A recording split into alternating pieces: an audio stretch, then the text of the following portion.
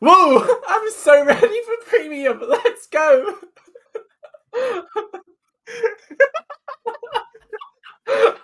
For legal purposes, that was flour. Morgan, can you show them that we are definitely not doing drugs on stream? Yeah, this is self-raising flour. Shout out. Self-raising. Very nice. Welcome, everyone, to Vision's NOverTrigger format, premium format tournament. We are here today to bring you probably one of the more intricate formats of the game of Cardfight Vanguard right now, without the cursed thing that is NOverTrigger. Morgan, do you have any stories about what the NOverTrigger has done to you growing up? Pretty much every event. Can you show here on the doll where the NOverTrigger has abused you? It's quicker to show you on the doll where the NOverTrigger hasn't abused me, honestly. Oh, okay. You guys hear that? So the NOverTrigger has been very trauma-inducing for a lot of players, myself as well. If you know, I have been 6 damage NOverTriggered into Melissa Mill. That was definitely something I do not want to experience again.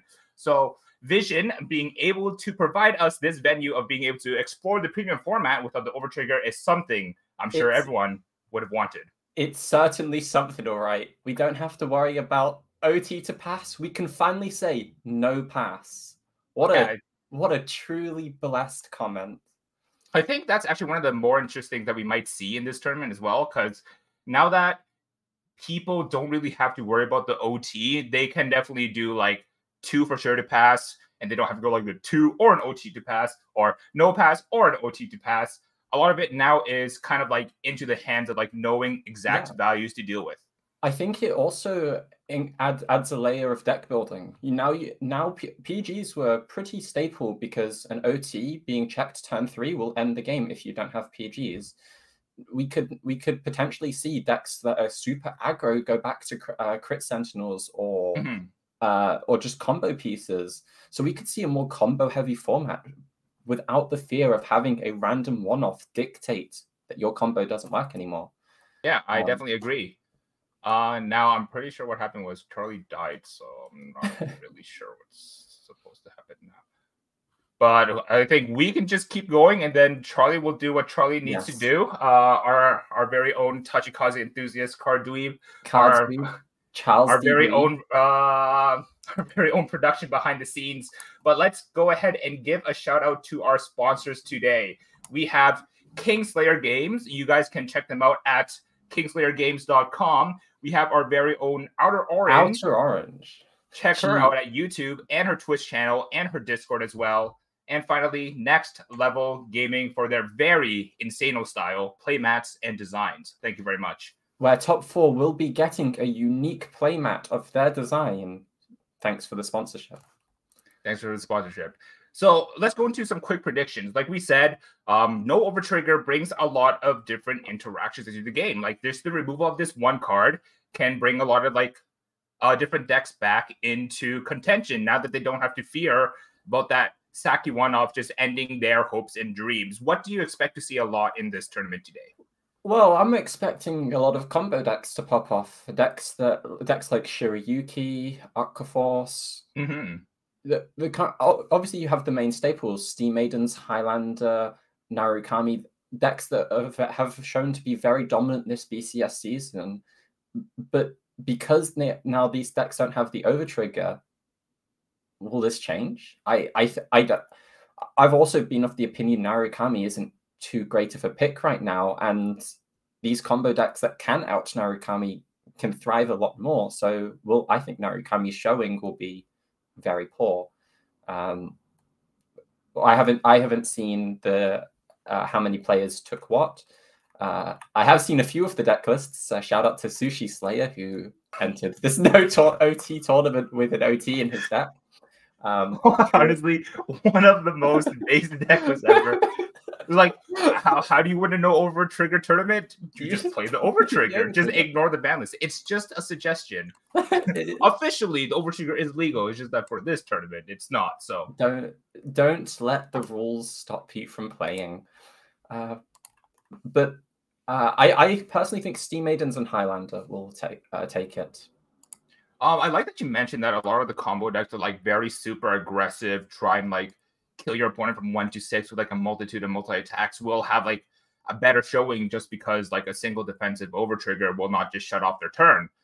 That means a lot to me as someone who does like to play those combo decks. Blasters, Copium as it is, did get the new promo in a Replenish Mage, which does allow them to do a lot more than what they used to before.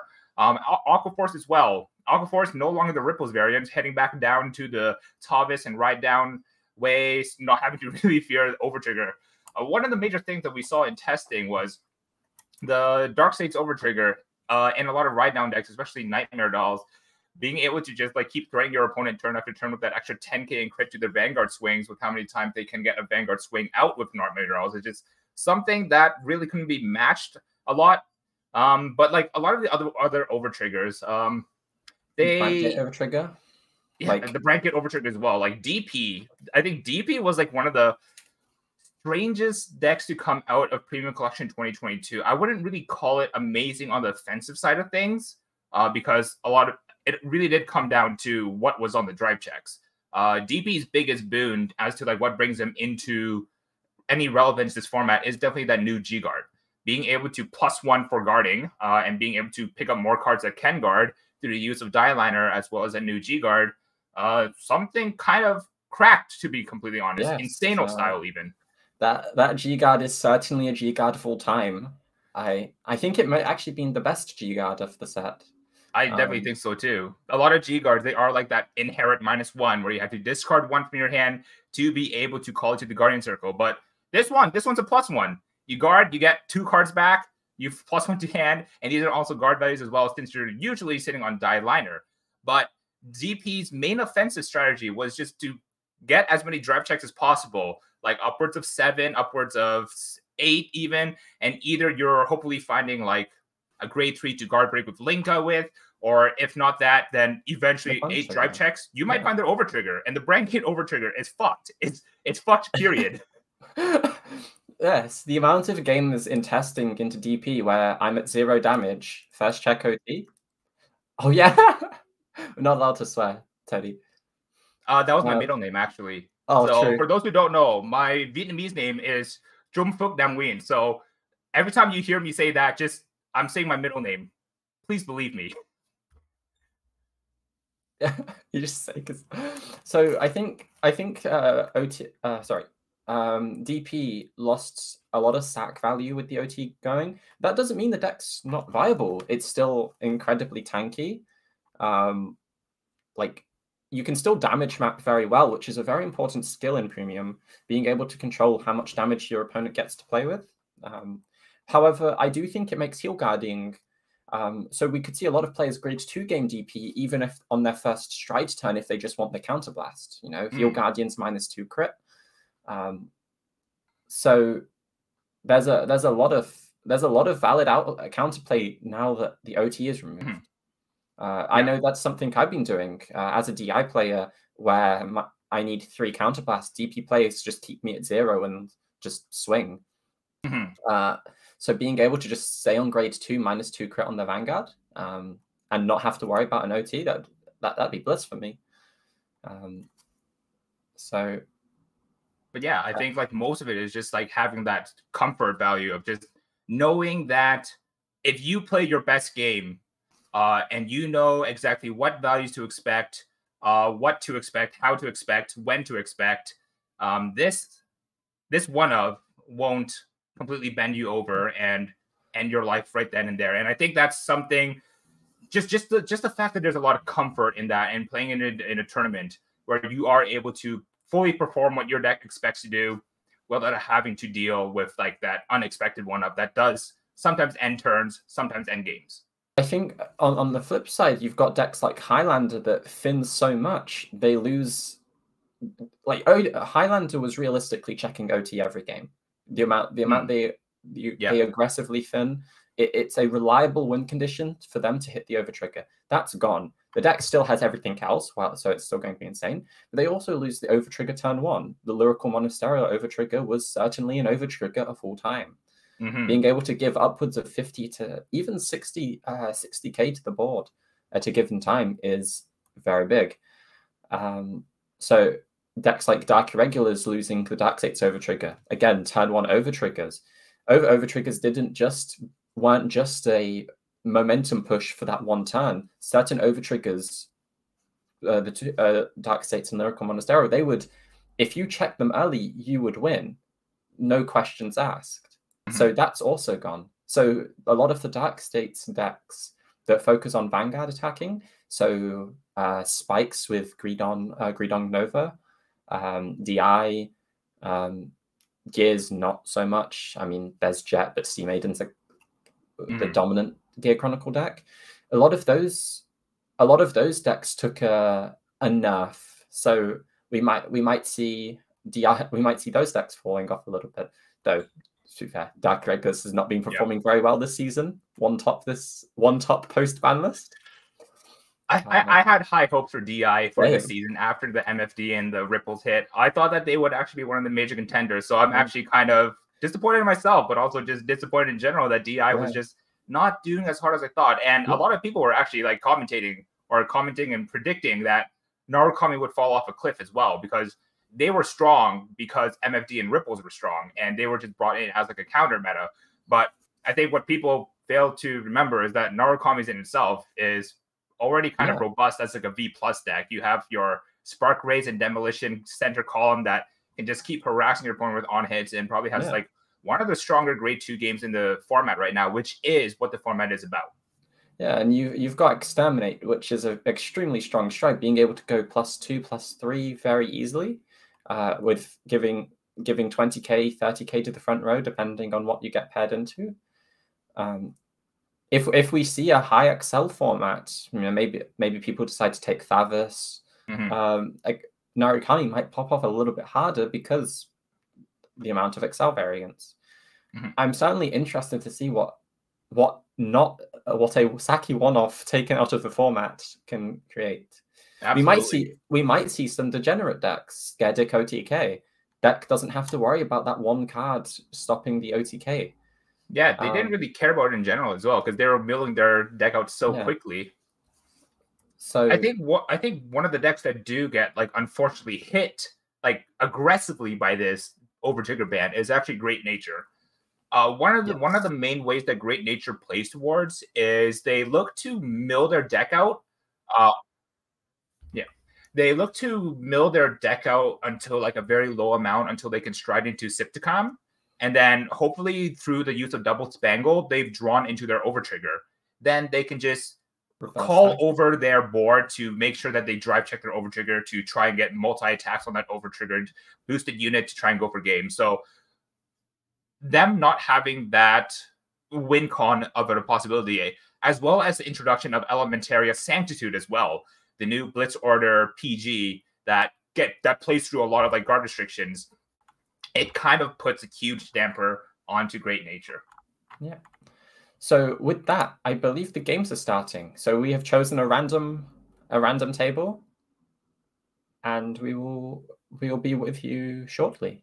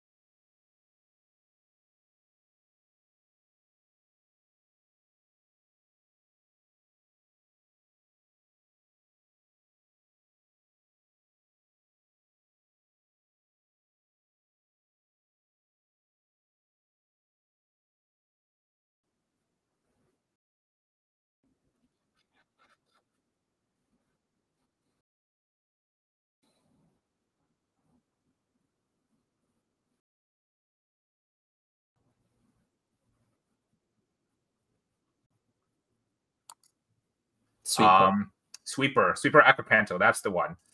Which is strange to see that like we're not actually like aggressing too hard on it, because Link Joker, I think whatever variant you play as is kind of susceptible to rush. So being able to like present that permanent 24k onto the board, I wonder if like that's something that Dunamis is looking to do, because we did see that Sweeper get drove check, but it looks like a lot of grade 2 gaming here. We do see another Sweeper go into the hand here.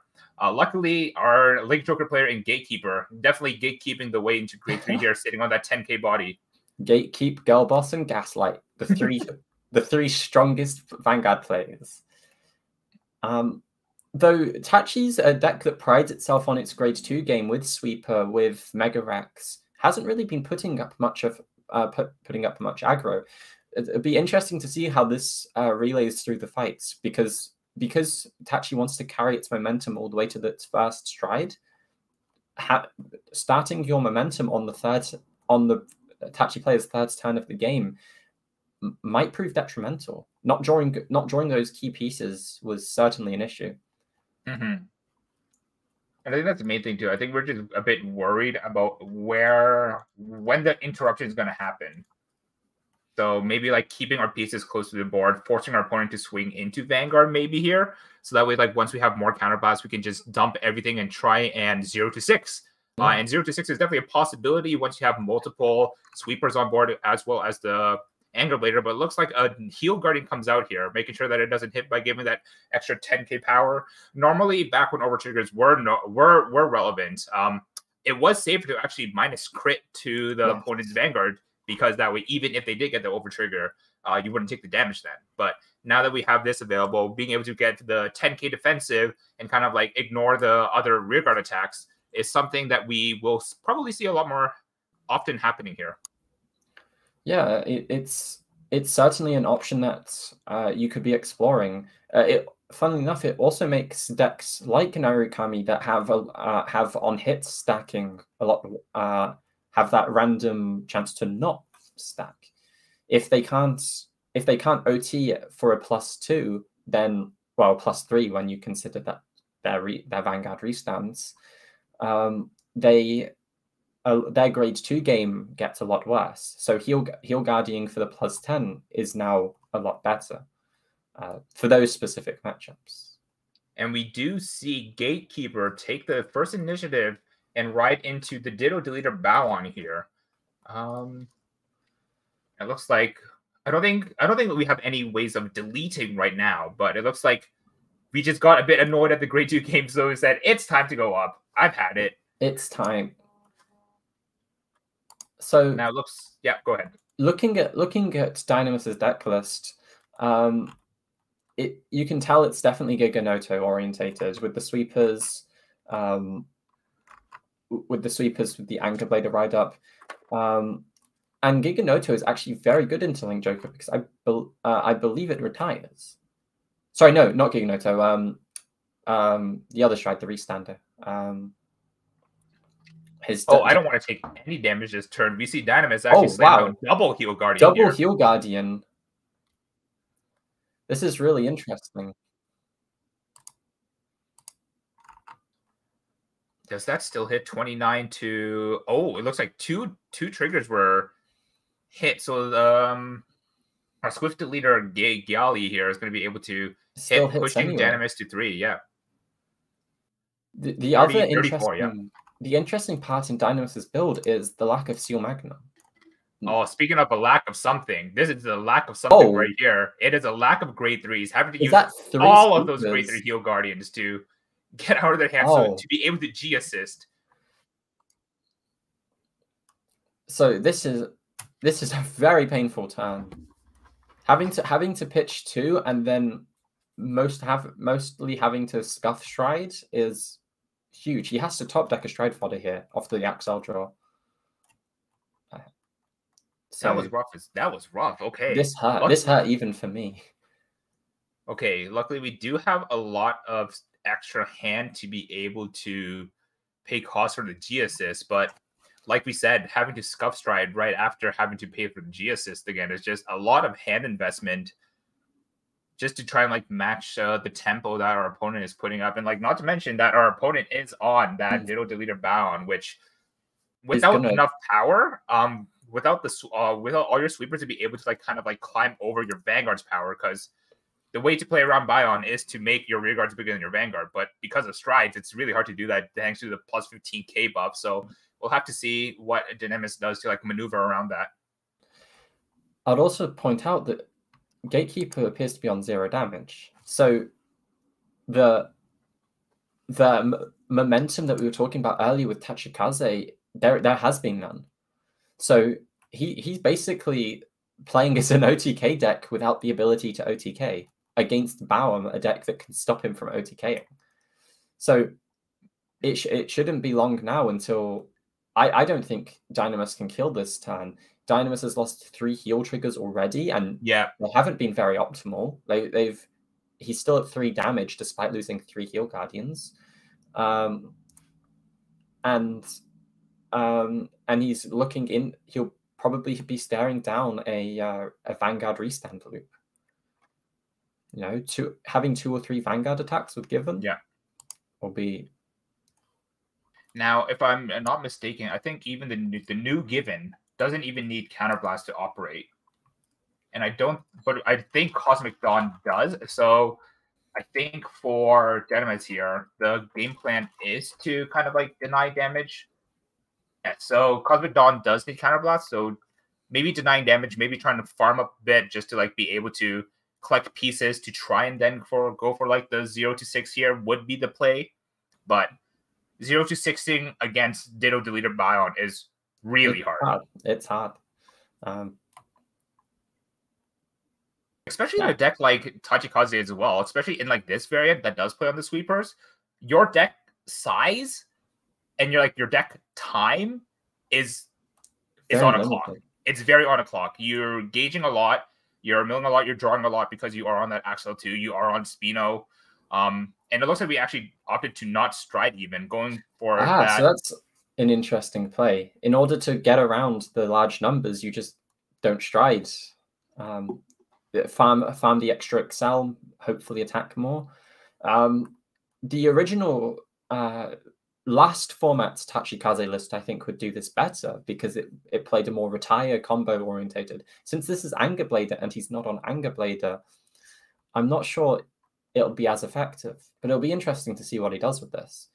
Because Cole Magnum's gone and he has no Cole Magnum loop, that's an infinite loop which played to his ticking time bomb of the deck, which could close out games. He doesn't have that anymore, so he doesn't have that security of just being able to put, 4 or 5 infinite power attacks on board. So it'll certainly be very interesting to see how Dynamis recovers from this.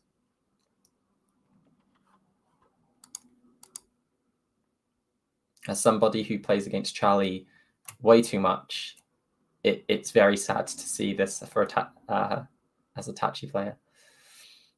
It looks like the first attack is going to be with the Prison Bird because we did gauge his turn and we'll gain that extra 5k, which does swing over that 12k new base that Bion has. That Bion is, yeah. But I still want to see if Dynamis does choose to damage deny here, knowing that Cosmic Dawn does cost a Counterblast to do its thing. We're going to attack the Dilopyro. I don't know. I'm not Charlie. I don't remember these names off the top of my head. I only call them Red, Blue, and Mega Rex. The production crew has told us Tony got the name right, so well done, Tony. Let's go. All right. We're going to go ahead and get that Axel draw again. So this is a good way to farm up hand, but playing a lot of V-Series today. Exactly. A lot of grade 2, a lot of grade 3. What are strides? We haven't seen strides yet. What are striding? Premium is the format with the G-Zone? No. What's the G-Zone? Just thinking about what to call off of Spino's skill here. And we are going to be able to get 5k. Now, the thing is, the unfortunate part is definitely the fact that we weren't able to get all of the 3 gauges onto our sweeper. Just calling off another Dilopyro here. And the 5k is going to sweeper, and then a 5k to the using Dilo skill here on place to counterblast 1, draw a card, call 1, engage it potentially. I'm just looking at his build, just trying to map out what he might be able to do. His build doesn't gauge a lot, so because he didn't commit the sweep as early, his Giga Noto turns are pretty much non-existent. I think this was the issue Charlie mentioned when this card was revealed. You have to play a very gauge-heavy deck for it to benefit. So that means he has to go into the Anger Blade Stride or the Restand for finishing. Because I don't think Gatekeeper will stay on battle all game, just because of the lack of force marker. There's no inherent crit on the Vanguard, which can seal, which can push lethal. Speaking of pushing lethal, being able to just ride any of the new grade 3 deleters to get that force 2 onto the Vanguard circle, with Dynamis now being at 3 damage, finding a single crit on like your first 3 drive checks makes every other attack that turn lethal, backbreaking to deal with. Oh, like let's not forget to mention that Dynamis had to use all of the Heal Guardians early to get them out of hand to be able to G assist into the Spino, which means no G guarding. No G guarding, exactly. I need to read up on that grade 2 deleter. I think that does a lot more than what I think it just does. Okay. Thank God for deck lists. Wriggling deleter Egg Bass. When placed on V, Soul Bass discarded deleter, search 2 deleters, discard them if you discarded 2. No one. When you retired from rear circle, counterblast 1 and grab a grade 3 deleter back. Ooh, that is annoying to deal with. That is very annoying. So you can mill the grade 1 that calls itself from drop zone when your Vanguard is deleted for a basically a +2. Yeah. Which fuels your given. Gatekeeper's also playing Gale, which lets him lock more cards. So because I don't believe Sweep has 3 gauges on it, it's not safe. So even if Dynamis lives this turn, he could potentially be looking at losing half of his board in terms for locked cards, which is drastically. Like there's the ride. There's the ride up into whichever grade 3 deleter this one is. Screening deleter Yodoga. 1 place, counterblast 1, discard 1, delete your opponent's Vanguard. Yep, and so just the generic on place, being able to delete our opponent's Vanguard, and then when that happens, all of our grade 1s in the drop zone proc, being able to make a board out of nothing. Then from here, with our 1 counterblast, we are going to be able to attack with Cosmic Dawn using skill. So I'm thinking maybe, so we're looking at least 2 Vanguard swings. Yeah, not to mention his list is playing the when retired countercharge. So we could be looking at it potentially even more if he has them on his on hand. And then Dynamis luckily does have a hand that looks healthy. It looks healthy, but being the leader effectively just removes a lot of shield from your hand because you're just forced to expend more to be able to guard the same amount of attacks if you weren't deleted. So definitely something annoying to deal with. Road. Gatekeeper has pretty much Persona Road this turn. Yeah, exactly. And Persona Rolling is a crazy strong mechanic, especially in a deck that looks to multi-attack, especially in a deck that looks to multi-attack on the Vanguard with a crit. It's just really much a hassle to deal with on Dynamis' side of things right now.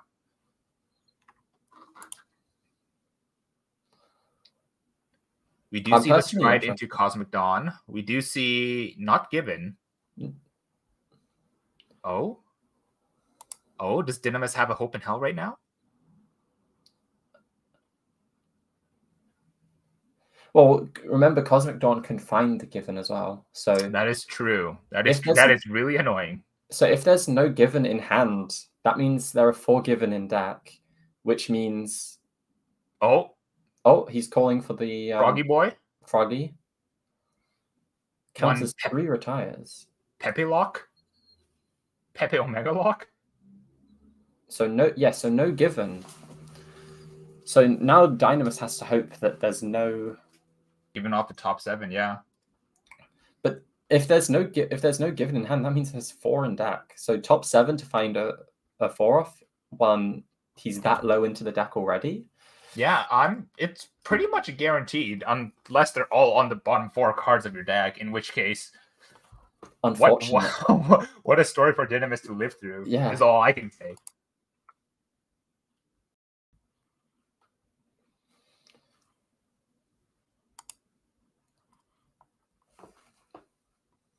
Dynamis looking like he has a fairly sizable hand going into double digits, but I don't think that's enough. At 3 damage with Force 2.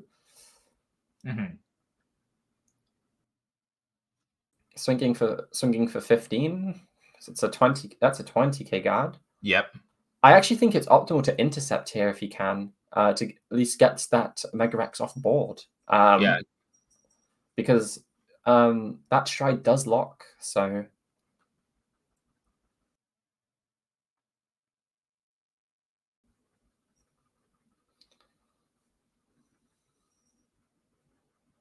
actually choosing to take here does get a heal trigger. That's huge. And he does heal. So that's the last heal. That is the last heal in Dynamis' deck. So no more heals, because we don't even have the NOverTrigger to be able to heal with. Though that's still, this is still very relevant. Realistically speaking, Dynamis knows he's only going to be working with 1, maybe 2 counterblast max. Mm-hmm. Because he can't heal out, which means that Vanguard attack is always lethal. Because there's no way Dynamis no guards the Vanguard, right? Now that he knows there's no heal there's no heal in the deck. The only way that Dynamis no guards is if he knows the list, basically what the list runs. Like now that we're at 4 though, this is definitely having to get guarded. Yeah. PG, and hopefully we farmed up enough PGs to be able to get past it. But we're gonna go ahead and use our first Cosmic Dawn here to check our top 7. And hope for a countercharger and for a given. That would be the best. Those 2 together right there would be what lets us extend and like just basically try and like rip Dynamis' hands to shreds. To shreds, you say? To shreds. I saw a little fist bump there. I think he might have got them. All right. Calling 1 as lock in the front row. That one's got to be the given. Do we have the countercharger? Is there the countercharger for the addition for the 3rd Vanguard attack? Potentially. You'd still need to find another given, but back to the deck they go. Shuffle up. All right. Then let's go ahead and see what those unlocks are. It's good.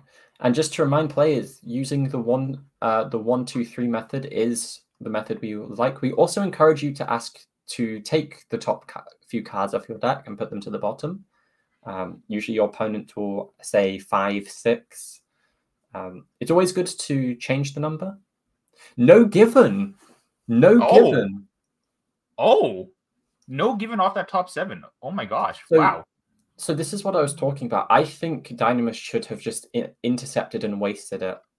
I think because you're losing the card anyway. Yeah. May as well make use of it before it rots on the board. Because that card is gone now. That circle is gone.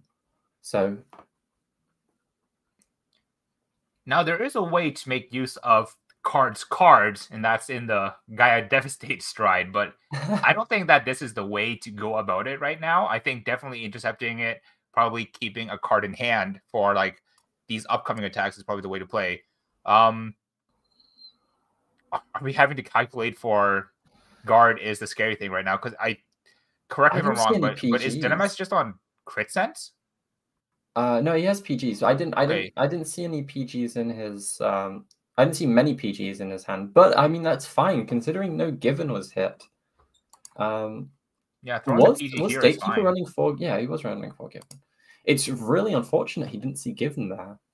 We could have got to see deleters pop off. But this could be huge for Dynamis as well.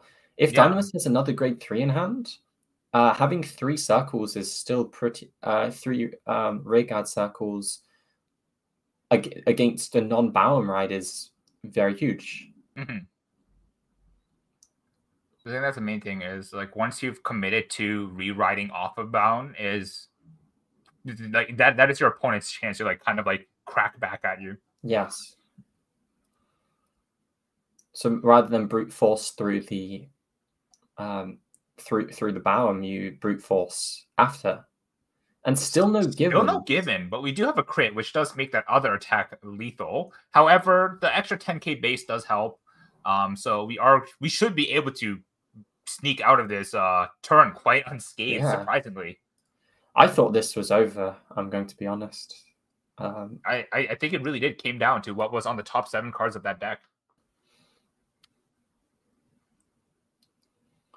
That was very unfortunate. Kind of would love to like see what the deck's state is right now, see if all the givens are just like stuck together at the bottom there. The bottom. We blame CFA shufflers sometimes, but in real life, this is a very common. The 4 cards being stuck together. CFA shuffler, IRL. Ooh, and we do get the reride. Okay. Yeah, so he's got the Excel circle.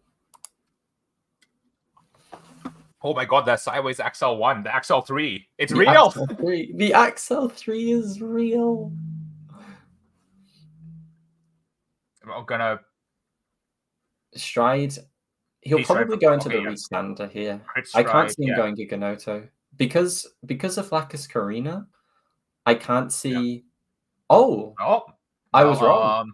I was wrong. That indeed is the dragon with the glicky. The glicky dragon, Giga Noto, Giga me. Calling cards from hand is lock. Link Joker. All right, let's see how Dynamis tries to maneuver through this turn here. Like I think I would have just like immediately defaulted to the restander Gluttony Neberos. Yes, I would have defaulted to that one and just gone for like I hope I get a crit here and just like keep just trying to like rip cards out of my opponent's hand. But I'm very curious to see how Dynamis is going to be able to make the best use of Giga Noto at what resources he has. Like two circles unable to be used, so we have 1, 2, 3 rows to attack from, which actually is like good for Giga Noto. 3 rear guards to attack with is like the perfect number for Giga Noto. But at the same time, he has to commit his entire hand here. It's do or die this turn. And he so 2 sweepers, a red. Oh, Savage being able to selectively gauge onto a red. Didn't really see what was chosen, but I assume it'd be another sweeper, if anything. These numbers also aren't looking too impressive. That is an interesting point. He could have gauged Dark Cracks. Oh, was it Dark Cracks? Thank you, Voice. It was a Dark Cracks. Okay, I see. Voice in our head has just told us that it was a Dark Cracks that's gauged. So Charlie's in our walls. All right, so first attack. I'm curious as to how Dynamis chooses to. I'm very curious about his line of play because these numbers aren't. They're not scary. They're really not scary. And if there's a Lacus, I think this is a huge risk. If there's a Lacus Karina here, you lock the back row. No Lacus Karina, so maybe they don't have the heal trigger in hand. Okay, so going to be able to get the Engorge off, and then we're going to call out the Dark Rex off of the guaranteed gauge. And then going to be able to choose our 1, 2, 3 units to be able to restand after its attack. So we're looking at 1, 2, 3, 4, 5, 6, 7 attacks coming up here, including the Vanguard one. Does Lacus Karina cost a counterblast? Do I just not know Link Joker cards? It does cost a counterblast. It does cost a counterblast, yeah. So could...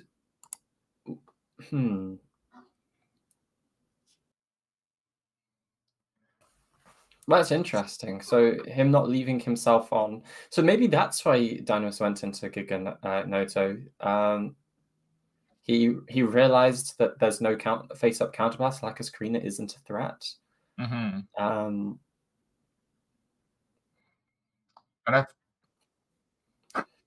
He's PGing here. Okay, let's go ahead and see what happens. Okay, so I think finding a crit. Oh, finding a crit on one of those free standards is very good. Hit another one, Dynamis. Go on. 3 crits. 3 crits. 3 crits, put 1 on each. Actually, no, I think with 3 crits, I think you just stack them all on like 1 and then try and like choke your opponent at 0. Yeah. Or like maybe you have to push them to that 1 extra counterblast, but that 1 extra counterblast is so scary. 2 crits. 2 crits. So there's 2 ways he goes about this. He either puts it all on 1 column and forces 1 attack to be lethal, or he splits the crit. And if one of them hits, every attack's lethal. So be interested to see what he does.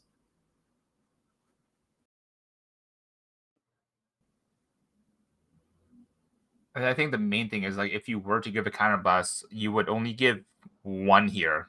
So your opponent would have to either take that 1 counterblast to delete you with, and then that means that they won't have the counterblast to Cosmic Dawn at the same time, unless they had like inherent countercharge available to them. So they do have a crit, I believe, and the crit was drive checked. Gawain, I think, put this unit on top of deck at the end of the battle that it boosted. So it's an end of battle counter charge that they've got. They've also got the on retire. So he's got the on end of when retired counter charge. So counter charge is in the deck. So we should be okay on this point to kind of like guard as much as possible and then just try and like take the game right after. But we are looking at a lot more attacks with a lot more crits.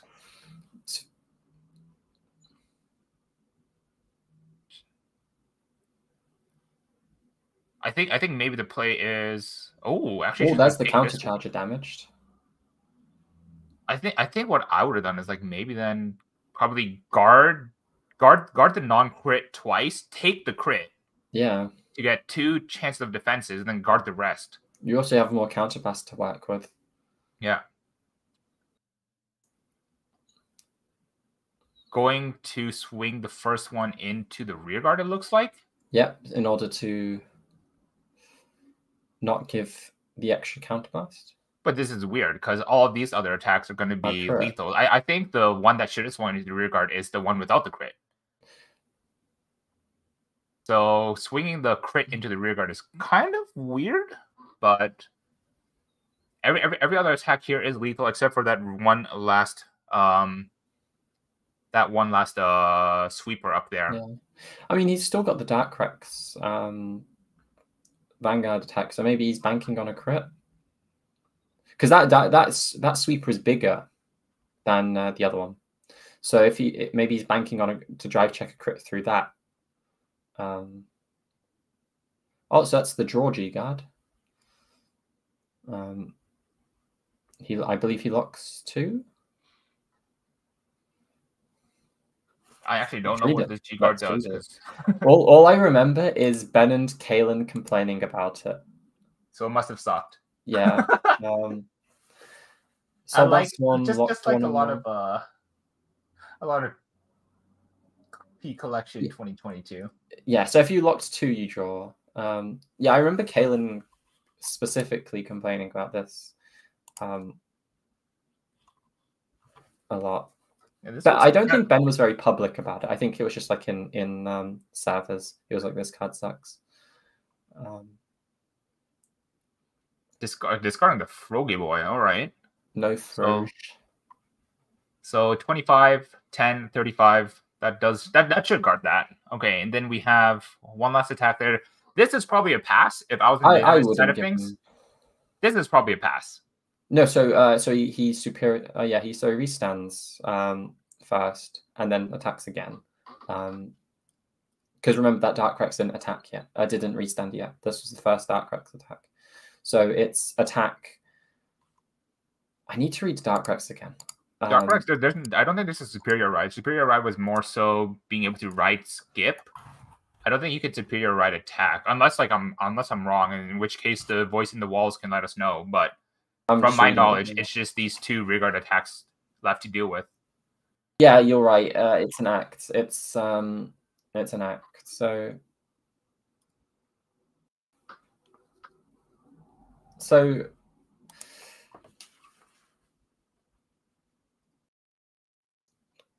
that's a PG being thrown down. I don't think it's worth pushing to 4 here.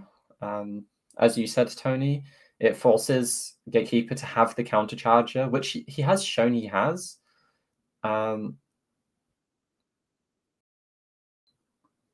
I mean, I thought that was to us, voice in the head. But it looks like, yeah, so just like we had said, Dynamax is going to pass, not giving that extra counter blast for the potential second, third, fourth Cosmic Dawn swing, but we do get the re-ride. Oh, this is going to be super annoying because now we're going to have 2 Force 2 markers, and with Cosmic Dawn being an inherent multi-attack on your rear guards as well, being able to give like the new given that you call off of its top 7, also that base 2 crit, just makes this incredibly painful to deal with. Luckily, we do have 2 interceptors in the 2 sweepers there, being able to kind of work as 5k guards for like the softer attacks that will come out. But I don't think it's enough. Yeah, there's no way he doesn't find a given here. There's no way. But he's only got 1 card in hand, 3 cards in hand. 3 cards in hand. We know that we have a Frog face down, striding with the strike crit. It has to be the Cosmic Dawn. I mean, what else does the leaders do right now besides striding Cosmic Dawn and getting? Okay. So okay. Well, you know what? I'm just going to eat my world. I think this is 100%. Looking at Dynamus's list, Dynamus only plays 2 PGs, and last turn he PG'd once. So he's only got Dynamus at max only has 1 PG in hand. If that last card is a given, that's huge. This is huge.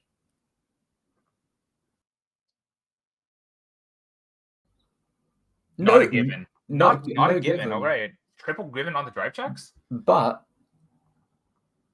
important to note, the front row is locked down and he is deleted. So he needs to ride, or he's only doing one. He's not. Dynamus isn't doing much. It has to be a ride. It has to be a ride. But there's the PG. That he had the PG. He had the PG. So but it's 1 crit for lethal.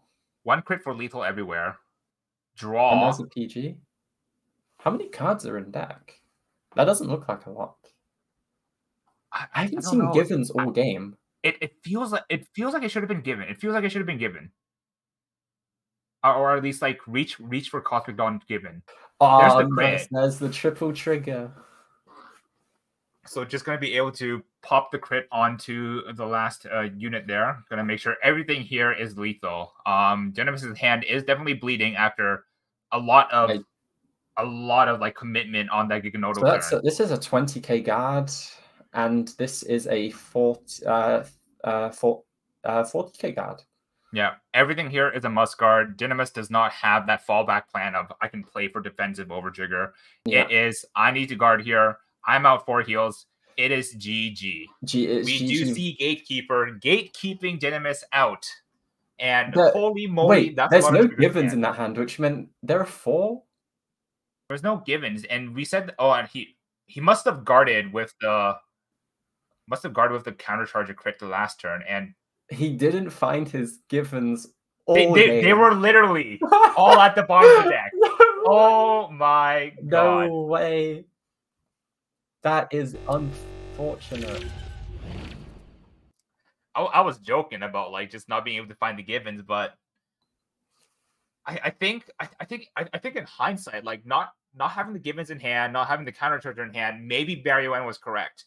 Dynamus did have the PG to be able to like get through it, but still, like I find it kind of a bit disappointing to go into watching a deleters matchup, talk about what new deleters is able to do with Given, with Cosmic Dawn, with the new promo in URL, and in the end, all we really saw was kind of like unfortunate G assist, unfortunate no givens found, and just kind of like a forced to beat down kind of situation. But alas, sometimes that's Vanguard. That's Vanguard. Sometimes that happens. Sometimes you don't draw the pieces. sometimes you don't draw the pieces, sometimes you don't. Your win condition goes out the window. Given played it. Gatekeeper played it very well, locking down the board, blowing up the XL markers for the win there. Yeah. I think the main thing there as well, just like even if they didn't win on that turn, they weren't going to lose on the next turn because they basically just made it impossible for Dunamis to like crack back. Yeah, there was no room for recovering that, which is huge. So that was I saw the XL blowing up and I was thinking, okay, there's definitely a given in hand. He's going to swing twice. With but even then, I was very surprised to like not see that happen. Yeah. But alas, that is what can happen sometimes when we play the card game that is known as Cardfight Vanguard. Cardfight Vanguard. Now anything can happen in Cardfight Vanguard. Now we got to see one of the decks that we talked about being able to like kind of like pop off with like the new promo and stuff. We also got to see Card Dweeb's Disciple. Please refer to Dynamis as their pronouns Angerblader. Unfortunately, did not see it. We would have loved to see Angerblader being able to like being able to show off the very strong grade 2 game that Tachikaze has, transitioned it into that really strong Angerblader kill potential on that grade 3 ride, multiple sweepers, multiple restands, swinging at 24, 29. That would have been a blessing to see. But alas, sometimes your plan just doesn't come together. And so I think the important issue of Tachi's was there was no early momentum. Yeah, he didn't see the pieces. He had to force Steel Guardians out early. He hit 2 crits on his kill turn, which was good, but which is good to see. Yeah, but Dynamis got very unlucky there. I think this game was a who could low roll the least. Yeah, it was who could low roll the least, and fortunately for Gatekeeper, being able to sit on that 10k body, saves a lot of hand. It saved a lot of hand. We saw a lot of no guard, no passes. Yeah, which then lets Gatekeeper really like build the hand needed to kind of like guard through all of that, all of those like extra attacks that Noto Pharaoh was able to produce, which then let Gatekeeper like just kind of like bypass a turn, go into the next turn, get the rewrite, extra force, 2 marker, go 2 crit, 2 crit, 2 crit, and kind of close out the game that way. Yeah, exactly. And so sometimes vanilla Vanguard is best Vanguard. So yeah, I'm happy with how they played, given the poor circumstances of. Yeah, given. Nice. Oh my god. Okay, but I think I'm excited to see what round 2 has for us. I'm excited to know like what has kind of like made it out of the first round. You managed to see a good look at representation. Like, what is like one of the more dominant decks for today's tournament? So looking at, I'm just going to pull out the spreadsheet again. You know, we love our spreadsheets here at Vision. There's a lot of Grand Blue, a lot. There's a lot of Narukami. There's a lot of Narukami. There's a lot of Grand Blue. There's a few spikes. Murakumo there's 1 or 2 Murakumos. 1, 2, 3, 4, 5, 6 dimension police. We have the bounty of Kuro playing Bermuda Triangle. We have a few other Bermuda Triangles. So this is pretty much what you expect at an event. You know, you have your you have your Highlanders, your Steam Maidens, your Narus. Grand Blue obviously winning Leeds, I think, was a huge boost to its popularity. Shout out to Team Brexit Sage. And yeah, this one Nightmare Doll. One Nightmare Doll. So there's Sushi with the NOverTrigger. Yeah, with the NOverTrigger. But yeah, I'm excited to see what we will see for you guys in round 2. But before that, let's go ahead and take a quick break and get round 2 set up for you guys. We will see you soon. Yeah. Mwah.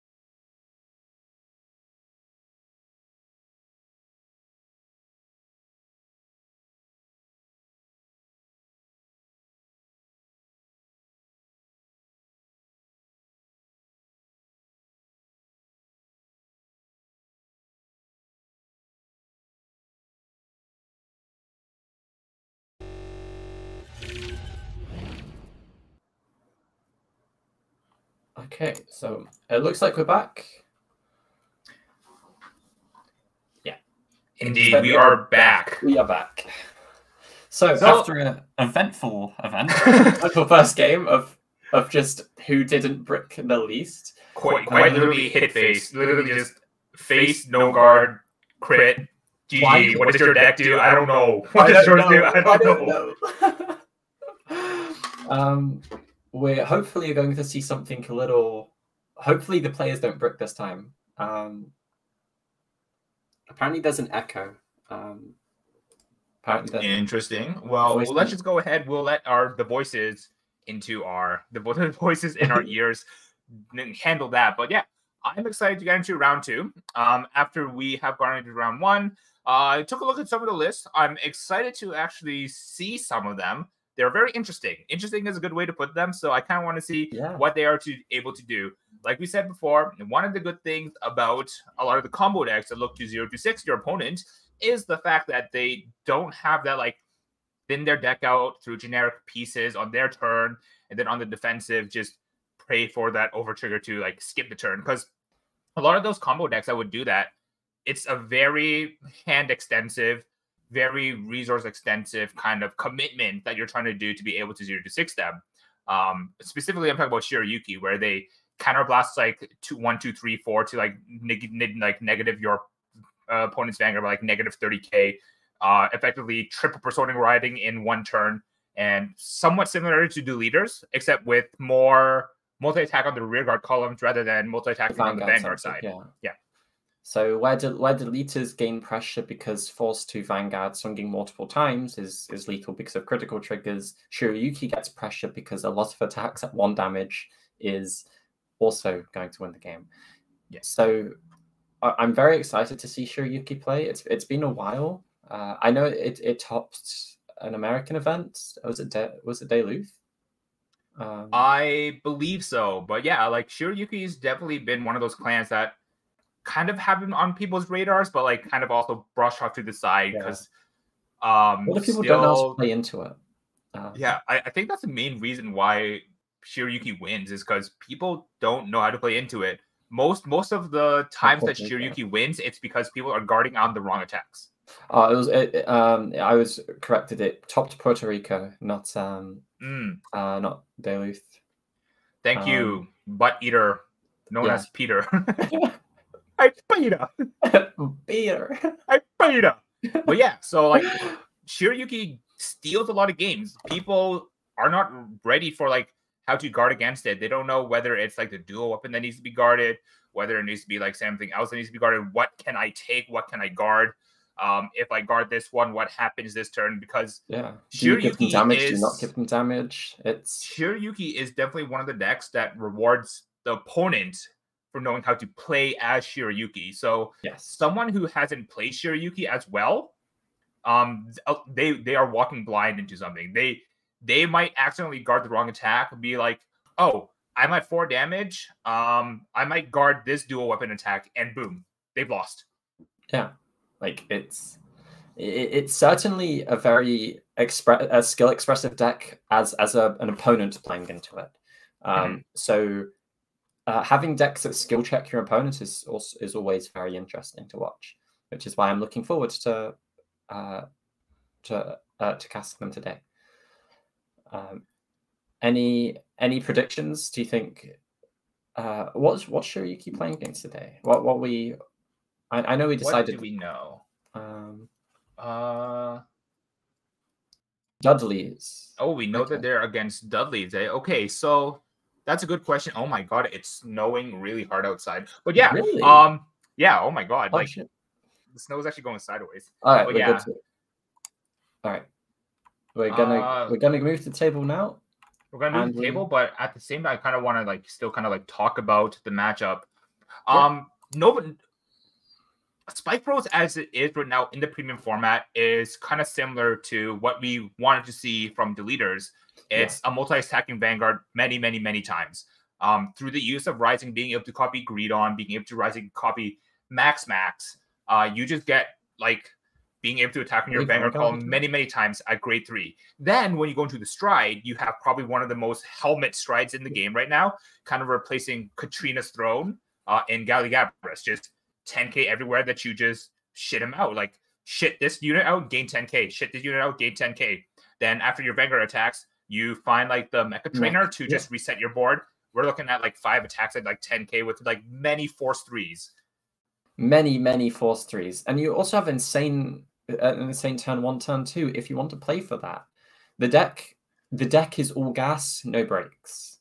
And against a deck like Shiryuki, where you kind of want to play into slower decks. Yeah, to be able to find all the pieces, right? Yeah, to find all your pieces. While Shiryuki can grade 2 games somewhat, they struggle to grade 2 game against decks like Force. Force decks. Shiryuki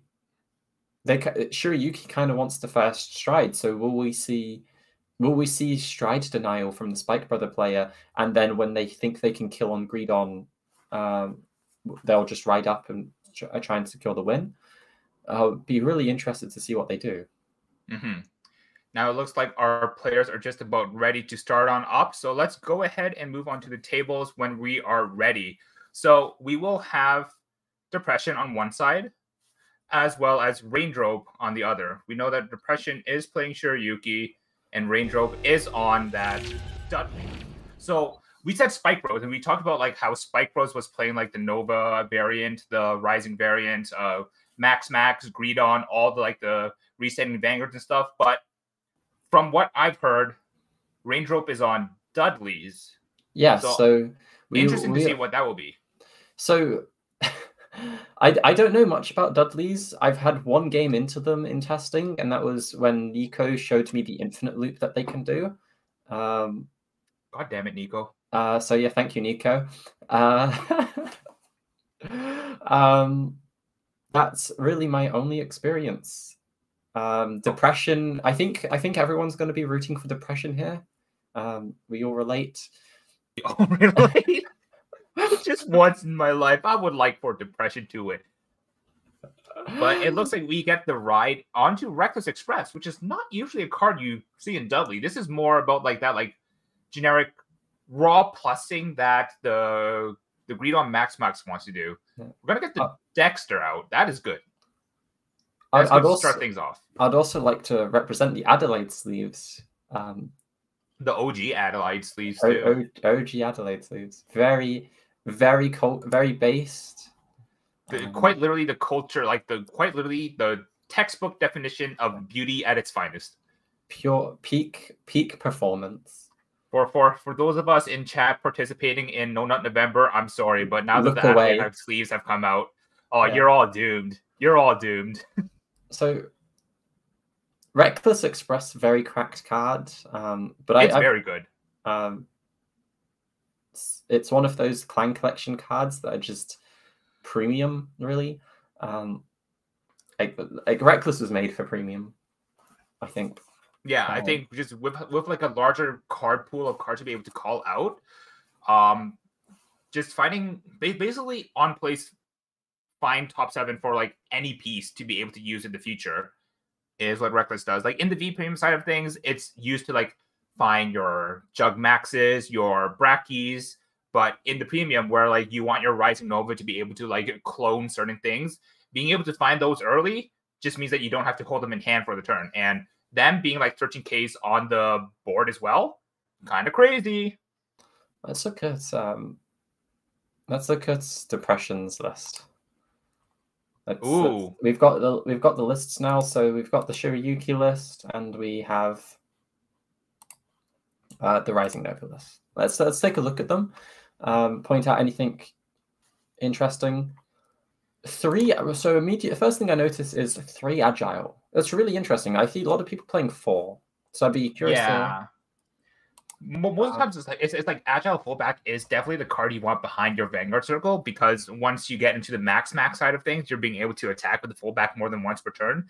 You get force 3 on your Vanguard circle, force 3 onto the circle behind your Vanguard, and couple that alongside Greedon, couple that alongside Chug Jug Max Max, and you're looking at a lot of force 3 attacks for that turn. So definitely something people want to max out on, but I can definitely understand, especially in certain formats where board removal isn't prevalent. One agile fullback is more than enough to three agile fullbacks is more than enough to keep them in rotation.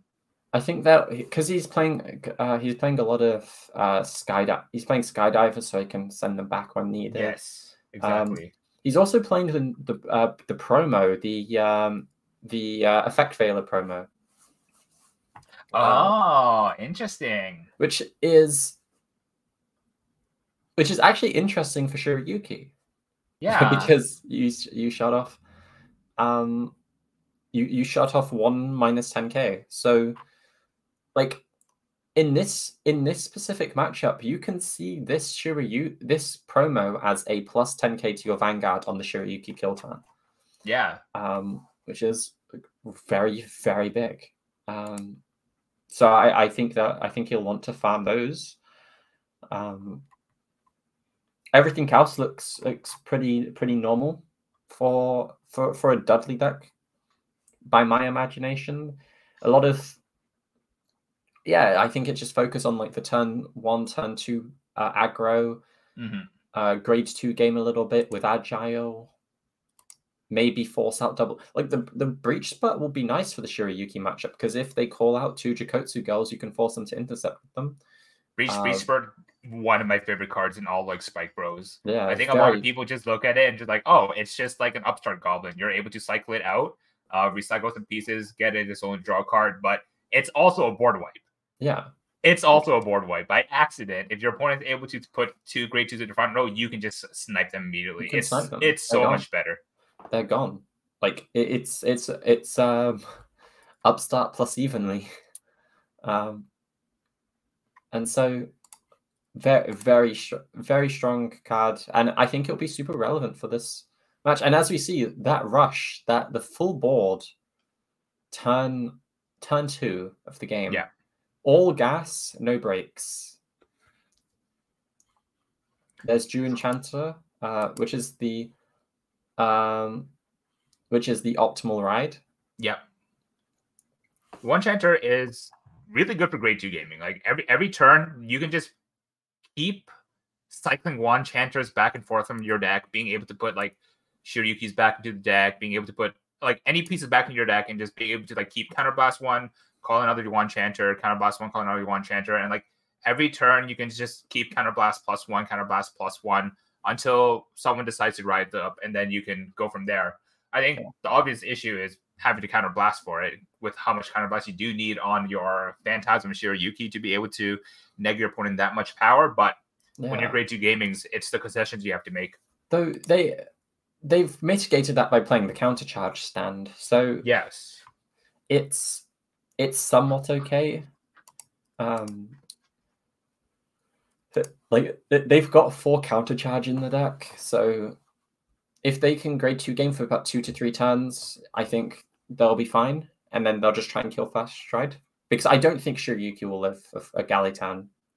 No, the main thing that makes Gali so good against the Shiryuki turn is when you couple it with the Dexter, couple it with like the Mech Instructor. Even if Shiryuki's guard skill kind of like debuff the front row 10k, you're getting new units out. Yeah, that 10k doesn't last. That debuff does not last a long time. Though one thing the Shiryuki player could be playing to is if they grade 2 game for long enough and the damage stats racking up for Rain here, Shiryuki could just ride up and play a V game. Shiryuki can multi-attack without GB. Dual weapon isn't a GB1. Shiryuki's own skill as well. So this I think this game will either will come down to who can grade 2 game while keeping their damage the lowest. Ooh, okay. So we actually get to see Rainy Madame come out kind of big here. Not Rainy Madame, but Lady Silhouette. Being able to whip its attack into the 10k Vanguard, but then just being able to use it as like a 1-for-1 to get rid of the fullback before it's able to cycle itself out. Because now, Rain's on 3 is a 3 attack deck, so the ground it's been evened out now, which is huge. Mm-hmm. So a lot of it does like come down. Does Rain go for the ride here? Because I don't. I think the annoying part about dealing with Shiryuki is you're incentivized to take damage in the early game. Yes. Just to like deny like the Jakotsu, deny the Rainies. I personally wouldn't. I think Rising can't. I don't think Rising can kill from 1. In looking at Rain's list. So I think he's gonna. Yeah, that's right. He's calling and just attacking. One stand trigger hits plus 5k. Woo. So will Rain just swing into rear there? I'm looking to get rid of that Jakotsu girl as soon as possible. Completely honest. That Jakotsu looking scary, and there is the crit. That's a big crit. That's a really good crit. This is a 33 line. 33 at 14. Luckily, not 14 and not 13, so we are going to be able to get above that magic number, but still a lot to guard with, especially unless we have a heal. Oh, that works. That works. Yeah. It's a lot of soul being expended that you kind of want for future turns, but hey, that's a crit you don't want to take right now while you can still guard. So yeah. Good use of resources at the time that we have them. Shiryuki is a deck that does build. Very, very good turn by Rain here. Forcing Shiryuki to Soul Blast here is going to make the kill turn a lot better for Rain. Every soul is an additional attack realistically, and so forcing them to Soul Blast too, it'll be pretty good. Now, so we're going to see one Chanter here being able to use its skill on the right phase, I believe, to choose itself and call another copy of it to rear. And one Chanter also has the ability just to become a booster by just recycling any unit back to the deck. Normally, it's Shiryuki's. Keep them in cycle, so Jakotsu girls always have like a target to be able to plus off of. Yeah, which is always good. You've always got your target. You can always return cards with June Chanter. So deck wise, you can keep your key pieces where you want them. The only concern is with no Jakotsu girls now, the hand and soul advantage stops here. Oh, there's a Jakotsu. So now 18. Normally spikes should be favored for the grade 2 game, but because there's no agile on board, thanks to the Madame, I wouldn't be so confident to say Spikes has 100% got this. Oh, interesting. Choosing to heal Guardian here. Oh, we do find the draw trigger off of that drive check as well, thus making the Jakotsu line being able to hit the Vanguard. Yeah. It's kind of interesting. I think it's a damned if you do, damned if you don't. If you go to 4 here, Shiryuki could comfortably kill from 4. Absolutely. But if he hits, well, it's either potential soul or a Shiryuki hand. I think what I've done a lot in the Shiryuki matchups is use the -2 crit mode of the Heal Guardian, because you don't take the damage, but technically they hit. So you're able to deny taking damage, you're able to deny plus off of it, and you're just starting to choke the Shiryuki player from like finding early pieces, which I think, did we find a Shiryuki off of this one? Yeah, this was a mess. So we do get a soul charge at least.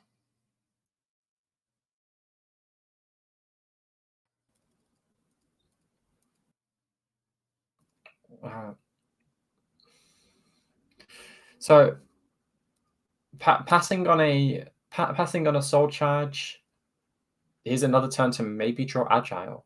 I think the second agile is drawn, tempo starts to go back to the Spike Brother player. Yeah, absolutely. Oh, and we only have 6 cards left in hand as well. I think on I think on Rain side of things, maybe one more turn of grade 2 gaming here. Yeah, unless he sees on that one last turn he sees a an agile. But not seeing having that agile popped early, well, returned early is huge. This time using the Skydiver skill to pop itself into soul, call a new one, cycle some cards back. Oh, he didn't even call. Oh, just failing the call just to be able to open up the circle, pushing the Roan into nice. So now he okay. searches. Now he's searching the agile. Yeah. Okay. Okay. I'm liking it. I'm vibing. I'm vibing with this. Agile and the other grade 2 we call Breach. Ooh, so nice. Now, that's pretty good. I like that. I like that a lot, actually. I'm digging it. I'm digging it.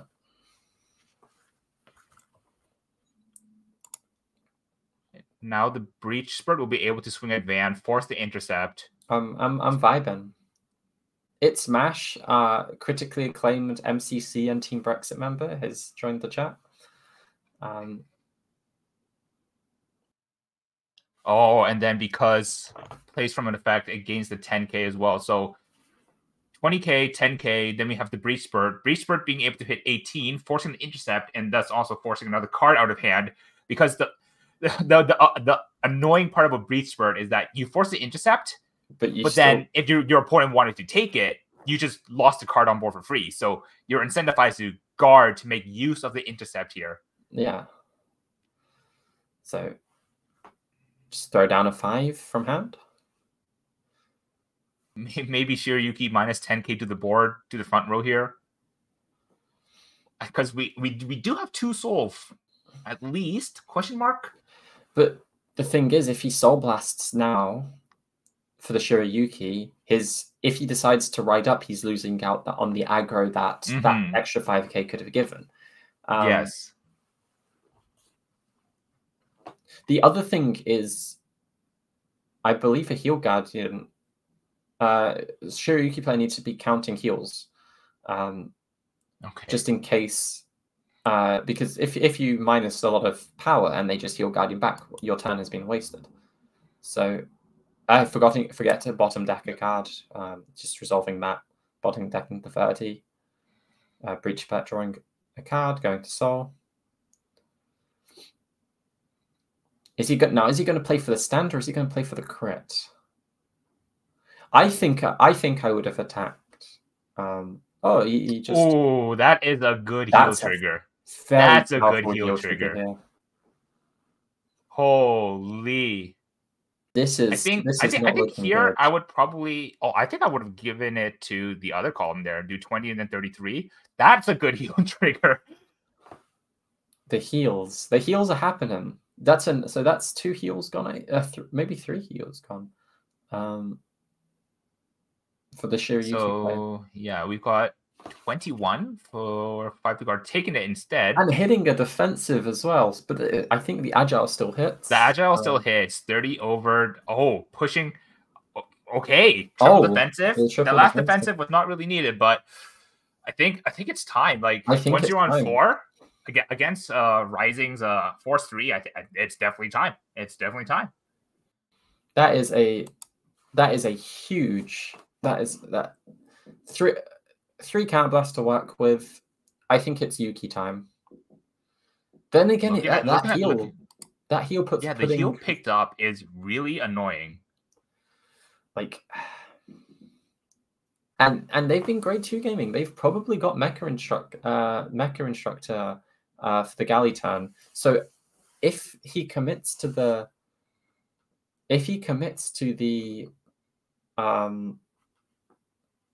Yuki turn and it's not successful, Galley will just win.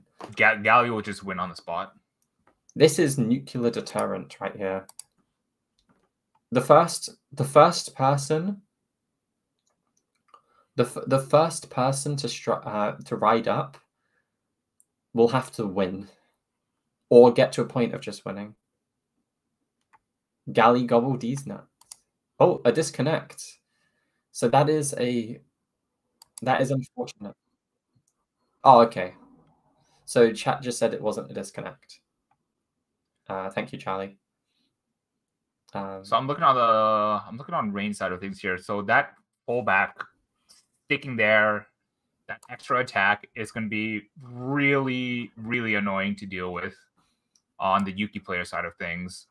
Yeah, that 4 attacks every turn it's not deja vu for. I think this is an interesting thing to talk about as well. Spikes out of nowhere becoming one of the more prevalent decks in the premium format as well right now. Yeah. I think people knew it was good because Galley Gobble these nuts is good as well. It's Insano style. It's Katrina. nuts how good Galley Gobble is. But I think a lot of people just kind of brush it off to the side because it spikes. Yeah, no one plays spikes. It is spikes. Depression. And that's why came people back. kind of that's why a lot of people like kind of give it not the respect it deserves.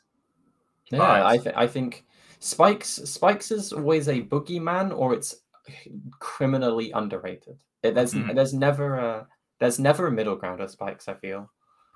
And I'm certainly very scared of that deck sometimes. Looking 4 attacks turn 2 is very, very real in premium. 4 attacks turn 2, and then not being able to remove the fallback. So 4 attacks a turn after at 10k larger numbers as well. Your opponent's building up soul, your opponent's thinning deck. So triggers become more and more of a threat as the game goes longer. The longer you prolong the game, then once they've started to collect pieces, like we don't see Rain playing like the full mumbo jumbo grade 3 I kill you triple restand, but just sitting on like these columns here. These grade 3 rear guards that your opponent can't swing into, the grade 2 fullback that your opponent can't swing into. So it's just being able to accumulate pressure there is just really annoying. It's harassment. This is a hate crime. Agile is a hate crime of a card. We're having some technical difficulties with the round, unfortunately. So we'll transition back. So yeah, we'll be. Oh, we're back. Yeah, and then once we're all fixed up onto the production side of things and the cameras are all fixed up, we'll get back to the game. But yeah, definitely wanted to talk more about Spikes. Spikes, definitely one of the, I wouldn't say boogeyman, but like dark horses of the format. Yeah. Something like definitely brush under the rug. People just like, Spikes what? Hellheart 8 sucks. I don't need to worry about that deck. But then people just completely forget. One of the most incredible grade 3 write-ups. Force 3 is one of the silliest mechanics in premium to start to state. If Force 2 is so good, where is Force 3? And Rising Nova was like, I got you. Yeah. Rising Nova was like, I'll show you Force 3. Here it is. And the main thing that Rising Nova does the best is in the premium side of things. Because even in B, Rising Max, it's fine as a deck, but it doesn't utilize as much mileage out of those force markers, if that makes sense. Whereas being able to go into the premium side of things, where you have access to Max, Rising, have access to the stand trigger to be able to cycle off more attacks, you get a lot of value in that one circle with the Force 3 on it. One thing, like if you ride up into the grade 3 and you have both the Max and the Rising, you're getting 3 uses of that Force 3 markers. If you ride up and then you get the first stride, you get multiple uses of the Force 3 markers onto your rear guard side of things. So just overall, a lot of usage of that Force 3. So we can see a Jew Enchanter returning a Jikotsu Girl, getting boost. And so I think here's where Shirayuki starts to decline in the grade 2 game. They're not doing 3 attacks every turn. Mm-hmm. The numbers aren't very big. Like a Heal Guardian stops this here. Yep. And unless this drive check reveals a trigger, which it doesn't, you got to swing into rear. Mm-hmm. Which honestly, is still a valid target because Rising Nova copies the 3, and at 4 damage, it is possible to go for the kill here.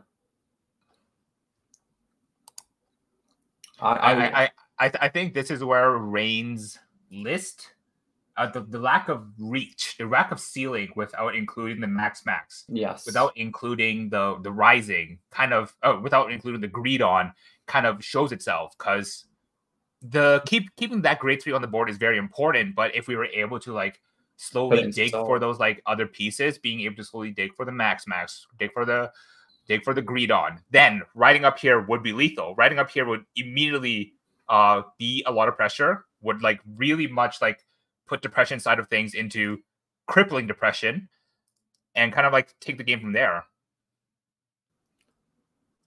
Like, and it looks like riding has been declined as well, because we've entered the main phase and used fallback skill to cycle itself out for a new copy. Yes. Voice in the head is questioning Tony. So no ride up. Yeah, I mean, I don't think I don't think you have a reason to ride up if you're not playing greed on max. So you just keep swinging with 4 attacks. So here's something interesting. We actually did call Cheergirl Fiona here and did use its skill. So I'm kind of interested as to where we're going to put that 10k, because at this point, on plays plus 10k, there's no auto effects to worry about. So this is not bad. On plays plus 10k can be used to push for game at this point as well. Yeah, just make your numbers insanely massive for relative to a grade 2 turn, and just bash your opponent's skull in. Honestly, like for the last few turns, Range Rope has just been going insano style with these aggressive columns here. Yeah, Shirayuki is definitely on the back pedal here, and especially with the heel trigger last turn, pushing them to 2 and stopping the any pressure from the last turn, from the following turn. Oh, there's one Yuki being able to debuff the front row 10k, but I don't think it matters. I don't think it matters. Swing with Vanguard for a 1-2 pass. If you get the crit, cool. If you don't, cool. Your other columns still hit. Yeah, like you're still hitting 20. Like your agile still hitting 20. If you check a stands are a thing to play too. But I think it's definitely a thing of just like, unfortunately, like not being able to remove the opponent's board is definitely catching up onto the Shirayuki side of things. Yeah.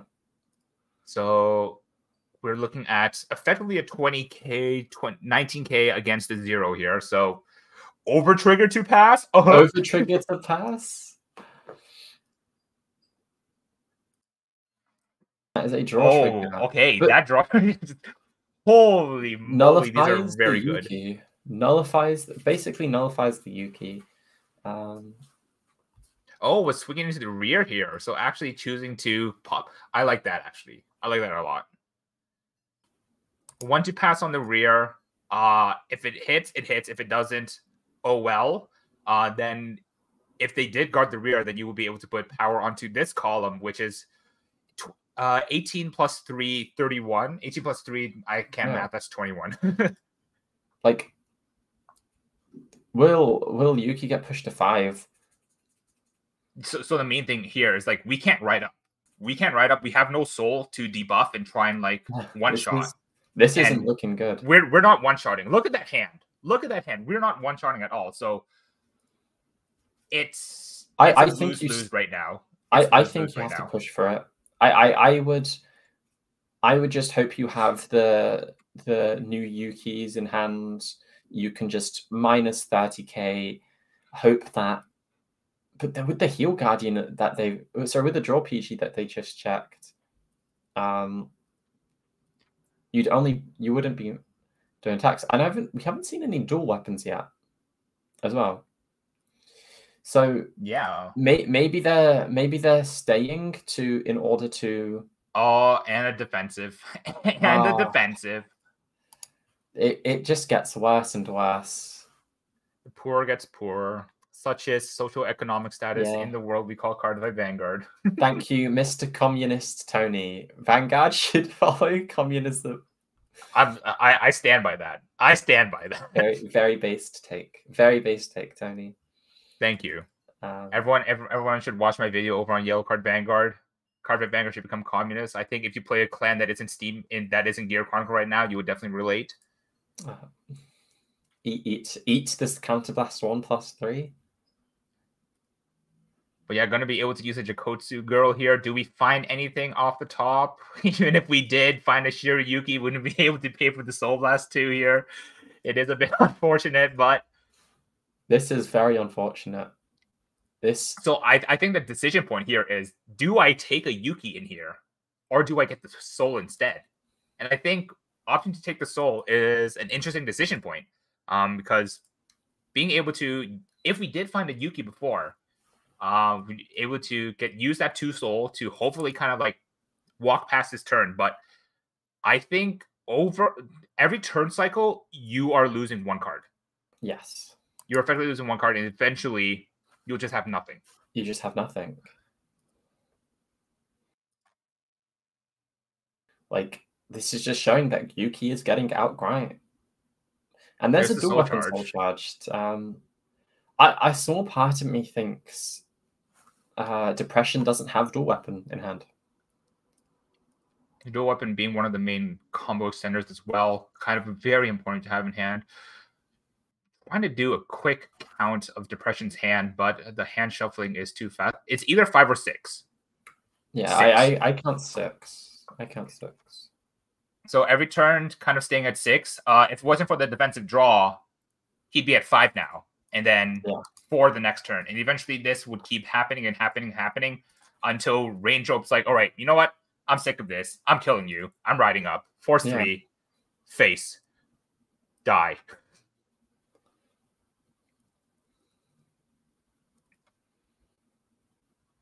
So once again, not having the Lady Silhouette to spot remove the fullback, it's gonna be another 4th attack this turn. 4 attack. Another costless 4th attack as well.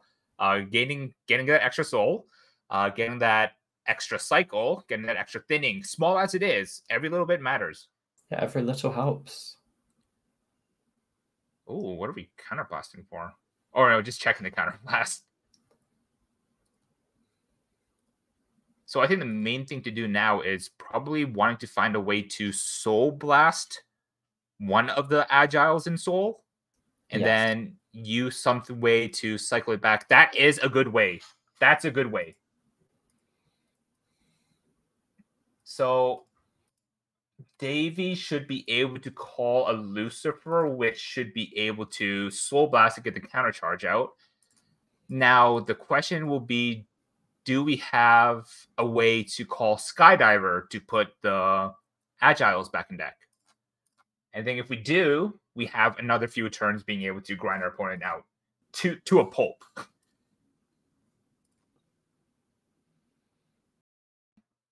Looking at the list here, besides Skydiver, that's all we really have to be able to Soul Blast and cycle in. Yeah, it's just Skydiver to cycle cards back in, and Breach Spurt, which is that 1, which is already in Soul from the prior turn. But apart from that, I'm just kind of curious as to how this turn goes. We've got 18 at the van. There's the Shiryuki, using that extra soul off of the Jakotsu to be able to blank 10k off of the opponent's front row. And now you swing Agile to van.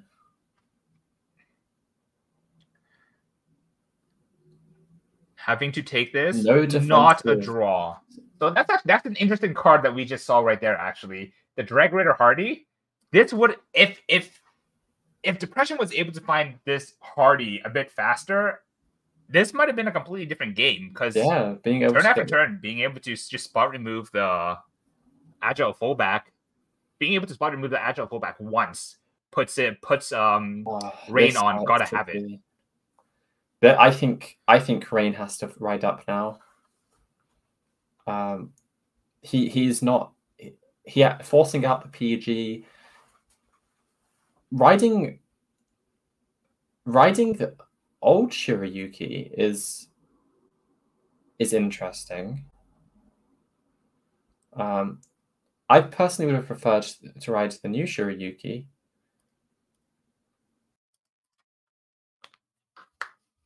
So Sasami Yuki in the back there was able to get us that extra soul to be able to get the power dump. Oh, there's the new there's Phantasm Yuki. Maybe they drew that off the XL. But I think I would have preferred to ride it because you can't multi-attack now.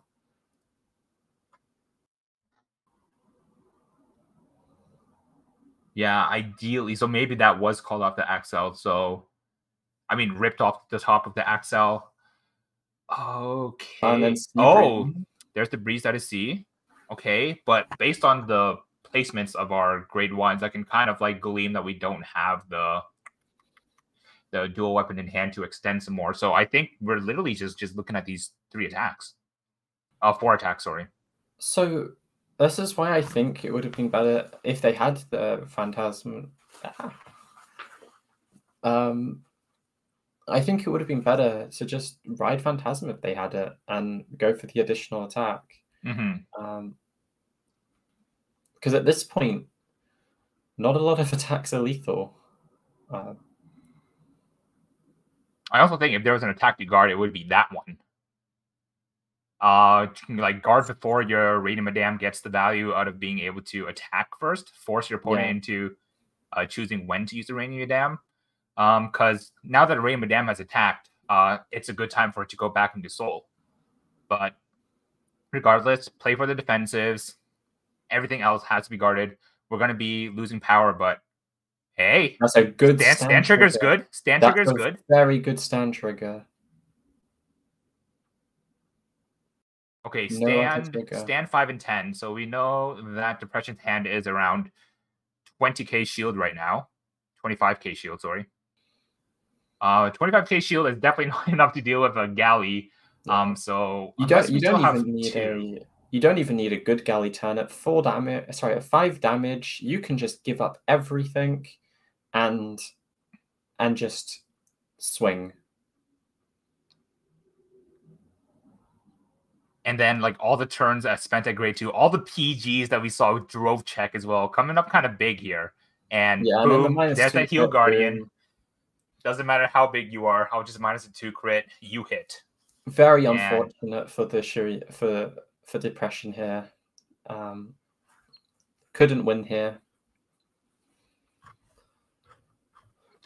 In that case, like what we've seen so far, do you think Depression, seeing that the hand was not equipped to deal with like how many attacks were happening, how aggressive these attacks were, do you think doing this kind of play a bit earlier would have been better?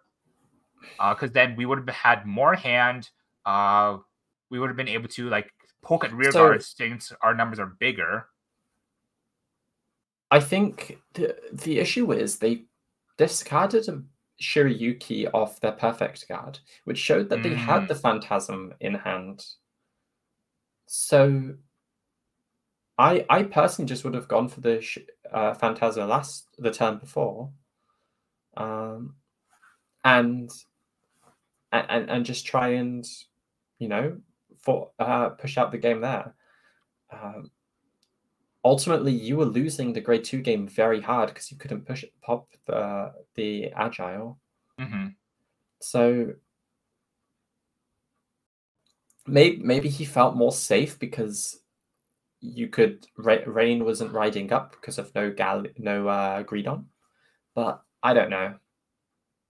Very unfortunate. It's hard to say. Very hard to say. It's a hard matchup for Shiryuki's side of things for sure. It does look like Rain was able to get the victory, winning with the stand trigger there. Winning with the stand trigger. Obviously, that was the correct attack to take as well, the one without the crit. So I think both players. It's hard to say. I don't know if it was correct to grade 2 game on Shiryuki's side of things, right? Like, in hindsight, now that we've seen like this game play out, we've seen like the agile fullback just produce so much value over and over. It's hard to say, was it correct to grade 2 game?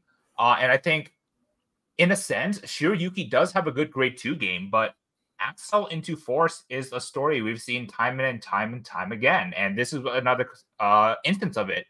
So maybe being able, maybe actually taking the L on the grade 2 side of things, getting your Counterblast 1+1 off of the Wand Chanter riding up, and like maybe after you've like farmed up some heal guardians, or guard very aggressively in the early game, so that way you have a lot of damage buffer to take the Galley Gabrus attacks and then try and one-shot them the next turn with the Naruto 25 attack Kagebushi no Jutsu combo. But it's hard to say. That was a tough matchup. Yeah, that was a very hard matchup for Shiryuki. Spike's having just an insanely good grade 2 game. That's a grade 2 game. My hot take is Eradicator's grade 2 game isn't as good as people say it is. Spike's is a grade 2 game. Yeah. Being able to freely pressure and extend past normal means is a grade 2 game to me. And Shiryuki just can't deal with that in the long run. I think it would have been better to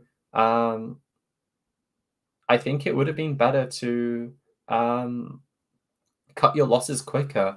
Yeah. Try and push and cripple. Because the thing with Spikes is if they don't have Mega Instructors in hand, he already used 2 the grade 1 Dexter. So maybe his filtering wouldn't have been as good to get the Mecha Instructors. Maybe you would have ripped a little bit of hand out. So the Galley turn wouldn't have been as good. I think it's hard to say, but I think if I was the Shiryuki player, that's what I would have been thinking. But that's why I'm commentating and not playing. So we don't know their hand. We didn't have perfect information on their hand. Maybe they didn't have the ability to do that. It's hard to say. A lot of what we say is hindsight. Like hindsight is 2020, and like we saw after turn again. Oh, the Spike's grade 2 game was just unbreakable. These 9K attacks aren't able to hit into their grade 3 rear guards, so they just amass so much board advantage, amass so much hand advantage out of having to be able to no guard turn after turn, no guard 1 to pass, no guard 1 to pass. You can't hit my rear guard; it's staying on board. Plusing to board, plusing to hand, deck thinning, gaining resources in soul for like when you do need soul in the future of the turn. And like, yeah, I think what you said, like this is a really good example of like what a strong grade 2 game would look like. Being able to produce a board that's just almost unanswerable. Like we did see answers on depression side of things. We saw the Lady Silhouette, which was able to snipe the first agile fullback, but not being able to find extra copies of it for the second, for the third, not being able to find Drag Raider Hardy fast enough to be able to snipe it as well.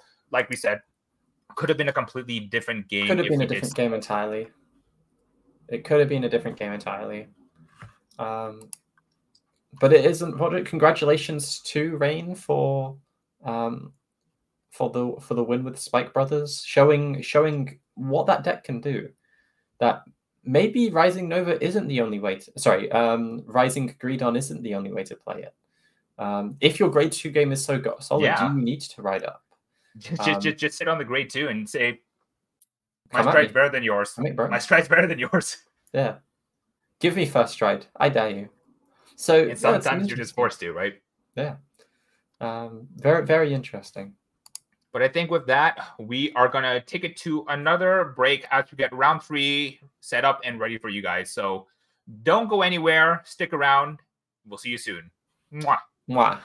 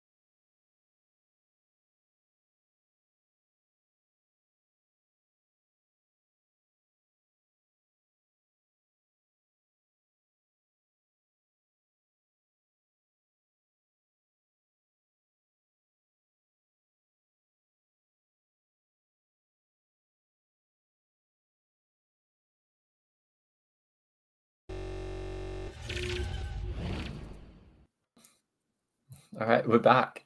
So after a pretty exciting and long game of grade 2, It's kind of the story of today. That's the first game of we today. had quite a long grade 2 game. We just witnessed quite a long grade 2 game. Definitely not muted here, so it's on your side of things. It's on your side, Charlie. Freaking Charlie, gaslighting us. Gaslight. Not even girl bossing. Yeah, you're not a girl boss. But if you're on Twitch and you can't hear us, sound off in the chat below. If you can't hear us, if you can hear us, sound off in the chat below. Yeah. But either way, we were saying that the grade 2 games have been quite a plenty for these first 2 rounds that we saw. CJ Vector says we're good, so yeah, F you, Charlie. Charlie is a dumbass. So yeah, grade 2 game. Like I said, it's gonna be the story of today's tournament. Yeah, like I'm really curious of what the next game is going to be. It is our special bounty match with Kuro. I don't want to spoil what he's playing yet because I want Tony is going to explain how bounties work. So yeah, the way bounties work is that we had set up for this tournament a bounty player. What this means is if you are matched up against Kuro and you beat Kuro, hopefully it's him because it'd be funnier that way. He gives away $5 USD every time someone beats him in the tournament. So I'm hoping that as of right now, Kuro is 0-2 because it'd be really funny. Yeah. And then after this round, he would be 0-3. Yeah. Because it'd be really funny. Yeah. The goal is where to that break $5 Kuro's goes. Rank. Exactly. 7 rounds today. Hopefully Kuro has 35 USD to give to us. But that is how the bounty player works. He is the one that we're trying to rob today. We're Robin Hood. He's the rich. Let's get his money. Eat the rich. But with that aside, that is a look into what our next round will be. So our bounty player will be Kuro, and Kuro looks to be up against Jared Fournier. And Jared seems to be playing, looks to be playing Narukami. So, Narukami, despite us talking about how Narukami would have fell off, how it was only good because MFD and Ripples were good, very popular. Very, very popular. And I'm kind of interested to know why. I play Martin Narukami myself as well. I really like on hits, and I like that people can't deal with on hits, so that's why I play it right now.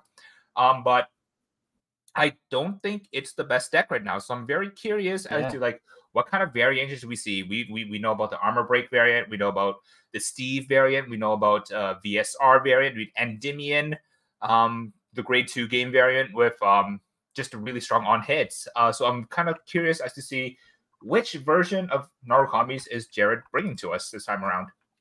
And I think what better way to check is by jumping into their table and finding out ourselves. So let's go ahead and hop into their game right now, and then we shall see what they're playing.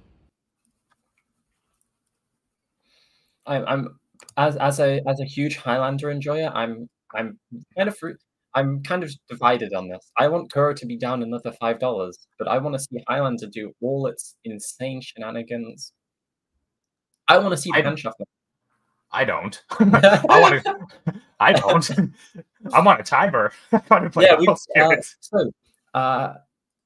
the judge call, Kuro is a judge for those that do not know as well. He's not judging today, but he has access.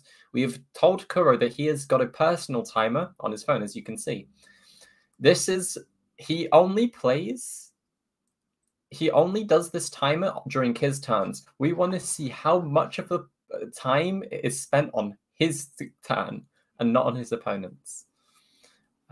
Just for fun. This means absolutely nothing. It's just a little bit of fun. We all play against Kuro a lot. We are very used to the hand shuffles, the decision thinking. The decision, so we want to give you guys a look into what we have to deal with experience. All right, so we do see Nusku ride, and off of Nusku we find the Zuitan. So I'm going to do a quick peek into the Jared list here, and I see Zuitan. Zuitan's a card I really like right now, but because it doesn't gain power, it doesn't really play well into like the grade 2 gaming thing.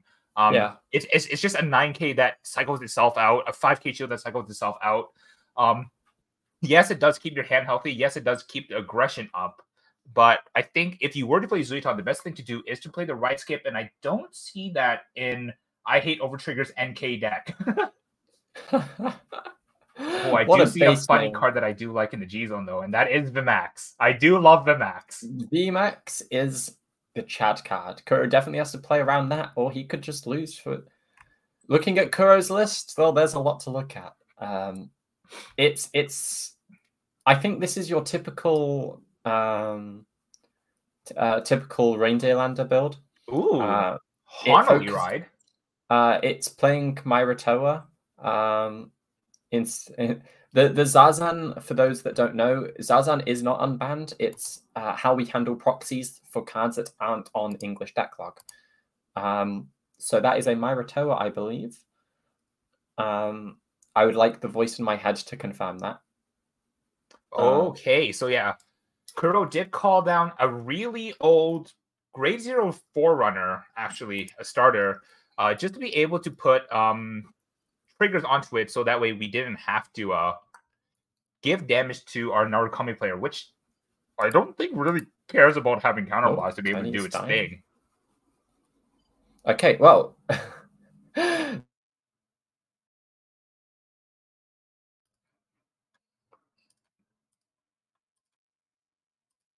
To the starter is huge. He's riding up to Spark Rain, checking top 5. Oh, check top 5. Do we find the demolition? No, he found the sweep though. Found the sweep. So here's let's try and do a prediction here. So a lot of what we've seen today is a lot of grade 2 gaming. Who do you think has a better grade 2 game at this point? Highlander. And it's not Highlander, even close. Right?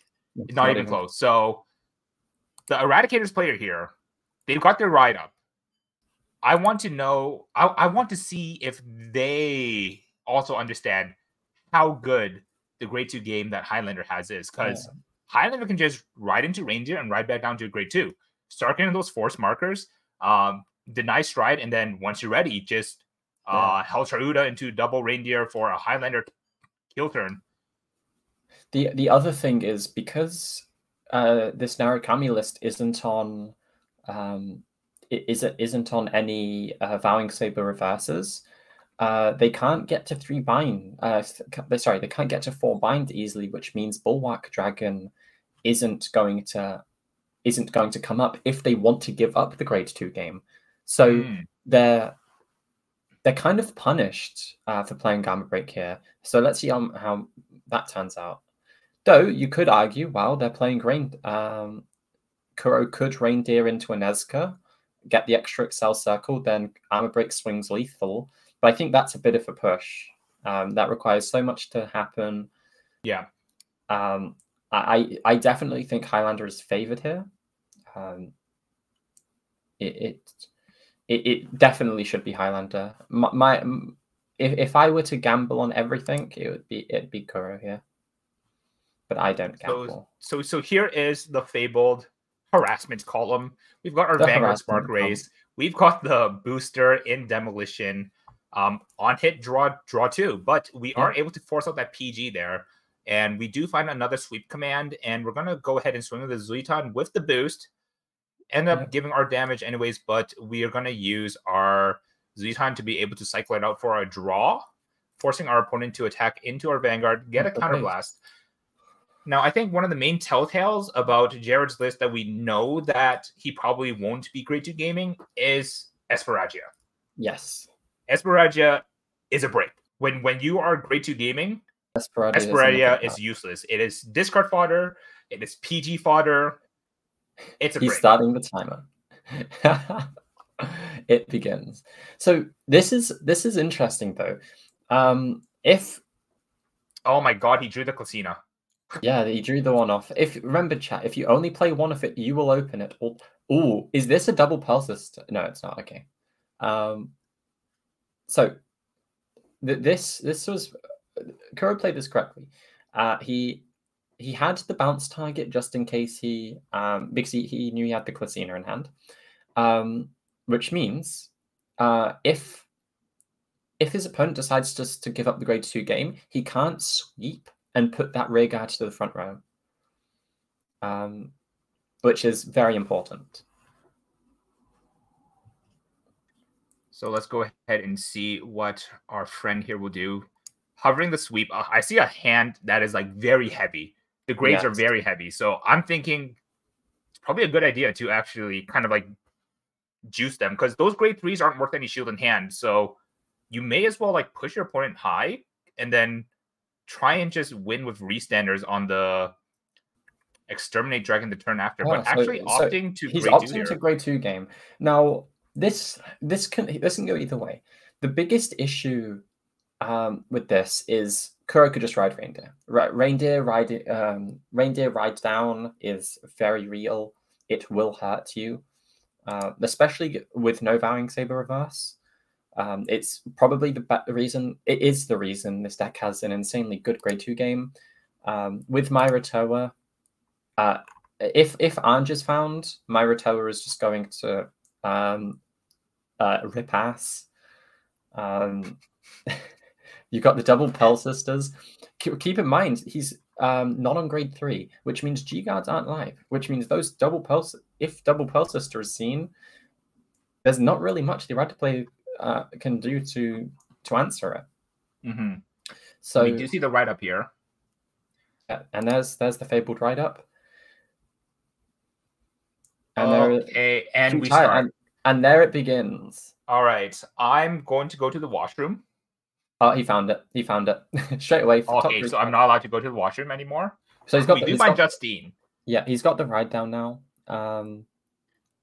Just in case he doesn't find, case he doesn't find Anj.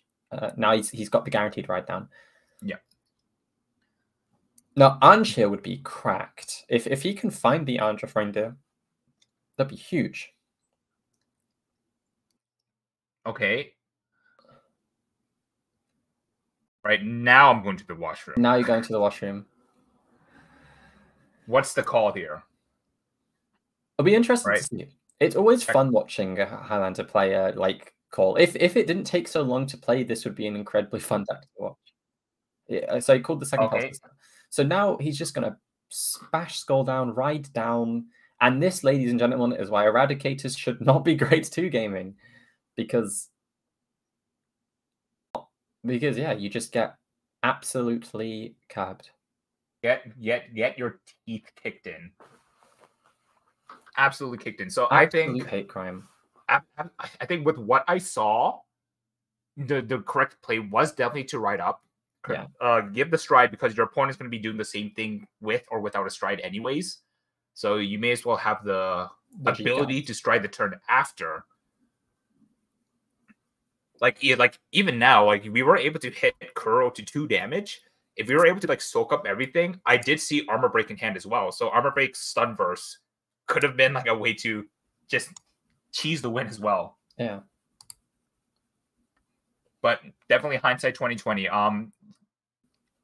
Maybe like this is like Jared's first time against Highlander, but Reindeer can ride down. You're not always forced to ride into you're not forced to ride into itself again. You're getting 2 force markers on its ride up, then you get to ride down, then you ride up again, 3 force markers on your first stride. That's a lot of tempo.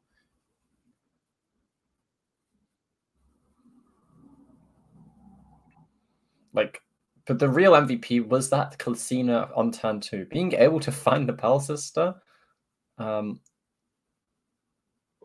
that's a heal. That's a heal check. Good heal. Healing out the demo. Then here's the Vanguard Swing, which I do believe is right now a 1-2 pass. So this is the other thing. Kuro doesn't mind if defensives are sacked. Yeah, that does not affect him at any point, because he's not losing any momentum on this turn. And also the power level of like this initial grade 3 ride is really high. Yeah, it's incredibly powerful. Okay, well that's just rude. Kuro Kuro likes his heals. He's a very healy boy. So that card that we're discarding here, the first card that we actually found off of the first Kutire, Sky Striker Engage, yeah. He found the Anj. He found the Anj. Oh. Okay, he's oh god. Oh yeah. He found everything to decide to. He's deciding between the Tiro and deciding against to the Anj. In my position, I think I'm going for the Anj. Because Anj is 3-4 markers and then a ride down. Like, and you can just bounce your Pulse Sisters back. Yeah, you can keep them protected in hand as well. So choosing to ride into the Anj here. Kuro. I mean, this is Highlander. This is Highlander gaming.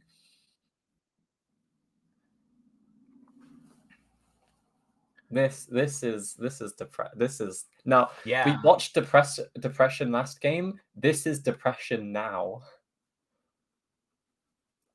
This is. Yeah, Justine is a new card from the D format, which really does really help this deck. It soul blasts out your initial reindeer. It's a +1 to board when you discard it off of reindeer skill. So now that Kuro has it in hand as well, since we bounced it with the Anj, when we discard it for Heltrauda, we're able to get another free +1 to board. It's just a lot of good value off of one card in what the Highlander deck looks to do specifically. I'm curious of what he'll search here. He's going to be searching a card he doesn't mind losing. Is that Murtoa? Yeah, I think that'll be Marutoa. Oh no, it's search for Sistico. Okay. Sistico to send back the reindeer, stun the demolition. Oh my gosh. And this is bullying. This is rude.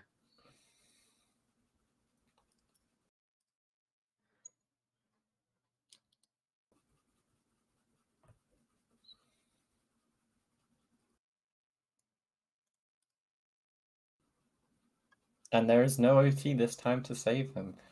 This I think Highlander is, in my eyes, the true best deck of the format, and it honestly isn't close.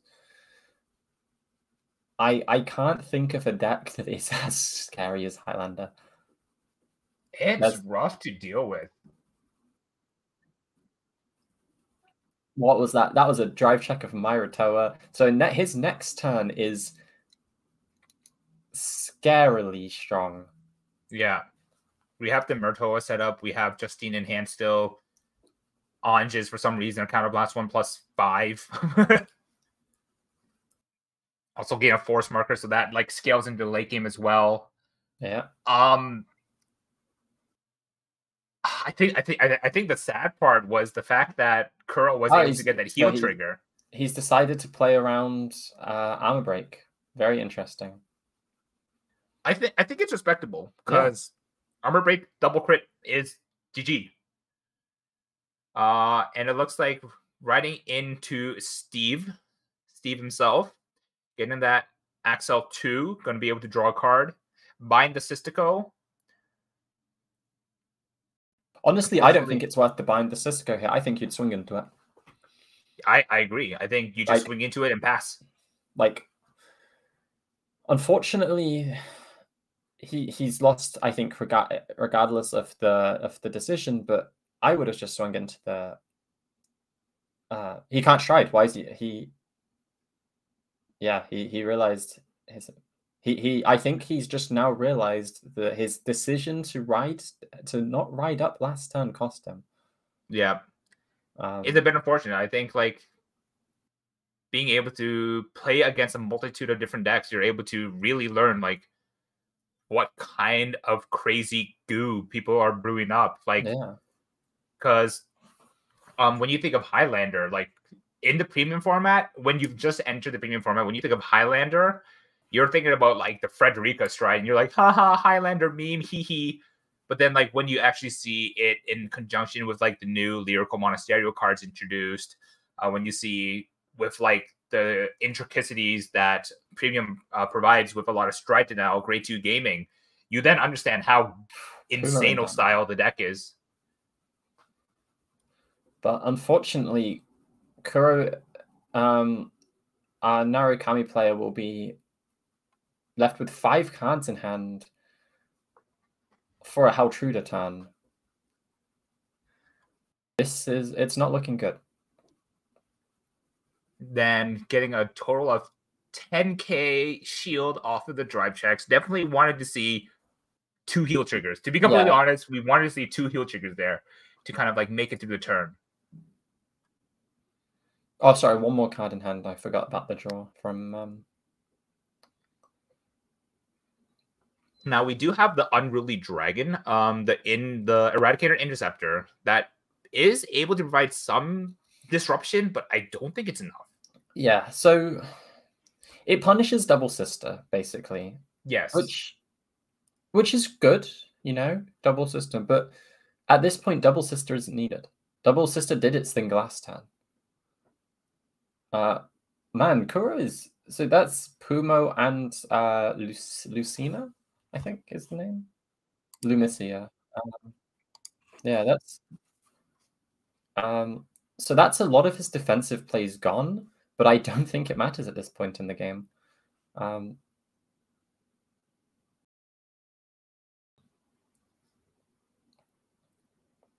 Passing it back to Kuro. Let's go ahead and see what we ride into. Ideally, it's another reindeer. But we do have another set of grade 3s to ride into if we need to. Yeah, don't forget to start the timer for us, Kuro. Yeah, Kuro.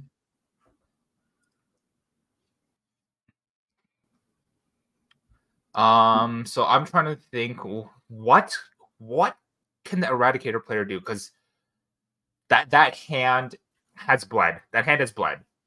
Yeah. So choosing to ride into Sky Striker Engage, using its skill on Declaration to search for a Widow Anchor. Wasn't Pumo the second damage taken? I thought it's the second card in the damage zone, not the first. And then I see Pixels, but that... Oh, riding Kutaya. No, he rode Kutaya. Rides Kutaya to search... I think that's Tiro? I can't tell from this angle. Yeah, so... Okay, so that was Tirawa search the 2-hand from Sky Striker Engage's skill. Gonna use the Strike Crit to ride straight into Haltruda. Oh, he still is going into Haltruda here. Okay, well, you know what? Just thin deck more. So 2 Vanguard attacks inbound. Stroving to Kagari, took back Sky Striker Engage, use Engage, search for Afterburners. I'm going to be able to pick up... I don't remember this card's name. I just know it draws 3. Yeah, Echoes. Act 3 Echoes. Draw 3. And then do we have Aqua? We do. Go ahead and cycle, filter our hand again. Call down Sky Striker Echoes. Engage. Yeah, engage effect. Search for the new linkage. Draws 2. Thank you, Zen.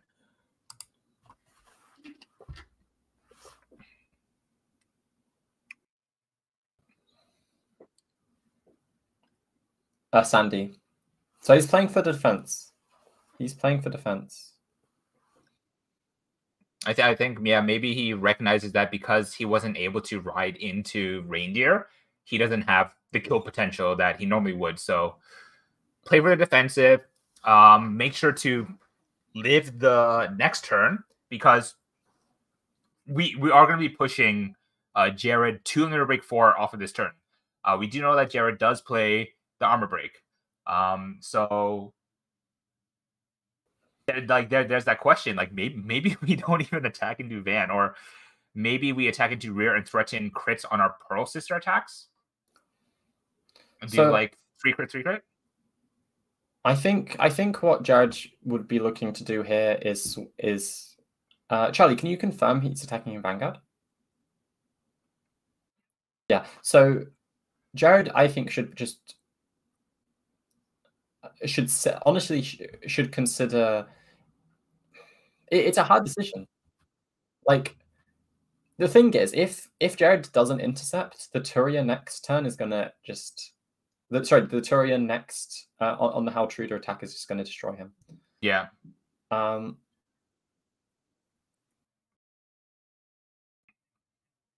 Yeah. So I think the interceptors taking the. I think that's the damage wrong for decision. defensives. I think you either intercept or you hard guard them both and take Van. Yeah, I think.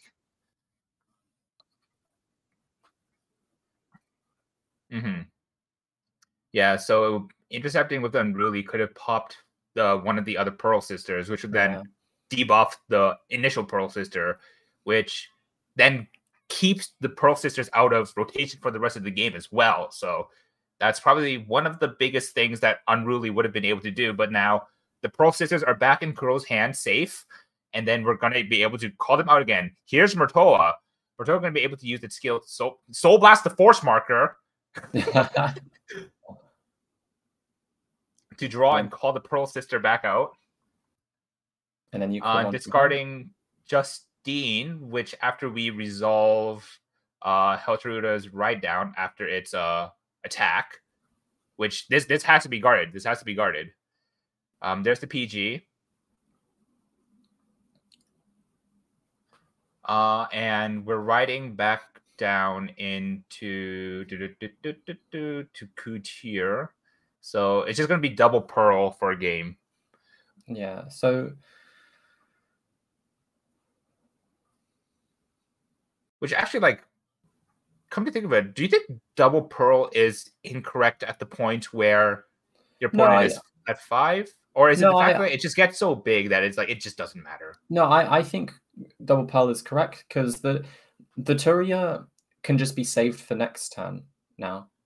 There's no pressure to get rid of it.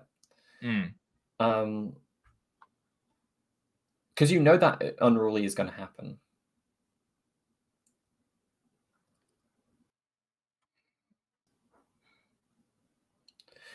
So Kuro's got one more Vanguard attack after this, and one Pearl Sister attack, most likely. Luckily for Eradicator's side of things, the Vanguard attack will be vanilla. So if there's any time to no guard, it'd probably be that one. Yeah. And then you just play for the 6th heal, play for the 7th heal, because I see 1 heal in damage. I think 1 was used prior. So we do have heals left in deck. Yeah.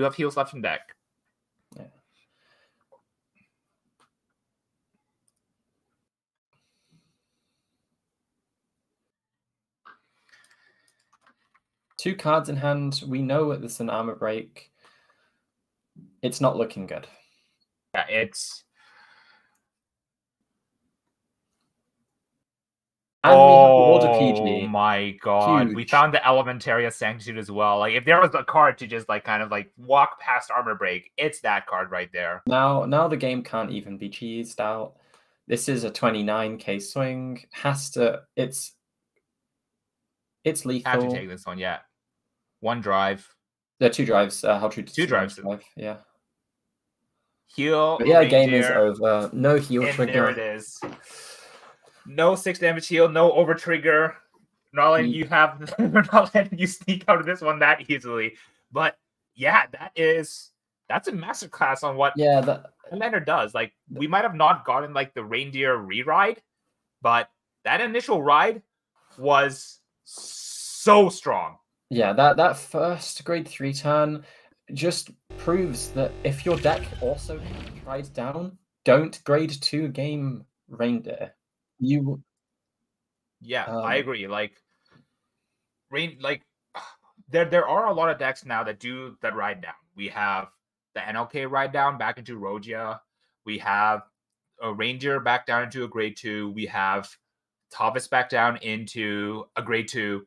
There's a lot of ride down now that are strong. Like the fact that these decks have ride downs is like what makes them strong.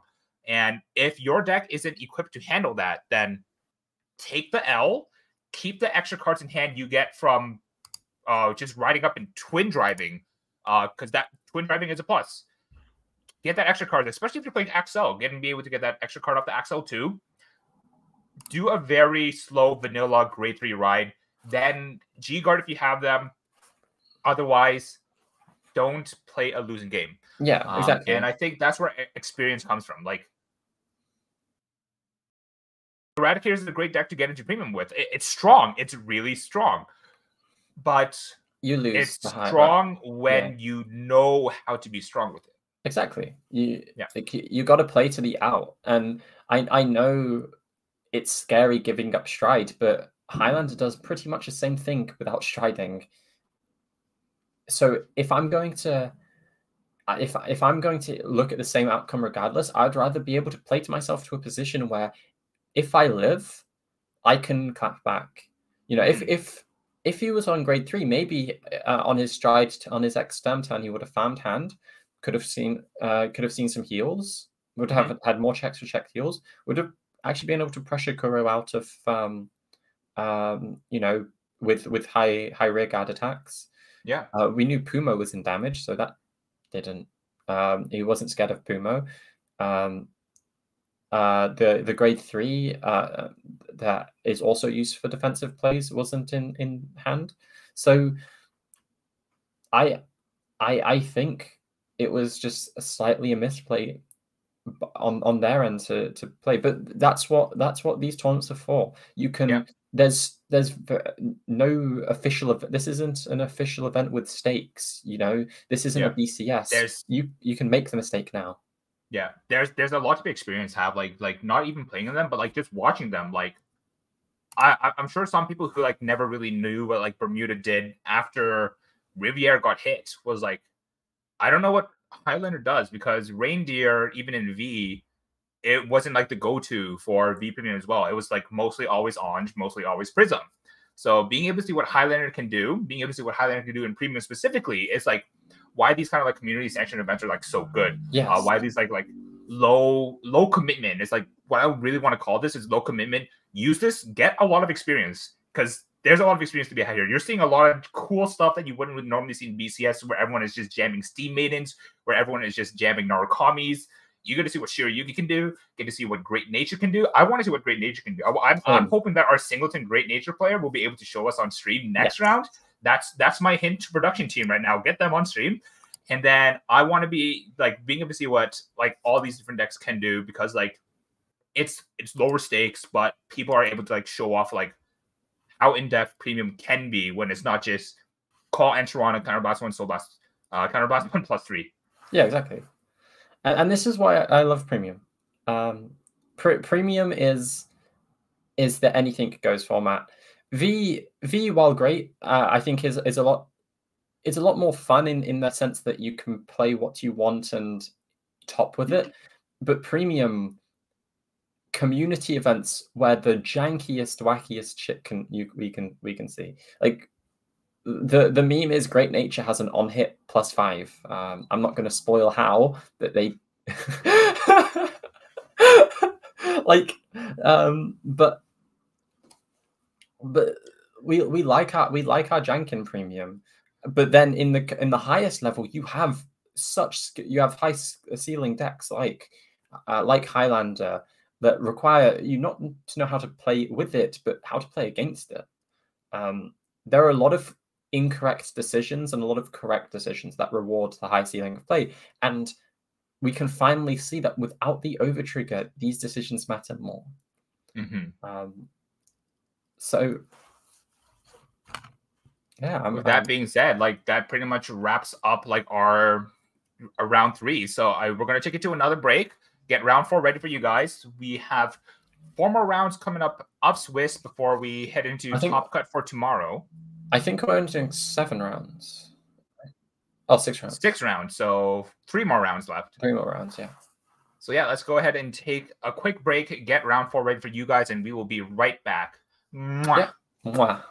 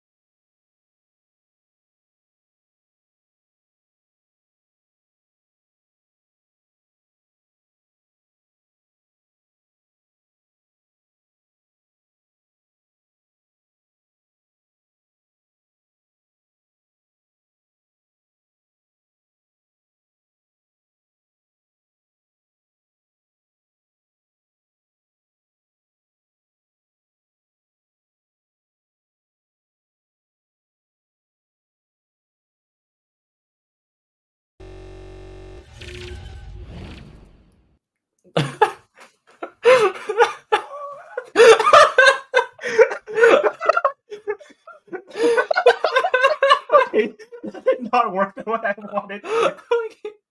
What a dumbass.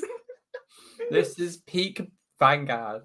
This is me, your Bushy Road commentator, vaping on stream. But welcome back. We are ready for round 4 of our NOverTrigger tournament.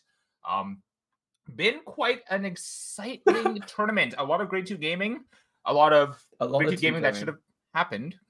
Yeah. But I'm happy to see that Kuro was able to just kind of give us a masterclass on what Bermuda Triangle looks to do right now in the current V premium, the premium format. So very happy to see that.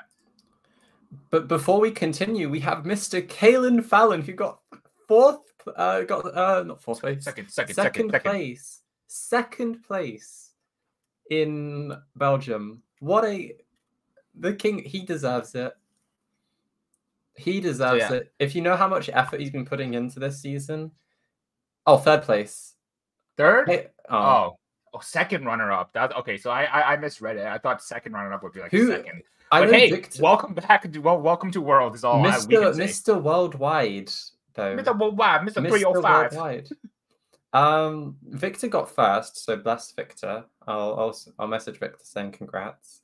Oh, Victor the player. I thought you meant like Victor the fucking deck. No, the player. No, Sean. How did Victor get first? I was the player. 12 drive checks, 5 NOverTrigger. That's how. So shout-outs to Victor. Shout-outs to Kalen. Deserves it. All the homies are going to Worlds. Kalen, if you are you still going to France? If no, can I take your spot? Can I take your spot? Just a little bit of collusion on stream, but with that, yeah. Oh, even Yuhi is just like, I should have participated in this instead of BZS Belgium Premium. All I'm gonna say is BCS has overtriggers and they will DQ you for warped cards. We won't DQ you for warped cards, and we don't have overtriggers. What's the better event? Exactly. So, congratulations to everybody. Well done, everybody that participated in BCS Belgium. Congratulations on the top 16, I guess. With that, I think we're about ready to get. But yeah, with that, we're ready to start our event, the better event, the NOverTrigger tournament. The NOverTrigger. We're going to bring you guys into the top tables now. I think what we're going to follow is basically the X1s, the X0s, and kind of see like what they're bringing. The good players. What are the cracked players taking? We're kind of bringing what are they cooking up in the kitchen? What kind of goo are they cooking up? What is he cooking? Right. So hopping into the table right now. So it looks like we have. Oh, I see some very base sleeves. I see Gear Chronicle and I see Grand Blue. So we have Sea Slayer on Gear Chronicle with the Miracle Fusion sleeves. Hero's best deck. Let's go. Very based. If you're a hero player, what's your end board after comboing? That's right. It's Nibiru. Nibiru best deck. But yeah, Gear Chronicle and Grand Blue, two decks that have done pretty well this season. Grand Blue obviously winning leads. Yeah, Gear Chronicle taking a complete like 180 flip on like what it was. It became MFD Turbo, now into Steam Maiden combo. Honestly, the reason why I think Steam Maidens is like even a deck right now is because of Engilsa, the card that we just picked up over here, to be able to give us a ride down force marker generation, but at the same time, kind of awesome +3. That deck's got a little bit of everything going for it. Got combo. It's got a little bit It's got a little bit of disruption. Scales with counterblast. Can play on no counterblast. It's got ride down. Very very strong deck. Good stuff. Gear Chronicle basically. Everything. This deck does everything, and everybody knows Grand Blue. It's the tried and true. It's famous at this point for just doing everything as well, but just not as well as Steam Maidens. Personally, my bets are on Steam Maidens. I think Steam Maidens are the better deck. I think having that insane early game with +3 and being able to ride down is extremely valuable. Absolutely. I definitely have to agree. Also doesn't help our case on the Grand Blue side of things, having to G-assist having the G-assist. Playing the Limit Break Enabler. So we're going to see some Break Ride shenanigans. I actually like the Limit Break Enabler a lot. I think in Grand Blue, where they're just able to like stride big Obadiah first stride and then just like toolbox whatever they need, the Limit Break Enabler is cool because I think as people had picked up more and more and more on Night Mist being like a really good option in the deck as like a triple reride, people have been starting to kind of like choke at 3 damage. So being able to just like finagle your way into that Limit Break Enabler, kind of pretty cool. Pretty Gucci, pretty good. I also like it because as somebody that has constantly healed out of combo in BCS, being able to not heal out of combo is pretty good. 14 to the Vanguard with the boost, gets the crit, everything to Vanguard. Could be able to smack our opponent here. Interesting, actually. I'm kind of curious as to why we chose to actually call down the crit there. 14 to 9 is match number, so that's actually a pretty good use of the crit.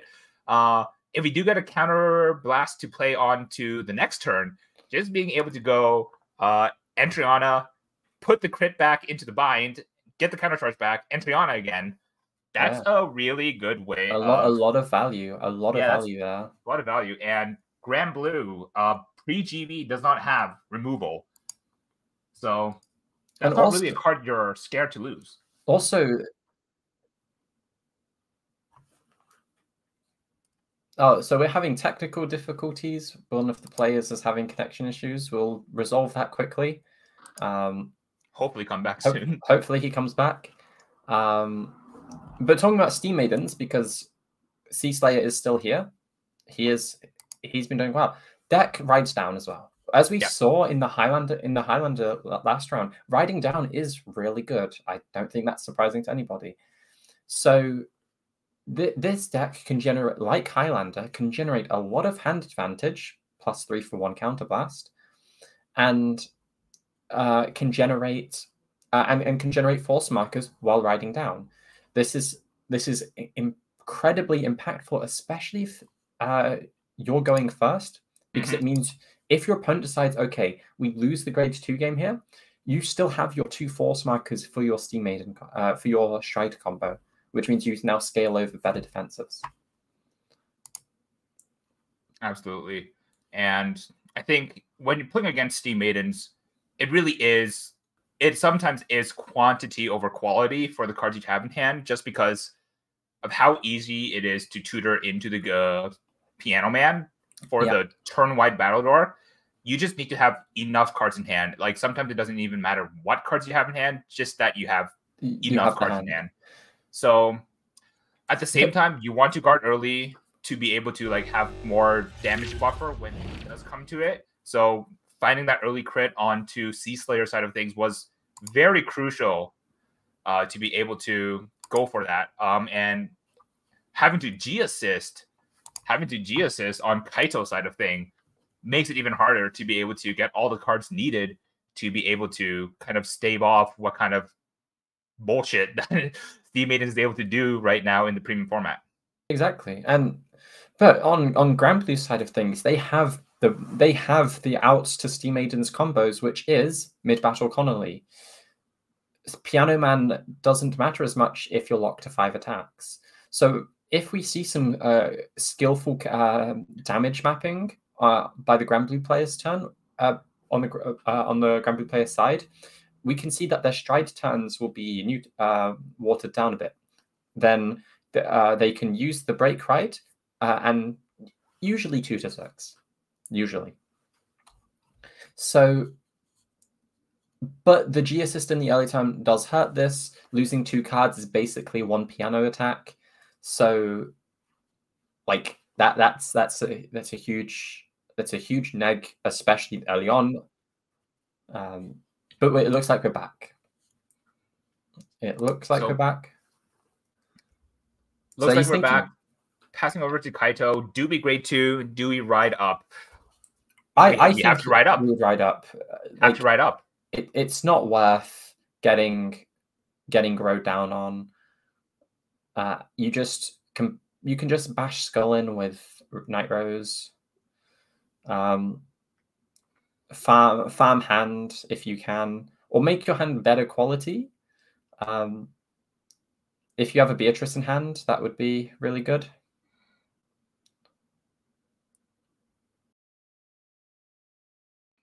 Or deciding what to do here. I think definitely wanting to like thin deck a bit. Nice. Try and twin drive for heal triggers. Get into your G guards, which are pretty good. And then try and farm hand with the column bar that we see there with the ghost ship. Is that the ghost ship that I'm seeing? Yeah, it is the ghost ship. So he's decided, no, I don't want a damage map. I just want to draw cards, and that's also a route you can take. If you're confident, you can live. If you're confident, you can live. In my experience, Steam Maidens will 2 to 6 you. But if you're confident, you live. Just go for it. I think that's the main thing too, right? Like when you're up against like a ride down deck, them riding down is so much tempo advantage because they were able to get a really strong grade 3 turn because it's a V premium grade 3 turn. But at the same time, they're able to deny you your turn. Ooh, instant Honolly call. Interesting. That's interesting. Now, that's a little bit risky because Steam Maidens do have ways to out it. But at the same time, there's no Beatrice on site. Personally, I think I would have gone for Beatrice if instead of Ghost Ship if Honolly was the play, because that Zaid is going. Like if they have the grade 2 to bot deck, that Honolly's gone. So I would have rather got the Beatrice. Yeah, I think, but it depends on like what we saw from like Kaito's ride, right? We are on a 2-2 split between Night Rose and Beatrice. So hopefully we do have a way of. There's a Beatrice in damage, so there's 2 Beatrices in damage. But yeah, like normally like the best way to do it was like to be able to Honolly mid battle phase before they are able to spin it back to the deck with the Kurunta. So right now it is very susceptible to removal, and Gear Chronicle is not short of selective tutoring. Yeah, I would be very concerned if I was Kaito here. I'd be very worried about what they call. But then again, Entranas haven't been called, which means they probably haven't been digging. So they might not have all the pieces. That's a good point, but like, imagine how much value is just got here just from calling Kurunta, because Kurunta being able to convert their Honolly into your Entriana. Oh my god. It's everywhere. I've just failed no November. But yeah, I kind of think we're just kind of like gauging our options onto what we can do with our current hand, our current toolboxes. And it looks like very, very meticulous planning. I like to see that. I think Vanguard is one of the games where like there's so much open information that like you can process what needs to be done and then like make the best play out of it. You don't have to be like so hasty. Sometimes like the most obvious play is not the play to make. So I do like that. Like a lot of thought is being put into where are we putting our grade 1s, where are we putting our grade 2s, where are we putting our force markers, look at our hand, what can we do with our hand, what can we do with our hand in our current drop zone. Especially a deck like Steam Maidens where board layout does matter heavily. You do get punished for incorrect board setups. I know Sea Slayer personally plays a lot of Steam Maidens, so I trust that he'll play it correctly. No pressure.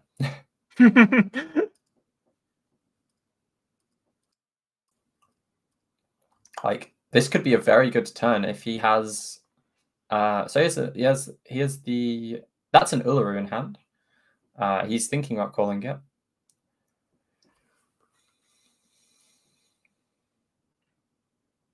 Going through all the lines, seeing which one is the best line, because we do know our opponent did right up. Don't know about heals, because heal was not checked. Ideally, on Kaido's side of things, would have loved to see a heal. But what can we do with our 2 counterblasts that we have been so generously given this turn? Calls and Engilsa. Must be a spare Engilsa there.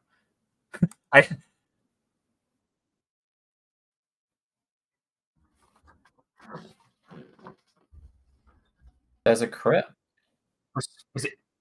Is that the soul crit that I see like being gleamed on? Oh, I don't think his hand is very good. I think based on like how much you're having to think here. Okay, so it's Melum and Gilsa. So at this point, would it have been wise to go into Slishma anyway? Because you've got, so you go, so here, his plan is to time leap down into a 0.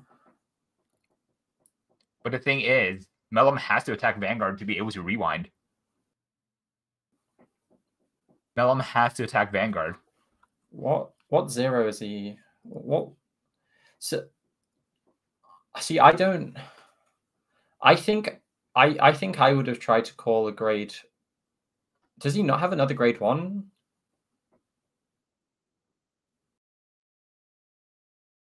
Yeah, that's unfortunate.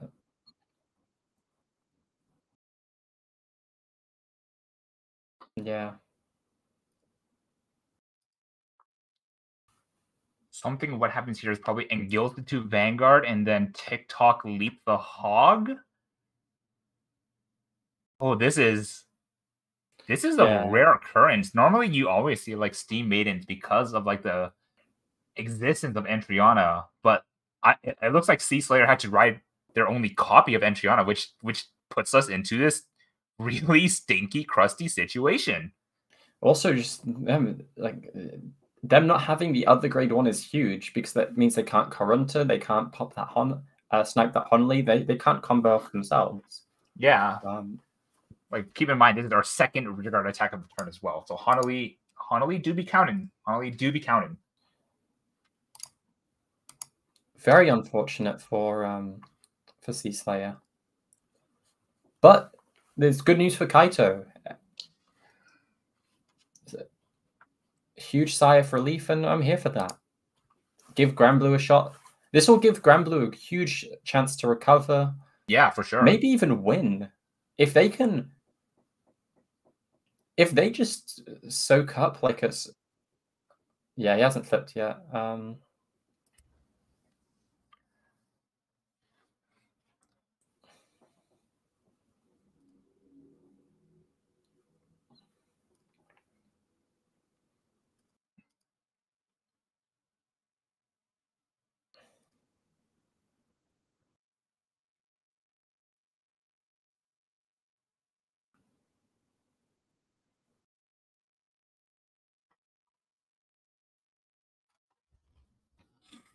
So this is an interesting spot. Yeah. So he's going for the no guard here. There's the grade 1. Of course. Of and course, there's everything as well. Find everything you need. 1 turn late. That's unfortunate. But that happens. Not much you can do about it. Sometimes the hand's just not healthy. So, few things we can consider now. Oh, actually just passing on it. Not giving the Limit Break 4 for the Night Mist full combo with the boat. So, yeah. Kind of interesting to see what Kaido can do here. But also limits the amount of CB that he gets. With no cutlasses in circulation, only operating on 1 counterblast is very, very not good for Granblue right now. So they have to spend an Obadiah turn, which Obadiah, while it's a very 2019 card, it's not going to elevate your game plan faster. you basically just have to hope you outlast Steam Maidens next turn, which is possible. You have Honolly. The thing I would consider doing is retiring that Honolly, though, because he's just checked. He's just drove checked Kurunta. It's public knowledge that the Kurunta is in hand, and so therefore you need to get that Honolly off the field so you can G-guard and call it back in the battle. Call it back during the battle phase before Kurunta is able to touch it, because Grand Blue, we're able to play with our drop zone. Can't really play with our deck on our opponent's turn. So yeah. Ooh, kind of going for a more aggressive setup rather than a more techie setup with the Obadiah Mills here. Kind of interesting to see. I think it would have been interesting to like maybe mill out some cutlasses there. I don't think, but at the same time, like get rid of like these like bricks from deck, these like no guard values as well. Kind of a good option. Kind of want to see how Kaito runs with it. I think definitely on Kaito's side of things, though, definitely wants to find heals on these drive checks. Yeah, if he can check the heal here, yeah, this would be huge. Yeah, at the very least, Big Obadiah is compressed 5. Like he should be thinking about checking heals. Like it's pretty likely it'll happen. So I don't know if I agree with this. I don't know if I agree with this because he's leaving his board empty now. I think this is a misplay personally. I think this will cost him the game. He could go for the triple crit to win. No triple crit. All right, only 1 crit. So it looks like 2 damage to Van. I think crit was put on the Van. Oh, actually splitting the crit off. Okay. And I'd just take everything. Honestly, everything that you can.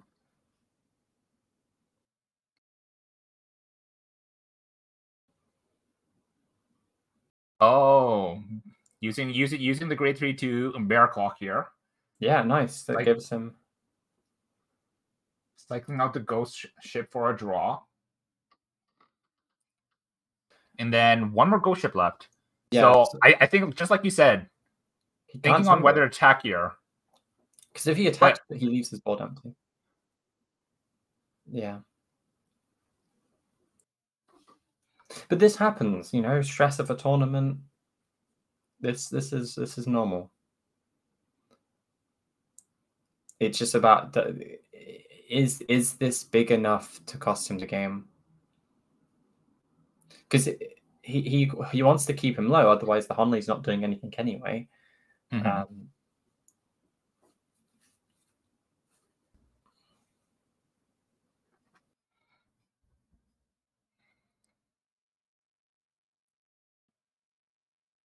I think the play is to pass here.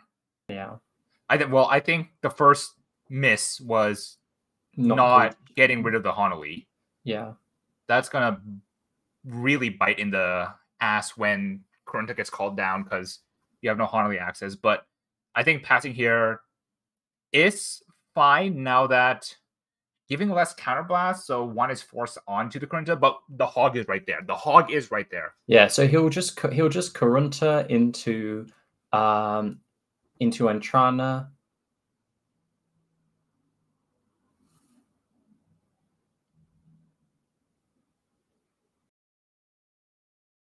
And remember, there's 2 Slishmans up anyway, so this combo turn is going to be huge.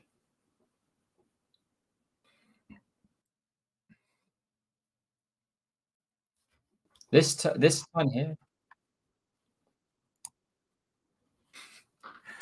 Kurunta and Tirana. Kurunta on the force marker and Tirana call cat on the other column. Yeah.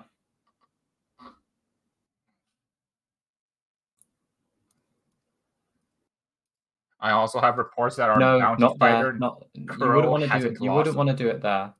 If he does it there, he's wasting his force marker placements. don't even need to. Yeah, you wouldn't need to Entrana. You just simply grab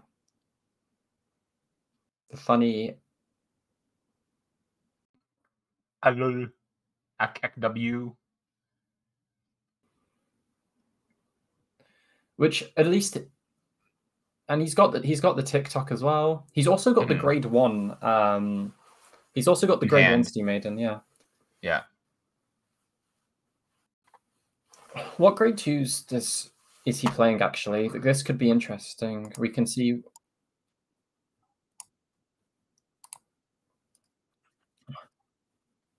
Nonabu. So yeah, Entrana, Aldo, Kurunta upstream. So I think we're just deciding which grade to go into. Second Kurunta. He's going he's going full on no denial. No. He does not want to deal with Negro Lily today. Yeah, no Lily. I mean, he shut off Lily. He's 100% shut off Lily. I think that's a bit of a misplay considering that it's 3 face down damage. But it also means he's starting on Funny Piano. So starting on Funny Piano is like backbreaking. But it just means on Kaito's side of things, it's no guard, and then play after. Yeah, hope you. Or at least like maybe 5 guard, ditch a brick, and then no guard on force, and then play after like that. But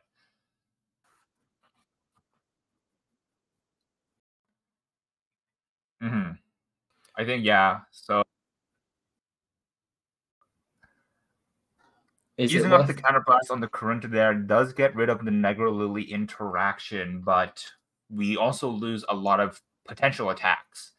Being able to go 2, jump 3, jump 4, jump back, call over to jump back into your columns again with only 1 counterblast it might be worth more than just getting rid of the interaction.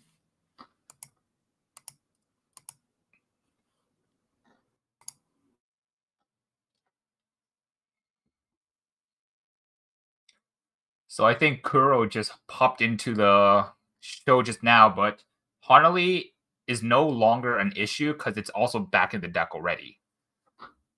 I think. Yeah.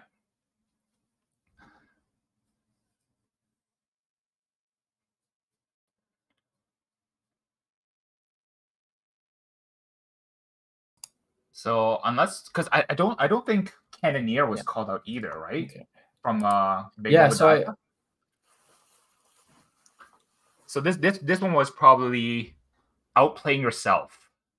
Yeah, I think because like unless called you over had another Kurunta, called over Kurunta, neg 2 to just get this out on board, like, and we know like the Grand Blue deck is like thinned to all hell right now. Like, I don't think we saw a lot of triggers. We saw 1 trigger on the initial triple drive. And then we've been milling quite hard not finding triggers. Depends on what our Storm Rides have been drawing, but we could just get the double defensive here and like kind of like walk past the turn.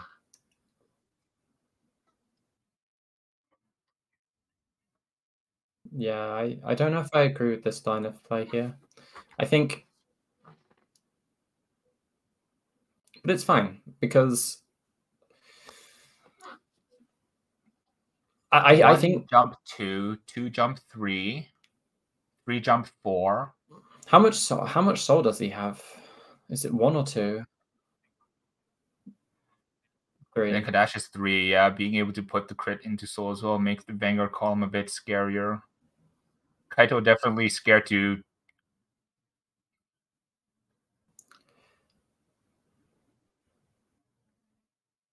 So yeah, then he goes into the 2 here, binds a 3.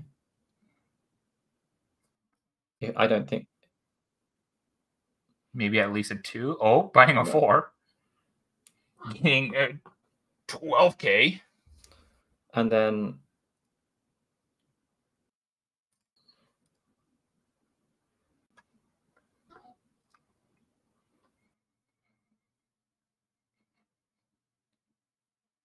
Takes the damage there. As There's that expected, defensive. there's the defensive.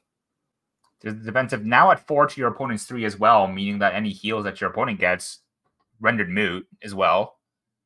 So it's this attack line is a bit off in my opinion. Choosing to time leap the grade 2 with TikTok. I think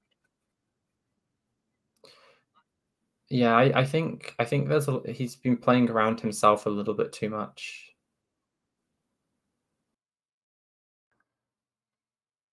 He just has to hope for no.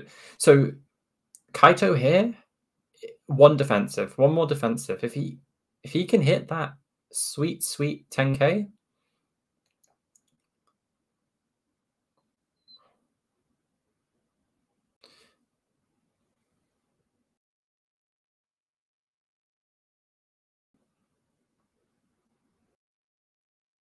Sweet defensive. 23, 28, 2 5s, 10-0. Best ways to guard those.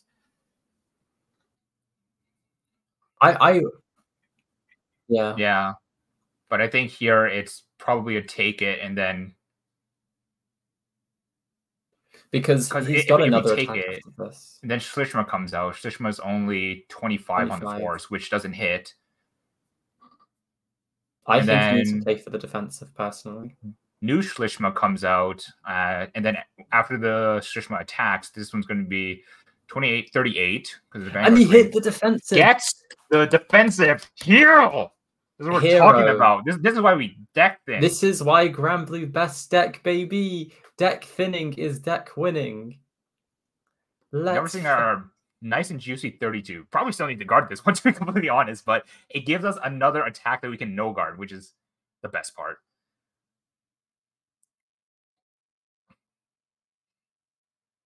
This is absolutely huge.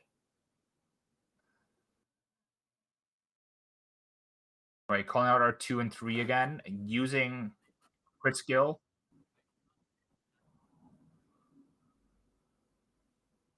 Getting the draw off. And then Auto skill to bind the Colossus again, gaining power. But Granblue has recovered. This is looking very good for Granblue. We need to see some crits from Sea Slayer definitely needs crits. Yeah. Luckily, Shlishma Walls was able to give that 10k to the front. That does help a lot. This does still like put in a lot of value. Ooh, Sanctitude. Sanctitude kind of huge. So ignores the battle door. Any crits? One crit. Right, there's one, and he needs to hit a second one here. Needs a second one, yes. But I think the thing is, like, even if he hits the second one, guard these 2 attacks, and then like everything else can like still be no guarded.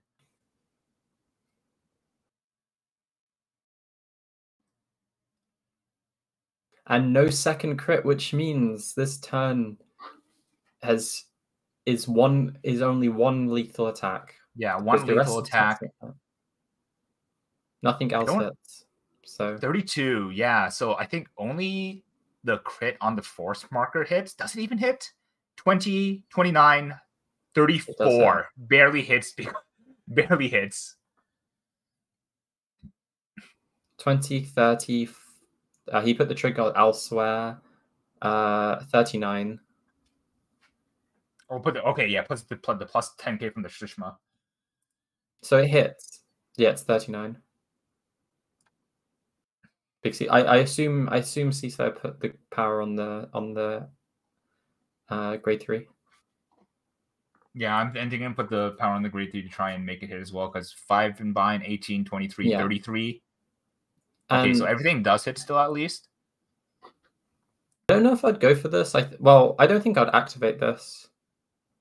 Just use it as a vanilla G guard, yeah. I'd just activate Deep Corpse. It's enough to guard. Deep Corpse mills more and doesn't use any soul.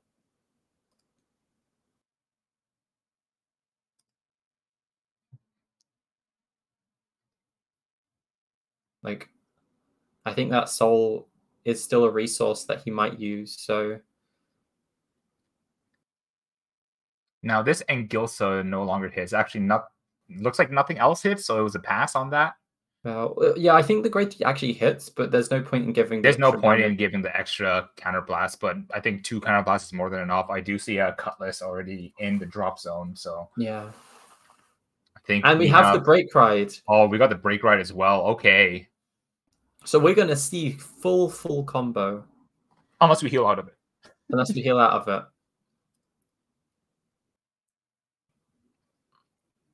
Will he heal out of combo? There's the boat.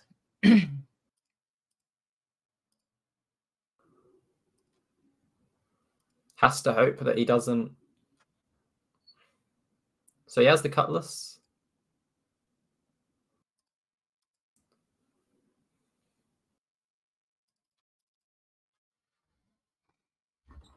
Nice, a little cheeky nav play.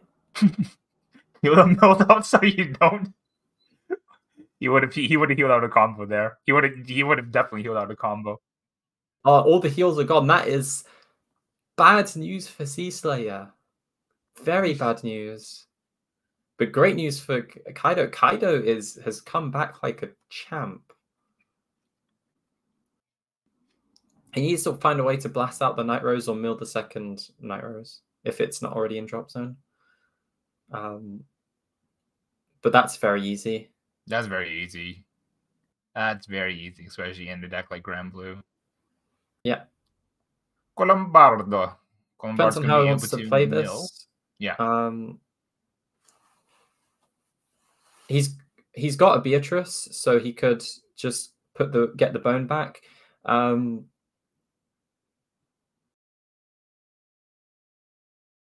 What's the card he milled out there? Is that bone? That's a bone, I think. That's a bone? Okay. So gonna be able Blue to is best deck, bone, baby. Gonna be able to call Beatrice here to Soul Blast the Rose.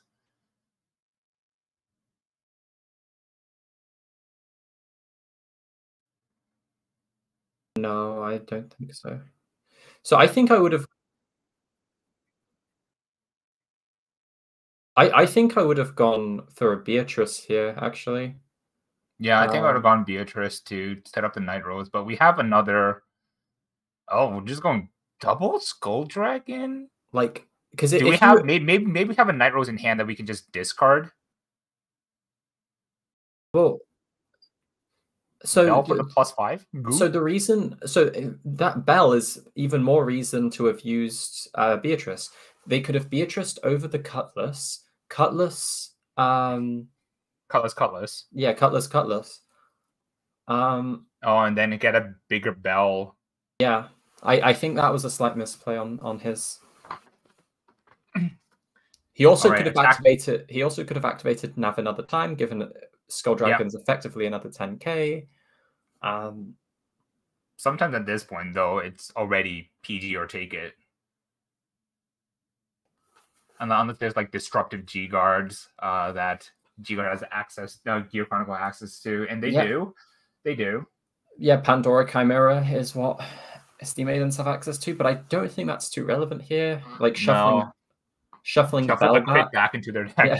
Yeah. Wow, thank you. And no defensive. No defensive to start. Then we're gonna go. How big? Number. Oh, okay. No, so that's the Lucina Bell gone. I forgot I need to look at chat. I was too busy looking at the decks.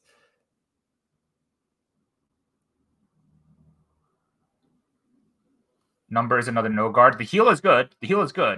Yeah, Kaido took playing like this like a champ right there. And then here comes the Vanguard swing, just 27, saving the booster for the re-ride.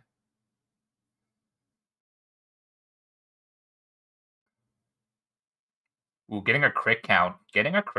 This might be a no guard. Keep in mind he's got a bear lock proc, so yeah. Actually has 2 bear locks. Yeah. Oh, full trigger count here.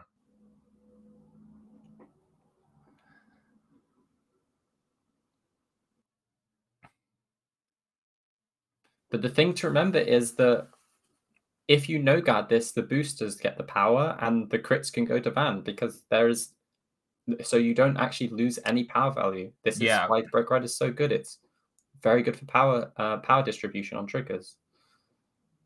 You only get punished if you check a stand, I guess. But I don't think he's playing any stands. So,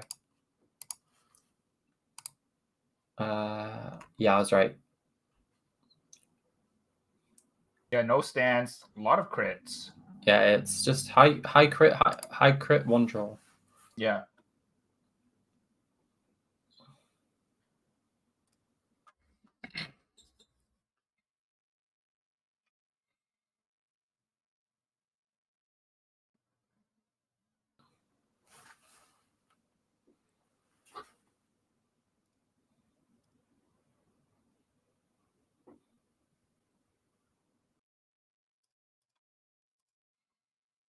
Ooh, okay, going for a little cheeky guard here. I think this is 2 to pass. Yeah. Oh, personally, all Vanguard, baby. No, he's. I think he gave power to everything to the rear. He was playing it safe. He didn't want to. Oh, are we jazz hand? Oh, we're actually jazz hand here. We're jazz handing right now. Okay, getting the break ride off of Night Mist, being able to call the dragons back, and they get 5 whole K. Holy moly! That 5K will make a difference. That 5K, that's worth a triple rare slot in D format. Plus 5K. For every 1.33K you gain, you get an extra R. I think my math is off, but the idea is there.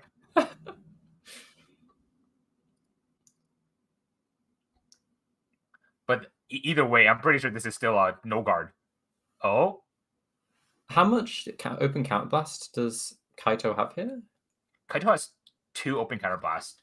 Now, I don't think Kaito is playing Night Storm, so not super extension here with the 2 counterblast. Yeah, there's no Night Storm. It's just your smack. Yeah, and now that bell, that extra 5K, that extra 10K, is gonna come up kind of big. Is this where Pandora kind of to snipe the? Yeah, Pandora to snipe it.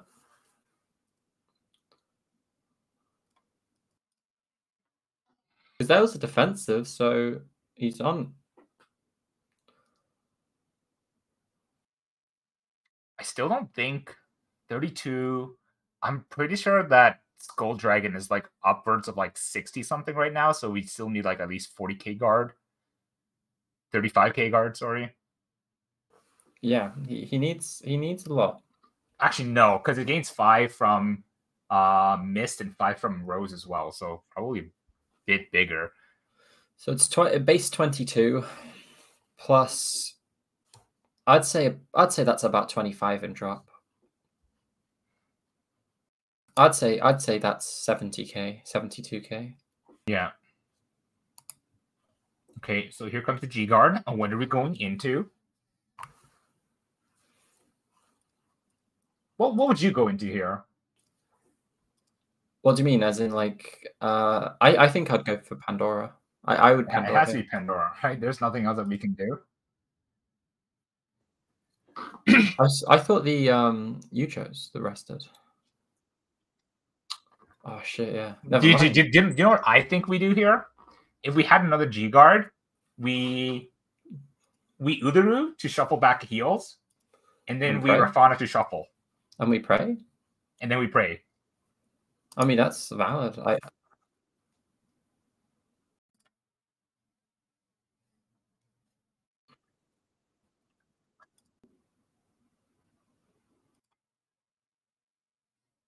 Okay, so going into Ilshu. Plus 20K. Oh, so that's pretty big, yeah. And the quick. So actually being able to 2-card guard the dragon's kind of huge. So obviously a dragon gets called here, but then probably Beatrice to empty. Yeah, Beatrice Soul Blast. Calling dragon. Overlay Beatrice. Beatrice Pass, the strongest board in Burning Abyss history. Okay, so 10k from Night Mist, big booster from Night Rose triggers and Bell itself. This is hard to guard. Holy. Yeah. But surprisingly, still surprisingly healthy. Oh, double Bearlock? If no crits are checked here, this could be.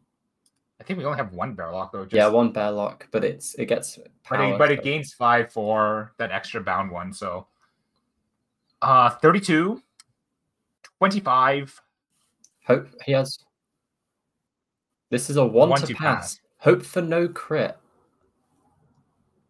1 to pass. 3 cards in hand.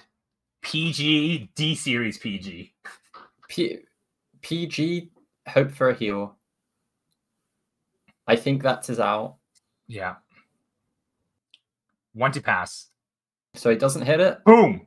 Boom! Oh, he hit the crit. So he hit the crit. So Kaito winning with Granblue. Granblue best deck, baby. I was wrong on. I love Burning Abyss. I love Burning Abyss. Burning Abyss. Burning Abyss, very based. I love overlaying 2 6s into a Beatrice and passing. But honestly, I was surprised that went that way. I had thought that Sea Slayer would have been the one to kind of take it for themselves. The big pivotal turn there was the really, really bad turn, first stride turn. Yeah. You say him not having the pieces to just punish, which allowed Kaito to just recover with Obadiah. Oh. Yo, what's up? My name is Noto. I'm Tony. But yeah, so like huge like I think was there something else that Sea Slayer could have done on that first stride to actually kind of rip at hand? Because on that first stride, not being able to multi-attack, not being able to like do too much, it kind of like let Kaito have another free turn to take their time to set up with Obadiah and then go into break ride limit break for game on the next turn. Yeah, exactly. And so it showed the break ride play still has viability. However, I do also think the turn 3, sorry, the turn 4 stride off the second Slishma, that could have also, I think he was playing. It could have been a lot cleaner. It could have been cleaner. It absolutely could have been cleaner. Yeah. I think we were talking about it. We had the voice in the walls talking to us about it, but it definitely could have been cleaned up. I think there was self-playing yourself. I think that extra Kurunto was not needed. I think the value out of getting those extra 3 attacks would be a lot more important with that 1 counter blast. But regardless, like still able to put up like a really scary offensive with like minimal attacks just because of like turn-wide battle door and multi-attacking.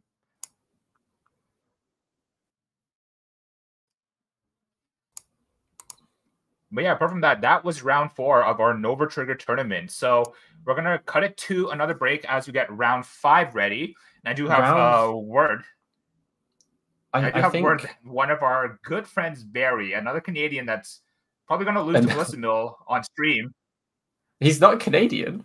Is he not? Oh, no, he's just another Vietnamese. Not Canadian. Gross, yeah, Vietnamese. When you were talking about like Canadians and Melissa, it's like I thought it was like Canadian, but not. You've got either way, that's enough riff raff from us. Let's go to a break. Let's go to a break. He said.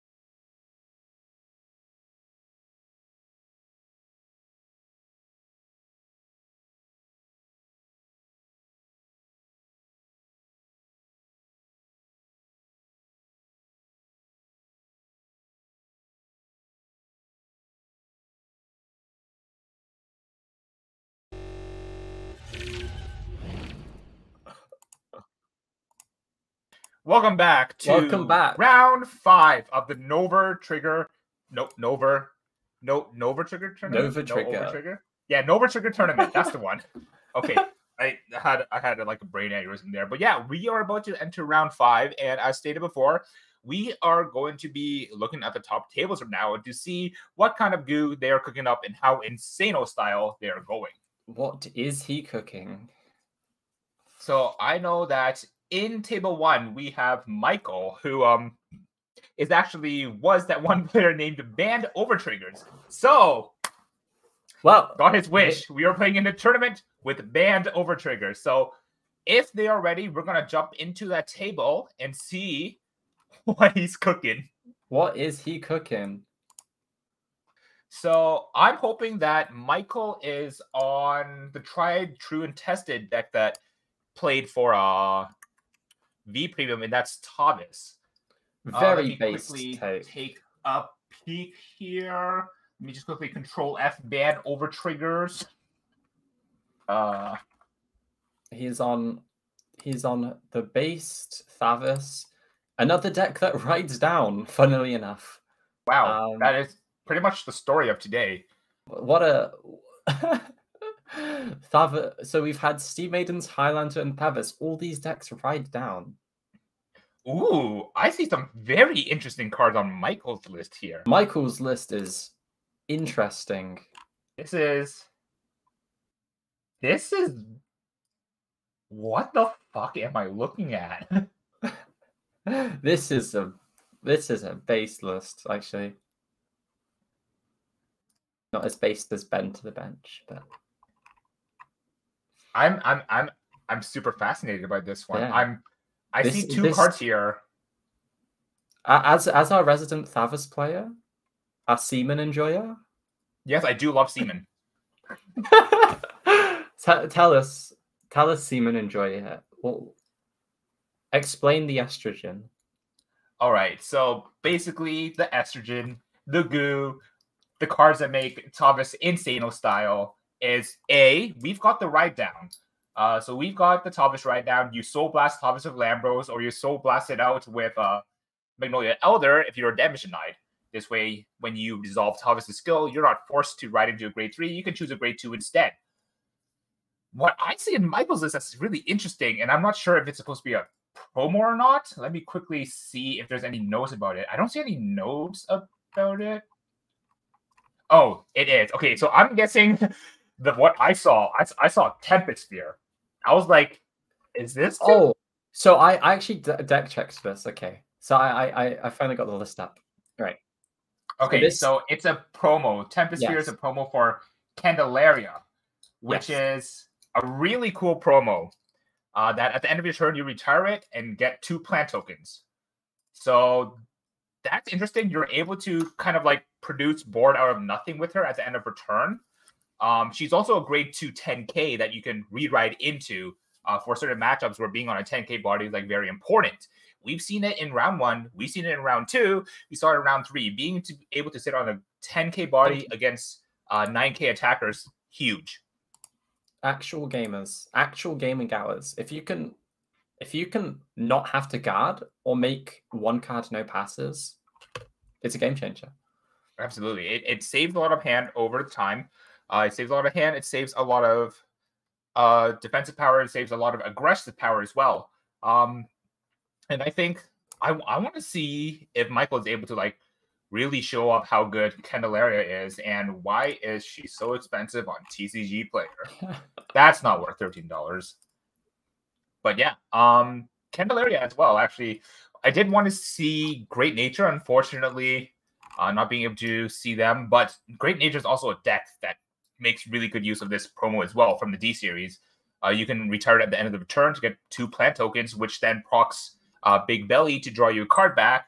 Then on the defensive side of things, you have 2 tokens that you retire with like all of like Great Natures of various G guards to get more mid draws. But bringing it back to, there's a few judge tables that need help. All right, after everything's all sorted and they can start their games, I'm looking forward to Cardfighter playing. You know, I think I was. Yeah, I think we I'm should looking go. at Card Yeah. Fighter's list right now. It is another Anger Blader list. So I was actually in call when he got this list with him. It's Dynamus's list. But Yeah, it's the exact same thing. It's the exact same list. So even hopefully, with the Savage Mercenaries, hopefully this time, we see what the Anger Blade Itachis can do. Yeah, it's actually kind of curious because what was the main issue that we didn't see from Dynamite's side of things was the fact that Gatekeeper was on a 10k base, which made it really damn nigh hard for all the grade 9s to be able to hit. But in Michael's Tavis list here, Tavis being an Axel deck, we only have two 10k bodies to play. I also like the inclusion of Bell here. It's a very good meta read.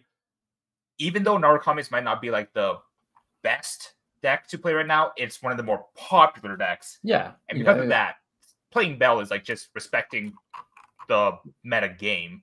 Yeah, it doesn't matter if you're trying to alter meta deck. If you lose to the 30% of Narukami players in the room, well, it's a safe bet. It makes the first 2 to 3 rounds really easy, which in larger tournaments, 8 rounds, having a free 3 wins, try saying that 10 times fast, is free 3 wins. Is maybe I'm just dumb. No, I'm damn. You're damn. No, but like I've actually like really started to really like Bell because the more people play Narukami, the better this card gets. Because one of my major issues with Aquaforce at the moment is that even with Alexandros, your restanders aren't threatening. They gain 5, 10, 15k, big whoop. But restanding the Bells after you've like emptied your buy zone, that's a big restander. That's based. I also like the Rolocks. We're playing on the ride down strat, so Rolocks are always good. I actually respect this list a lot. People might notice that Narissa is not here, and honestly, that is absolutely fine. Narissa, whereas in the Ripples list, Narissa was strong because you could just keep it getting so much power onto this one card through Odysseus, through Tavis, Soul Blasting, whatever you pushed in, and then basically just getting the Narissa to like really ridiculous amounts of powers, being able to restand it. Here, Narissa is really just another Upstart Goblin. It's another Coral Assault. So when I'm looking at cards to cut, it's usually Narissa that I'm looking to cut. Yeah, exactly. But let's go ahead and take a look at Anger is the Boys list. So card for card, very similar to Dedemus' list. Like we said, I want to see the grade 2 game. I want to see how aggressive this deck can go. I want to see Red eat it with Mega Rex, call Sweeper off of it, and get that extra gauge, attack with Gauge. I want to see Bash Skulls. I want Monkey Flip. Oh, the less thinking, the better. Less thinking, yeah. What I'm interested in is Fort Vessel Dragon. So Fort Vessel has the on place to -5k your opponent's Vanguard for 5k. Yeah. So this is almost like a Shirayuki in a sense, almost like a Shirayuki. It's not 10k where like 10k would have been huge. I would have loved having 10k because then ride Fort Vessel and then stride into anything with multi-attack really like annoys your opponent. But -5k plus 5k to your front row effectively can kind of make the difference there. One of the cards that I've been really liking in Aquaforce is Genovius, the new Genovius. It's rather than like playing towards like your stride game, I think Aquaforce is best at grade 2, grade 3. Yes. So grade 2 gaming, rewriting, riding back down, riding back up, riding back down, riding back up, and just like slowly generating those Axel markers. And then when your opponent hits you to 4 damage, Coral Assault, Pursuit Assault, Genovius restand, that is better than any stride we have right now. Oh, that's interesting. As somebody that does not play Aquaforce, that's an interesting take. And I'll stand by it. Now, what I do like, and what I do like about Michael's list, but what I hate about Thomas in general is that I love Nikki as a card. Yes. I love like the archetypes of on place on Vanguard Circle to check for your next ride. So check for your Dennis, check for your Tavis. I hate Dennis though. Oh, Dennis is so shit. Oh, Dennis is a crap card, yeah. Dennis is fucking I garbage. hate Dennis. Oh yeah. Dennis, I've actually sorry, considered boys. just playing the vanilla Dennis from like Dennis sucks. G era, where it would be really like a 10k Dennis. body. But A story sometimes as old just as getting time, that, Dennis check crit. yeah, but sometimes just being able to have its ability to rest for your toughest condition, which is honestly the story of this deck. This deck was nothing without Pursuit Assault, to be completely honest. Even now, it lives and dies by Pursuit Assault. If you don't find Pursuit Assault in your opening 5 cards, your toughest turn is crusty. Your grade 2 turn is crusty. Because in decks where you want to damage deny, Dennis call whatever you get, and then Pursuit Assault from hand to rest 2 to draw. That gives you the draw 1 that you would have gotten from your drive check and lets you damage deny. So sometimes Dennis is like a mandatory sin, but I'm definitely looking towards vanilla Dennis's right now, especially with how important grade 2 gaming is. I'm not a Dennis enjoyer. The very few when I was testing Gripples, I hated Dennis. When it's just you always top deck trigger, always. Yeah, it was pretty crusty, like crusty card.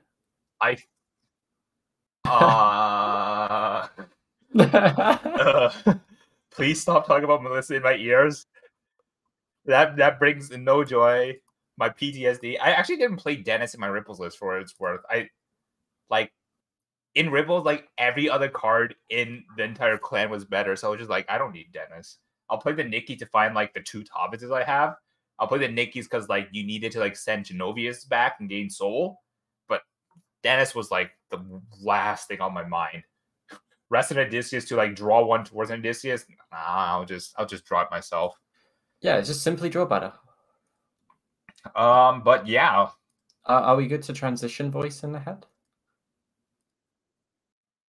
Oh, what? We're in the table. Go to the game. All right, go to transition. Let's fucking play Vanguard. Holy moly. Oh my god. Voice in our head. Come on. Voice in our head.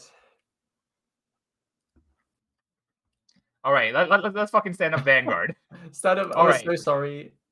We are so sorry that you guys had to listen to us ramble on about why Dennis sucks, but let's go ahead and play Vanguard. It looks like Tachikaze starting first. Getting the Savage Shooter ride, Savage Mercenary. Savage Mercenary.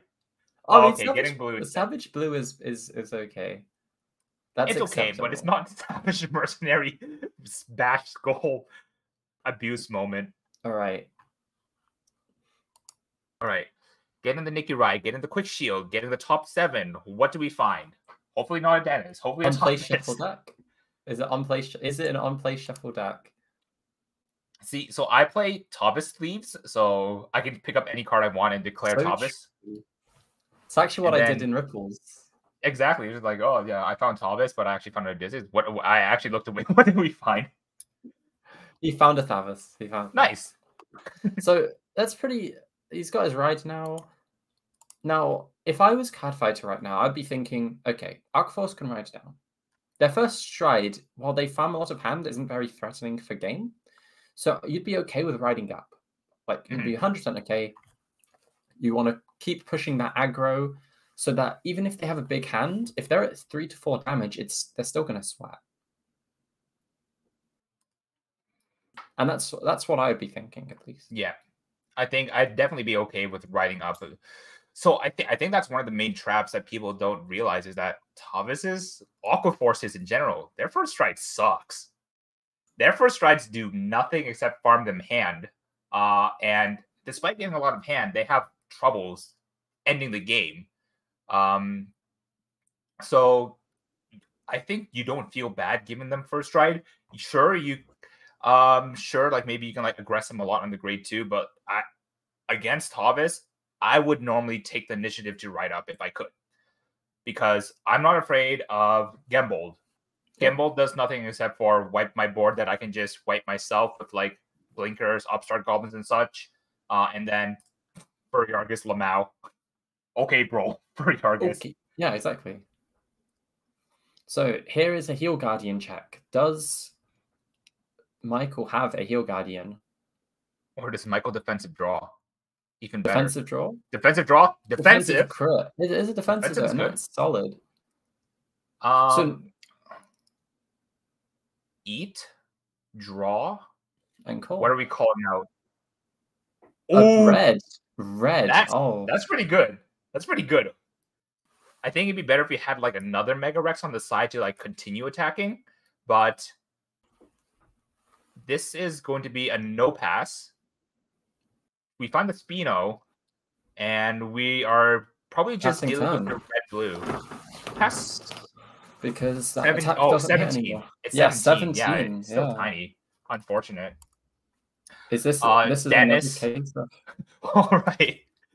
Show me why Dennis is a card. Off the top. Oh my god. Found the 10K. My god. Okay, never mind. Dennis is okay. Dennis is the best card in the game. Dennis was literally +1 for free. I take back everything I've said about Dennis. Dennis is broken. Yeah, Dennis is cracked. and then the next time Dennis shows up and rips a trigger off the top. Never mind, I lied. Dennis is Garbo. Me when I spread misinformation. Ooh.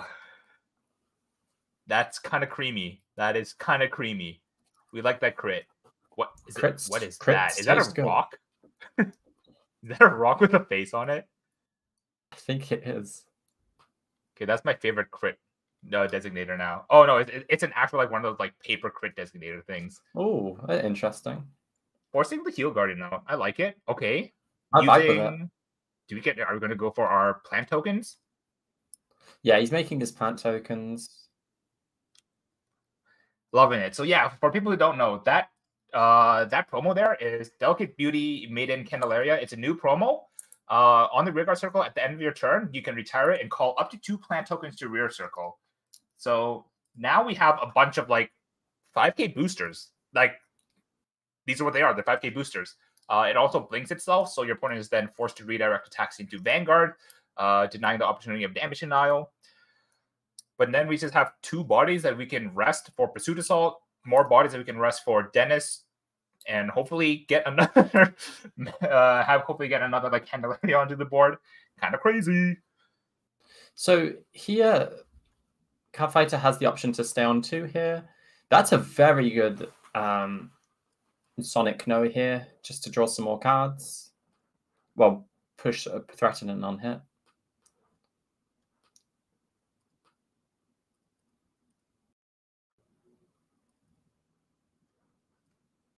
So he's just thinking about what to call now. I'm thinking...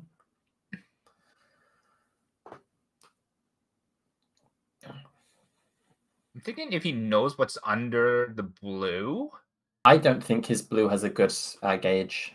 Yeah, otherwise, like it would have been like an instant Vanguard Swing Slam call.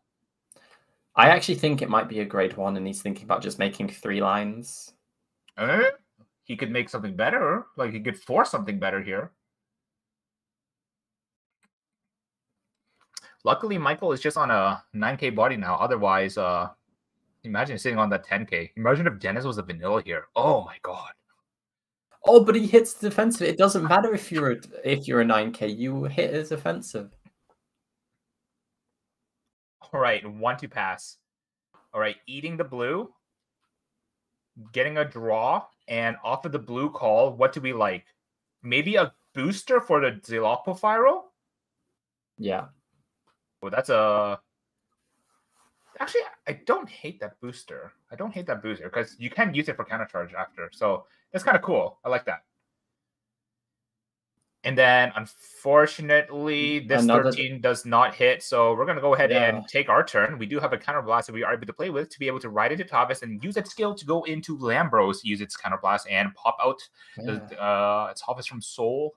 So he's got options. He can either Lambros, he can Magalda.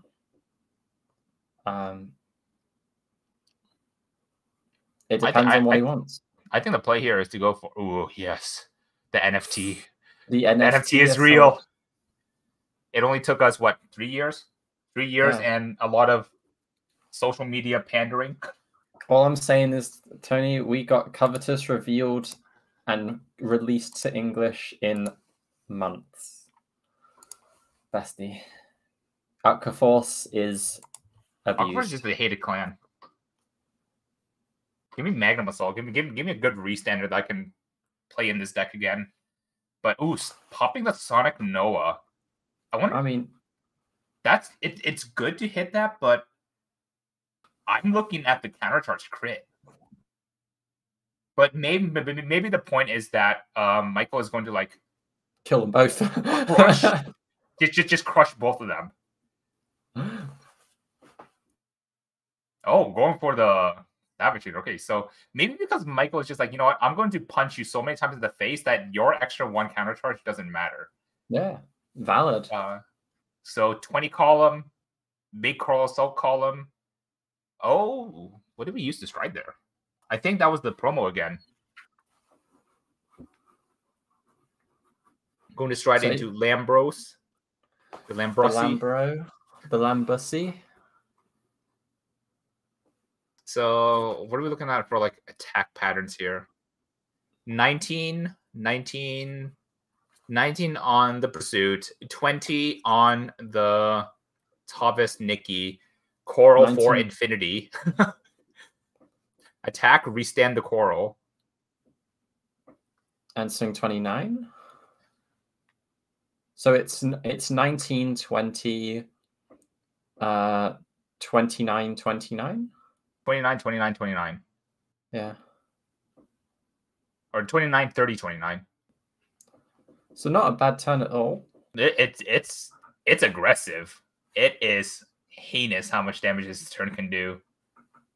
15 from the hand and the intercept. And going 20 to the van. When you consider that he can pair this with a ride down, if he has the extra Thavis in hand. If there's an extra Tavis in hand, I think we do ride down. If we don't, I think we stay here because we're at 1 damage. I think we're okay to tank the first stride. Yeah. And then get the extra Axel, and then on the first stride, maybe just values for game. G-Guard values for game. It's actually kind of depressing that Valios is like the go-to game ender now. Oh, Alexandros, how far you've fallen.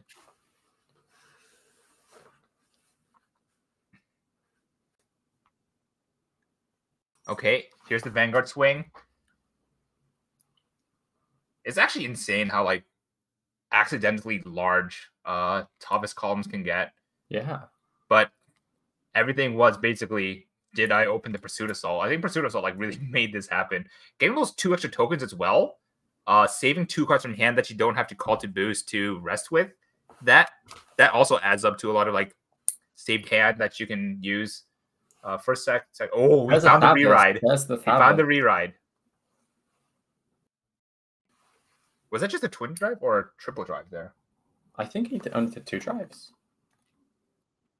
Oh, that was 3 blanks. Oh, 3 blanks. Okay, but thanks, 3 blanks. But a Tavis. Okay, and then really, really big. Pushing to 4. Oh, no, not the Savage Mercenary. No. Mark.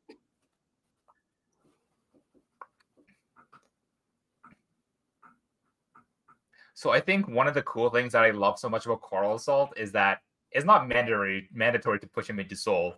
A lot of the times you're just like, all right, I'm going to leave this here because if you don't deal with this turn, I'm going to hit you a lot. So here we see Card Fighter opting to ride up now, realizing that, oh, maybe I should have just given first stride. So riding into the Spino, can we make something out of this turn? definitely looking for heel triggers. If only we had the angler. Oh, if only we had the anger. The voices in our head say, Yeah. choosing to pick up the heel trigger. Interesting.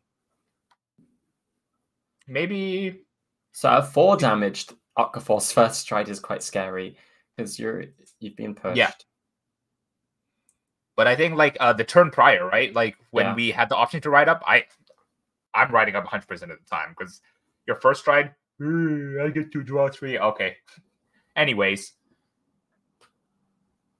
Yeah, because we did have that spare Spino. Unfortunately, no anger. And we still at both games, we haven't been able to see Sweeper kind of pop off. But there's red. And there's one Sweeper. I think it's just a little bit too late though. Yeah, he can't get 3 gauges.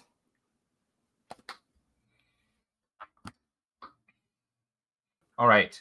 Looks like we're going to go into attacks here. So I see swing red, gauge itself, swing mega, eat the red.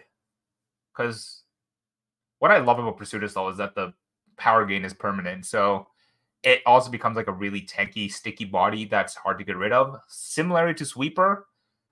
Doesn't scale as fast as Sweeper, but it scales in a way that scales your deck as well. So that's always good to see with Push Sussy.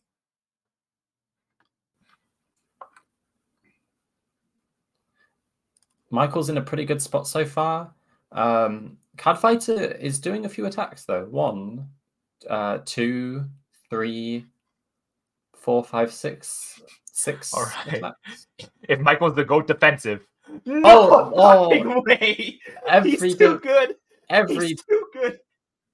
He's too good. This is hard to watch. He's too good. You almost feel bad. I mean, the saving grace is that heal is wasted. I think it would have sucked extra if like that was like a draw. This is a draw, yeah.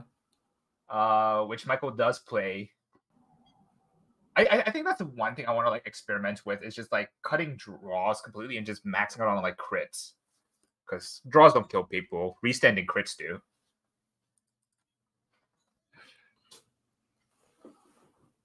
My cat sneezed. I was confused.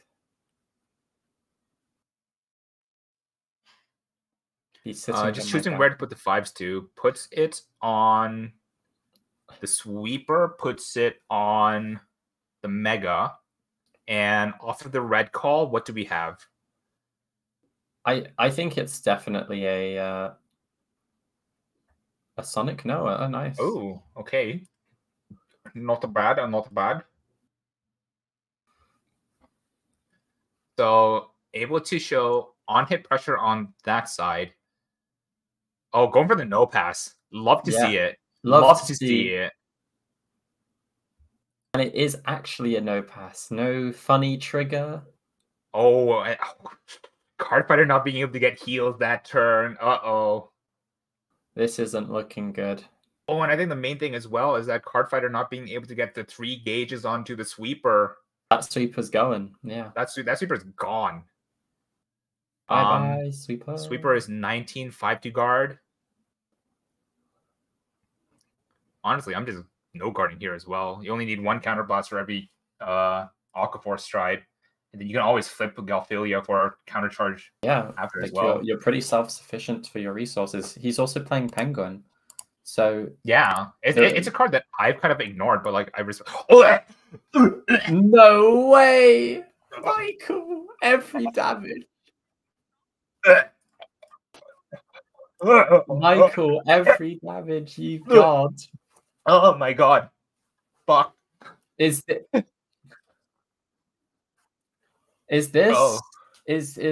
the top 8 American difference?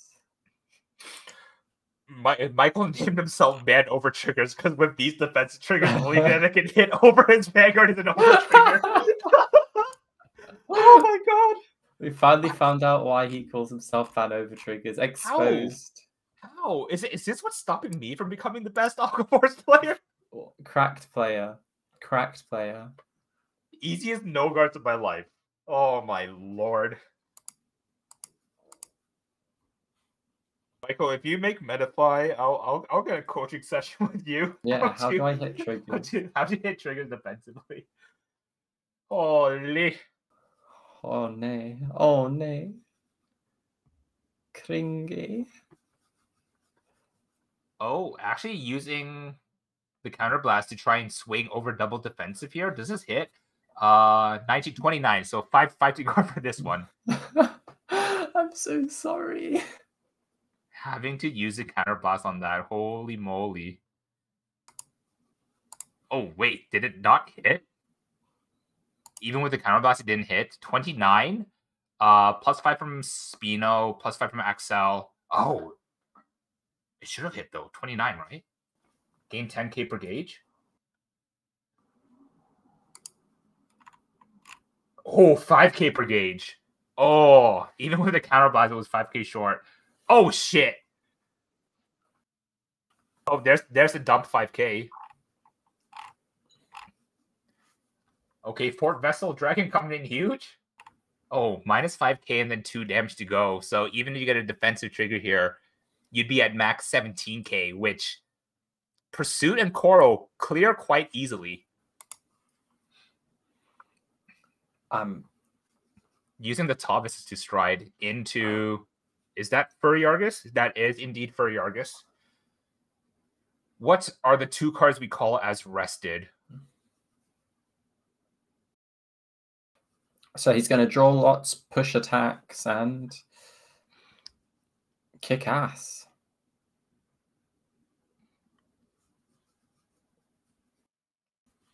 I think normally what you kind of want to find here is like a Coral Assault to restand. What else does he have, though? He has Penguin. Penguin would be cool. But apart from Coral and Pursuits, the deck doesn't really have what we want to call attackers. But there's a Pursuit right there. So we are going to have 2 24k attackers and the Penguin. The Penguin's going to be able to get us a counter charge. That is very good. And I wonder if we have the Coral in hand. So Pursuits are 24, 24. Coral's going to be 24. So there's going to be a lot of 24s at 7, which is 20k to card. Yeesh.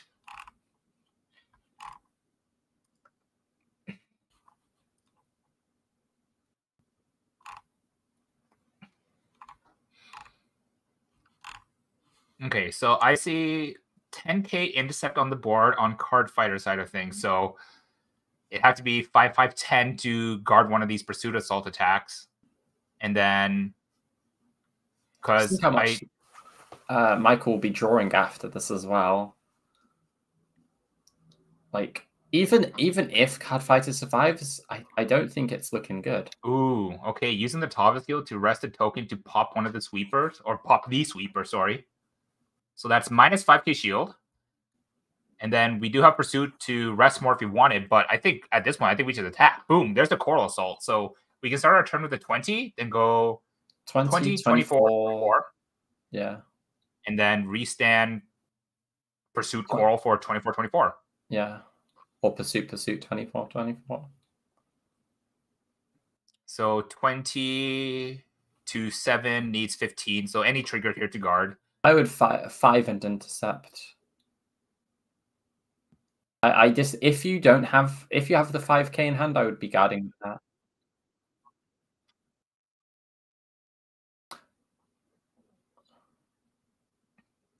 And it looks like this is going to be a 24.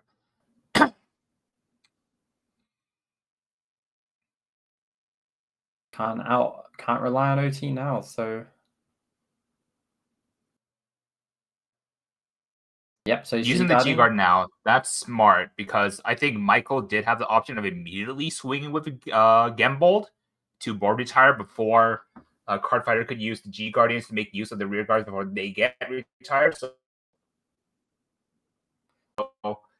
that could have also been in consideration. Use the Pursuit to rest, rest 2, and then immediately swing Vanguard to attack, right? Yeah.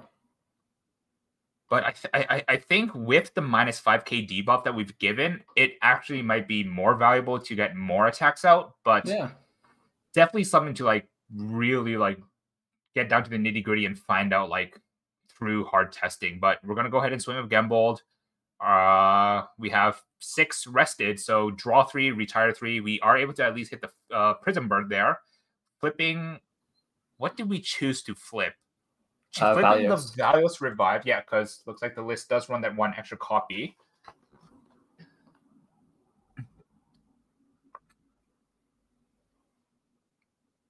Restanding the Pursuit and the Coral, so we have 3 attacks left at 24, 24, 24. I think if there's an attack to no guard on, actually no, you probably have to guard this one and then no guard one of the non-crits. Yeah, hope that no crits are checked or minimal. Oh, choosing no guard on this one. There's the crit. That's the crit. Is Coral, there another crit? Nope, there's not another Coral crit. Ford Vessel. Okay, so 2 damage first, second, no, and that is it. Oh my lord, Michael Seeker. So the clan Seeker is basically there because Seekers in the game right now triggers. Suck.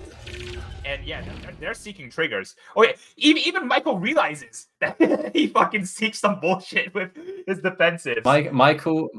Michael seeking triggers. That's the name. Banotes was his guise. Banote was the guise, but the real name was Seek Triggers. You can. Oh my gosh. You can. He now that triggers have been banned, he's got the perfect defensive strategy. What a genius!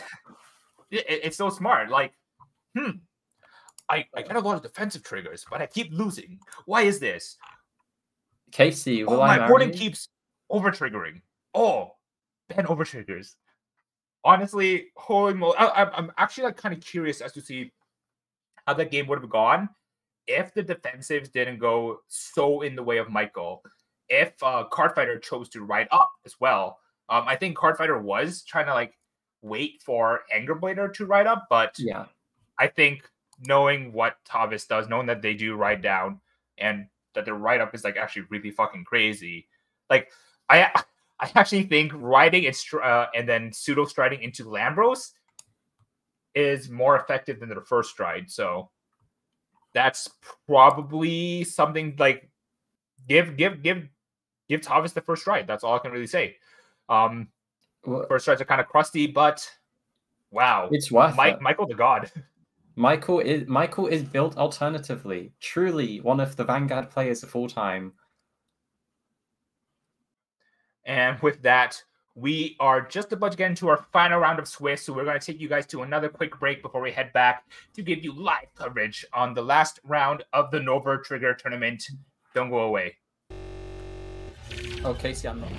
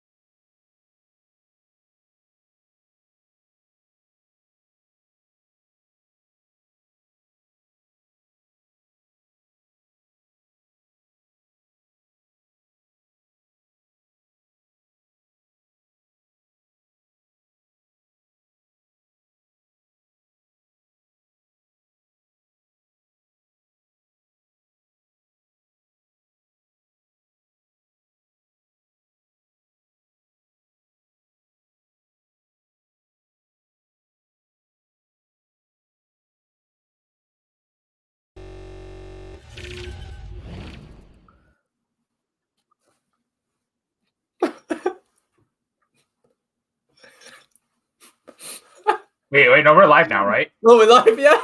Okay, so we're live now. So we're now in the final round of our NOverTrigger tournament. I'm excited to see what we will have for the final round here, and I'm very happy to see like what we've kind of experienced throughout like today actually. Like we said, I think Grade 2 Gaming has been like a major showcase as to like A, what the premium format is about, and B, now that you don't have to worry about the fucking NOverTrigger, you can Grade 2 game safely. We've said no to pass like it's natural. Nature is healing. Exactly. This is the way to heal the game. A, fuck the NOverTrigger. In all formats, honestly, I wouldn't even be mad if like they got rid of it in standard. But step 1 is to get rid of it in premium. Step 2 is to introduce communism. But apart from that, I think we are getting our final round ready. What game stood out to you the most today, besides Michael Trigger Sacker? Michael Trigger Seeker was probably my favorite. But in all honesty, I think. Okay, from a gameplay point of view, I really liked the Shirayuki and Spike Brother game. That was an actual game. That was 2 people battling it out. But yes. I liked I liked Kuro's game. I love one-sided games. It's my guilty pleasure. Oh my god. I hate watching because like I feel so bad for them. I like, love it. I love that one misplay completely threw the game into the dumpster. Like Kuro just had everything, and honestly, that was really fun to watch. Just like him going, yeah, I win. I think I can appreciate those games because they're really good showcases. They're like almost YouTube videos as to showing off what this deck is capable of. Yeah. Like Michael being able to do like the ride down into immediately kill turn right after, Kuro being able to do the ride down into the immediately kill turn right after. So yeah, I think I have to agree with you that those games were very fun to watch. But I'm most excited for the final game that we're about to watch. Let's head into the tables here. Yeah. And then if all the players are ready, we are also ready. And it looks like one of our players there is a Digimon player. I see that Digimon card at the top here. I'm not sure what it's being used for. Based Digimon player. Insanity, so that's a Brit, you know, represent. All right, we've got Insanity and we've got Rengoku. And if these are our final players for today's final match of Swiss, let's not dilly-dally any longer and let's get into the final round of NOverTrigger. The healthiest format you know yet. With the greatest casters. Make sure to tune in tomorrow with Megatrick BRO NA champion and the person that's replacing Tony. Yo. TikTok starter. This is based. I didn't even look at the deck and wait. Okay, this is interesting. So they've just decided, you know what? I don't need the quick shield. I just want to see TikTok. Well, you know what? If you go first, oh no! I'm the G-assist! No, not like this. No. What is it with Grand Blue players and G-assisting into Gear Chronicle? Oh no, not like this. We do find a grade 1, but it's not like an impactful grade 1. It's not like C-Strong to be able to like immediately mill, but like, oh, it's so sad. This is so. And to be fair, you don't need a quick shield if you're going first. So yeah, just always go first. Oh, but oh no, open G assist is never where you want to be. But hopefully Insanity can bring it back. Yeah, I think he can. We saw Kaito do it. Kaito played it out like a champ, so I trust Insanity to do the same, you know? Looking at the list here, yeah, so Sackmaster Rengoku choosing to not play the starter actually opened up a lot of lines. Playing the Ribble. That's Yeah, interesting. he's playing Ribble, so he's going for a more discard route. That's super interesting. It's what do we have for discards? We have Engilsa. We have Striding. Yeah, this is interesting. I'm very curious as to see what kind of funny things Ribble can do besides being a Steam Maiden name that you can just find off of the Gearcat. Oh, wow. And I'm looking at Insanity's list now, and this deck is like texted to the brims. Yeah, I see Full Revolution Dragon. Interesting. Unless this is a proxy for something. Let me quickly check here. I was like, what is this for? If you know what Soul Revolution, it's not a proxy. It's actually a Soul Revolution Dragon. What? Let's read. If you at the end of turn, if you or attack the total 5 or more times this turn. Okay, so it's Soul and Countercharge. Oh, this is the Countercharger. Yeah. Okay, yeah. Countercharger.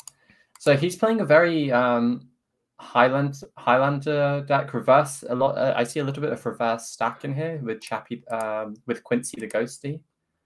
Mm-hmm. So he can stack his deck, which is not as impactful now that the NOverTrigger's gone. But still being able to put triggers back in the deck and stacking is still really important. Yeah, stacking is still important. So, legally stacking is still important. Legally stacking. Legally. Do not take our words like that. But Rengoku actually go for a very aggressive line, going for the 2/2 push here. Offering the ability for Insanity to swing into rear, but such is the story of going second against Force. You are always just a little bit behind. And I think it's fine to be a little bit more aggressive, because you want them to be at high damage, as we saw in the last Grand Blue versus Gear Chronicle game. Grand Blue compresses, so they'll usually hit 2 to 3 defensives on your kill turn, and you don't want that. So if you can put them to 4, you're parking. You're vibing. Yeah, and this is one of the strongest parts about Grand Blue. What is a counterblast? Grand Blue can still do what it wants to do with one counterblast, and I think that's something I'm incredibly jealous of. Without counterblast is what I meant to say. So getting into Engilsa, getting into Time Leaper, being able to do multi-attack with Time Leaper. Holy moly. Holy moly.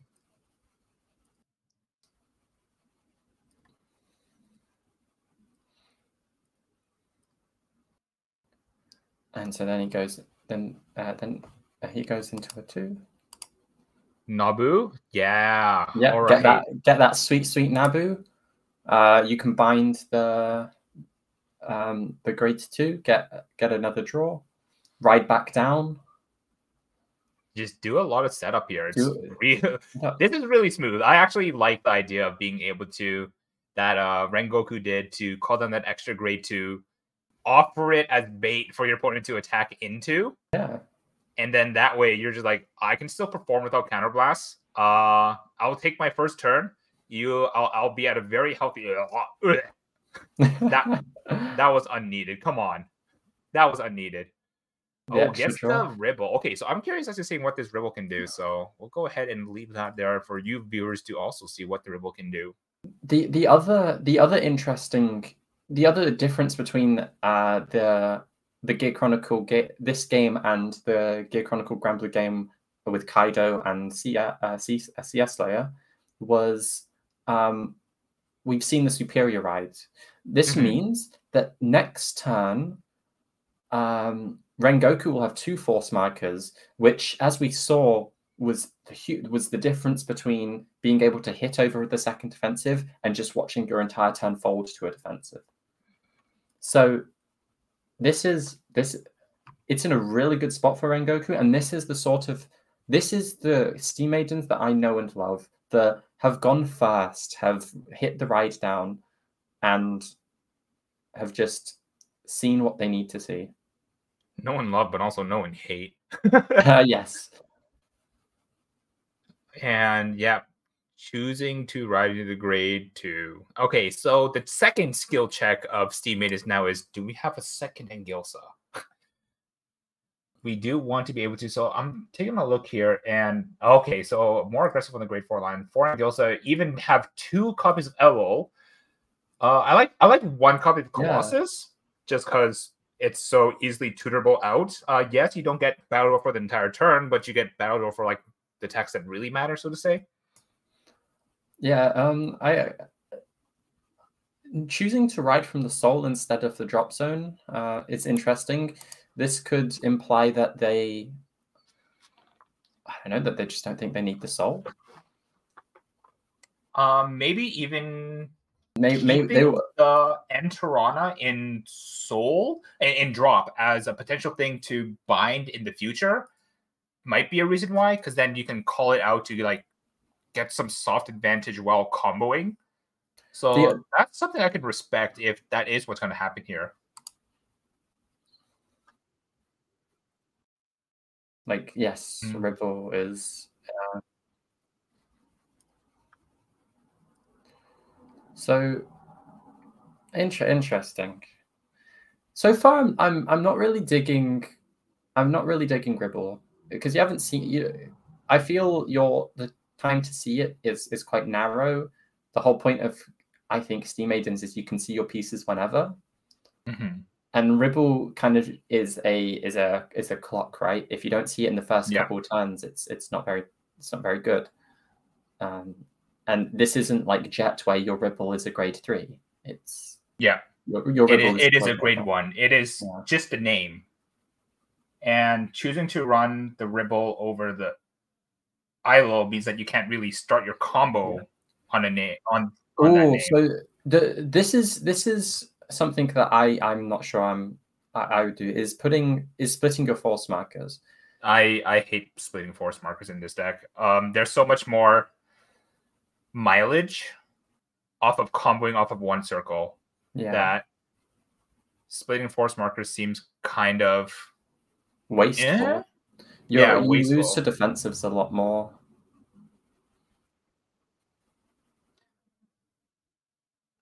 Voice in our heads isn't very good at making bets. So going for the Shlishma here. For some reason, I like fell asleep and I was looking at it. I was like, oh, they're splitting so they can combo on grade 3. I was like, wait a minute. But yeah, this is interesting. It's something that's there's a lot of discussion, a lot of like opinions based on how to put your force markers. Some people like to combo on one column and then combo onto another. Some people like to column on one column and then jump to another column. But I think theoretically you get the most mileage out of those like extra 10Ks by stacking them. Yeah. I think, yes, your third one can go to the other side, but your first 2 should go to one circle. The back row rear guard, that one.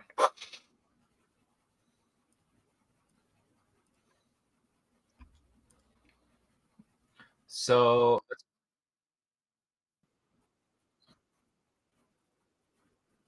yeah.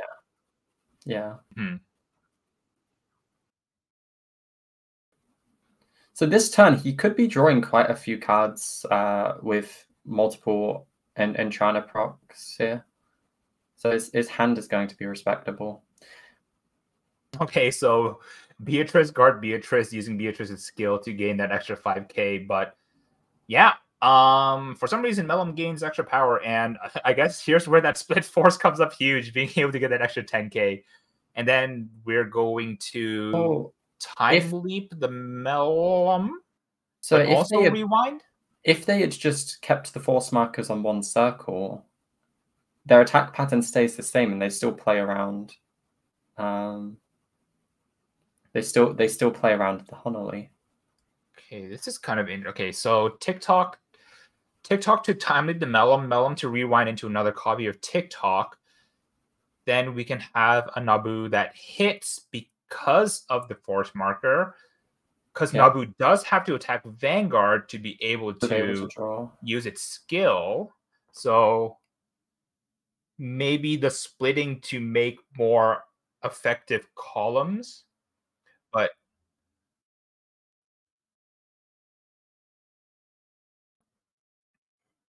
attacks. You want to I make your think, yeah, flank attacks. having more effective, less attacks is probably what we want. So probably still stacking is the idea here. So gonna use TikTok to pop into Soul, binding the Nabu. Now, Nabu should still be able to draw a card as well. So choosing to actually time leap first, thin the deck, and then draw to make sure you don't accidentally lose that Yeah. LO. So you.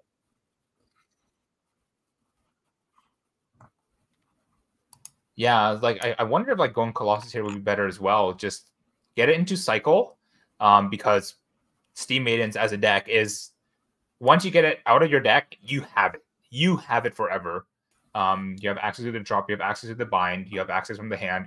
So outside of deck, outside of damage, a Colossus on board is a Colossus everywhere. So drawing off of the Nabu, so 1, 2, 3, going into the rear guard, it looks like, based on that the angle of attack, so to say. So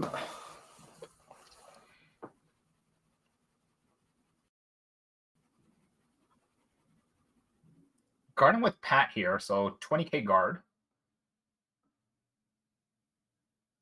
And then Pat Charlie, bind itself. could you ask to put the Pat closer to the G zone, because out of the deck it's like thank you voice in our head. It's just for commentators, not for. So then swing it with the Entrana, get the extra. This is for attack.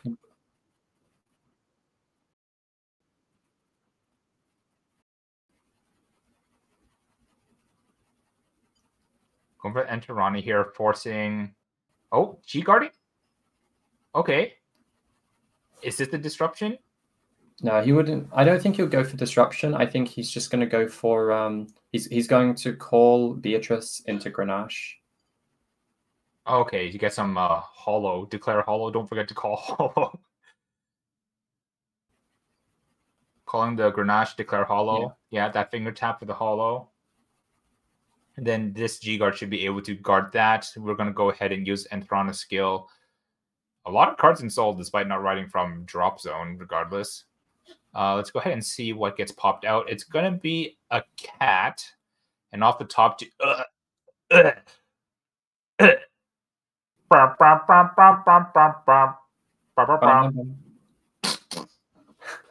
the Colossus. I don't know. I think I would have added the Colossus to hand, starting combo on Colossus. Yeah. I also think that he went too hard on the TikToks that turn. Like he's yeah, I think saving those for like the Colossus turn. Whoo, yeah. Actually, also, is there any benefit in calling those to the front row? They can't attack. 1, 2, 3. Yeah, it's the fifth. So I think maybe calling 2 grade 2s for intercept, or the melon for next turn. True. Like, because they can't attack, so. Okay, there's the PG. Yeah, it doesn't matter where these triggers go because. Oh wow! Trigger. Those are good drive checks. Those are good drive checks. And then passing our turn with our front row here. So I don't know if we had another grade 2 to call out of bind. I mean, I'm looking at Enteron, I'm looking at Nabu, I'm looking at Melum.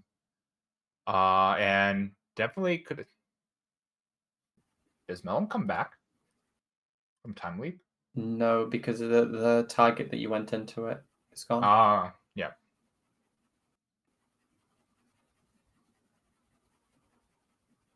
So going to go ahead and Big Obadiah get our mill 5 here.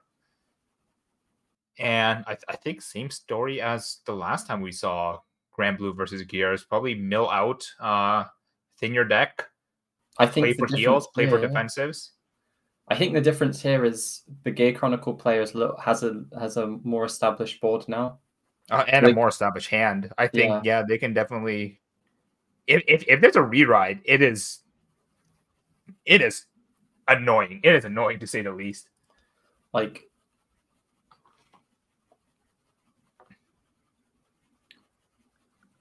a Colossus turn is definitely coming next. Yeah. Maybe he'll lock him at 2 counterblast, but with Bombert Hog, having 3 counterblast to work with. Yeah, having 3 damage is. Then again, no, he's right? not playing Bombert Hog, so he can give him 2. Oh, okay. No Hog, interesting.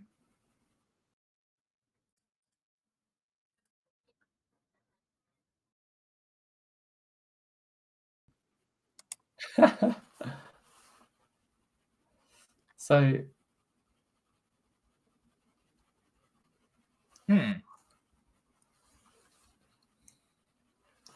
don't know if I agree with the Columbard here. Oh, it's an OG Columbard too. Oh, wow. Night Storm at home. Oh, you're milling and not calling. Sorry. Oh, that's. Yeah, these are the calls off of So Hollow. I think that's the dragon for more resources. Yeah. Jesse, Columbard. Oh, and I think the main thing here is that Honolly is very safe because we don't have Karunta in the other list. Deck, yeah. Or the spot removal. So,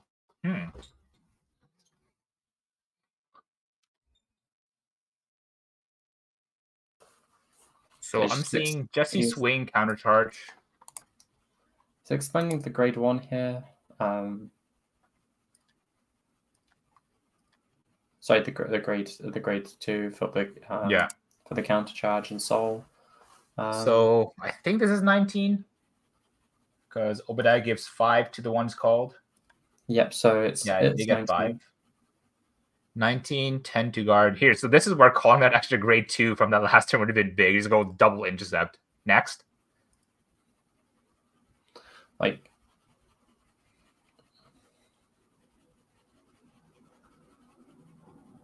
It's interesting.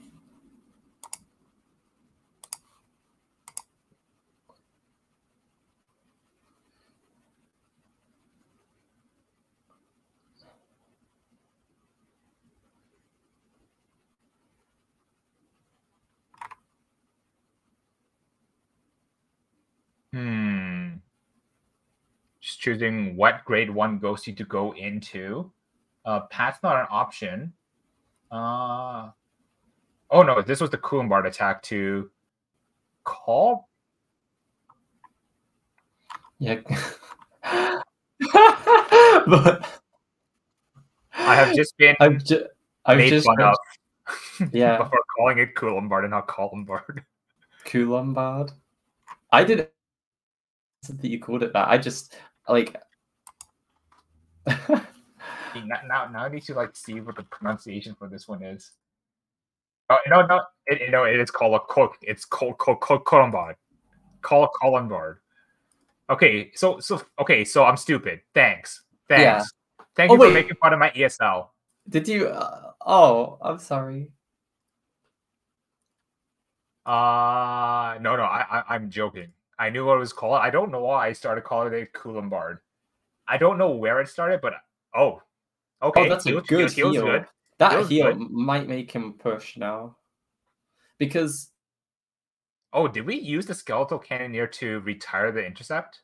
Yeah. Oh, okay. Yeah, so he's going to. So now, Rengoku goes to 3 here, I think. Rengoku goes to 3. I think there's a world where Rengoku could choose to go to 4 and then try in 2 to 6. But like we said, not starting the turn with Colossus could make it a bit more difficult. Also, you'd need another grade 3, or the same thing is going to happen to him. What happens to that happened to Sea Slayer 2 defensives shuts down the entire turn. Mm-hmm. Thinking on whether to take. Sitting at 23.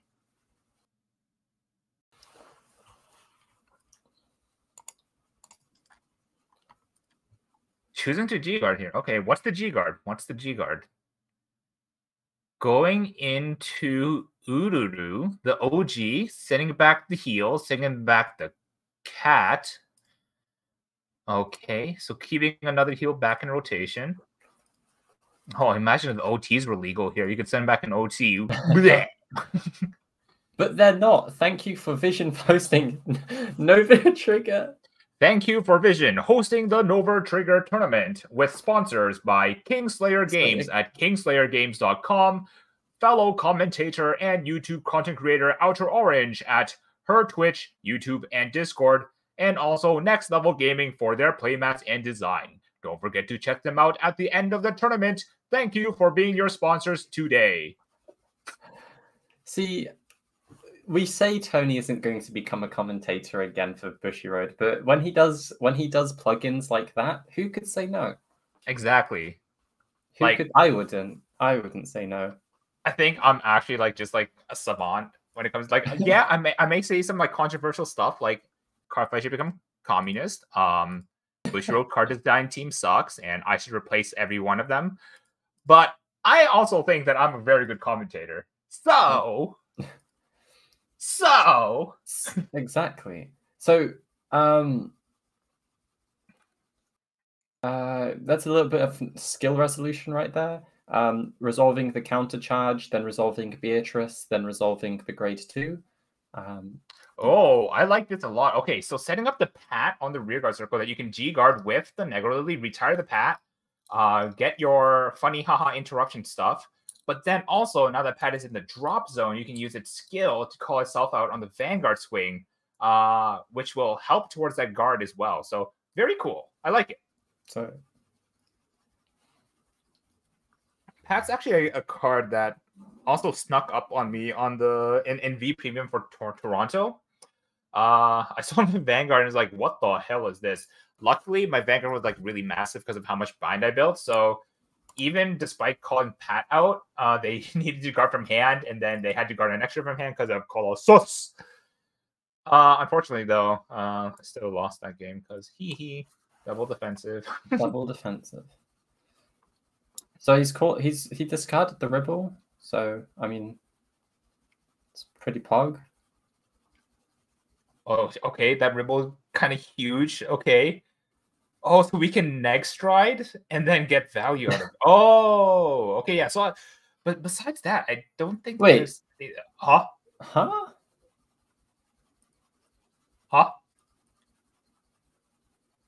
I'm visibly confused. Reading. So this is what? Okay.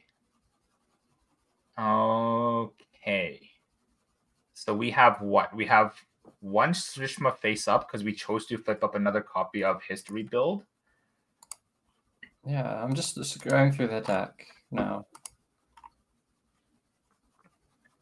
So I think even if you were on Altered, you'd want to flip up a Shrishma here for the chance of extension. Yeah, but I don't know why you'd go into Altered here. I think here, it's just another Shrishma slam, right? You have your bind zone set up. You have Colossus there. You have 2 counterblasts to play with. Yeah. This is interesting. And I don't see Funny Visor as well. So, interesting. We'll see what kind of turn we're able to make out of this. What's he cooking? Do you think maybe he's trying to push damage a little bit to play around Honolly? Maybe do a soft turn, push to 3 or 4. No, push to 3. Sorry, yeah. Actually, not on Night Mist on this one. But I don't think that does Granblue loves it when you try and do that, because if you play Granblue farms off of time. They scale with time, so this is okay. Interesting.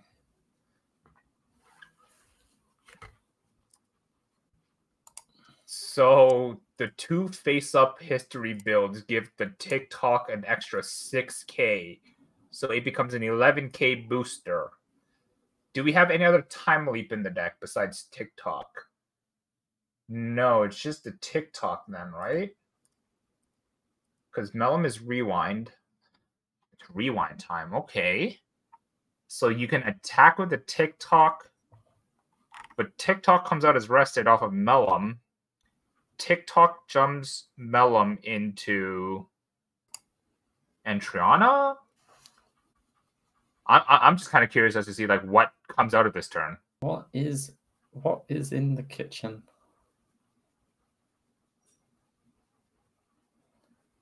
Because I'm going Insano style trying to figure out what the idea here is. Also, everyone in chat, I'm trying to make Insano style a thing. So if you could just spam Insano style in chat right now, I would love it. Insano style? You know what? Just for you, Tony. I'll now exclusively use Insano style. Thank you. INSANO? Insano style. I guess that's or insanity. Insano. Kind of like this. Insano style. Okay. Based. Insane style. I see you, Tony. I see you. This is cool. This is cool. I like it. Oh my god, calling the bell to put the pat back into the drop zone.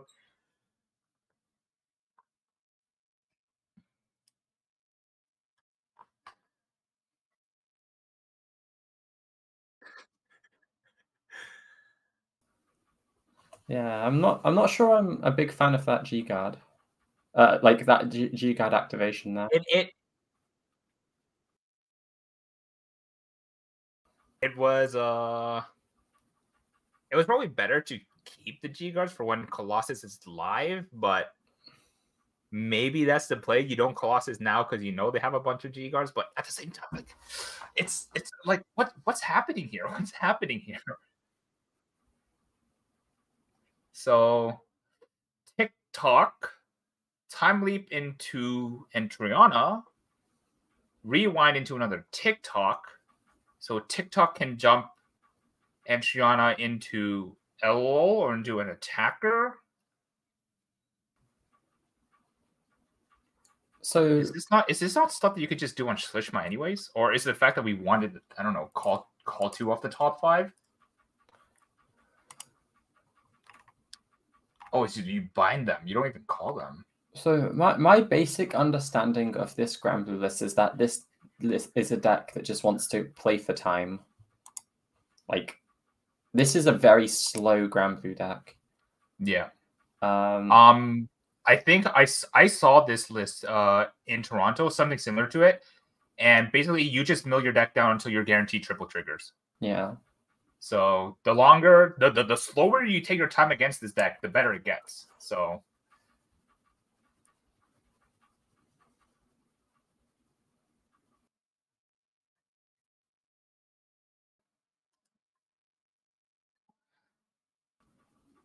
Okay, going to be able to 1-card guard. Time leaping the Ribble into Alul. Okay. And then Alul can jump into Colossus. Yeah. Wait, how many Rigard attacks is this now? It's been 1, 2 Rigard attacks. Yeah. So we're going on to 3. We're going on to attack number 3 now. So attack number 3 at a whopping 20. Just that's an easy intercept. Yeah, intercept with the Pat. It gets bound. Oh, that wasn't Pat. That was Quincy. Oh, that was Quincy? Okay. Yeah.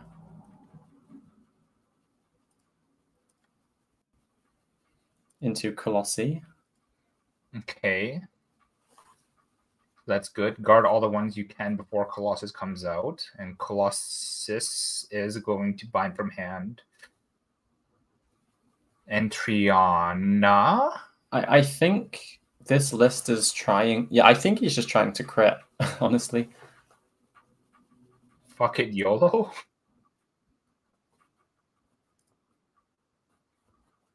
I think he's just desperately trying to thin for triggers. 23.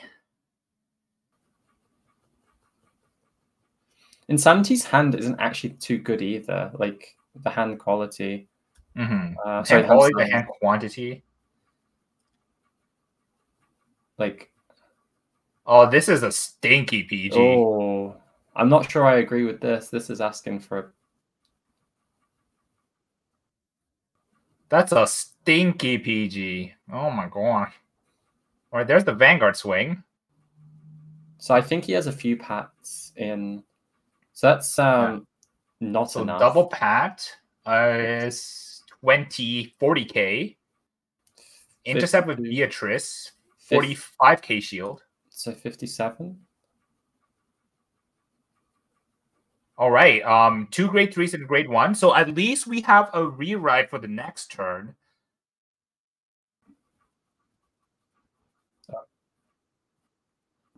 Yeah, I think he played. I think Dust is the. Yeah, I'm seeing those drive checks. I'm looking at Dust, but I'm looking at the G zone, and there's no Dust. No, there's no Dust.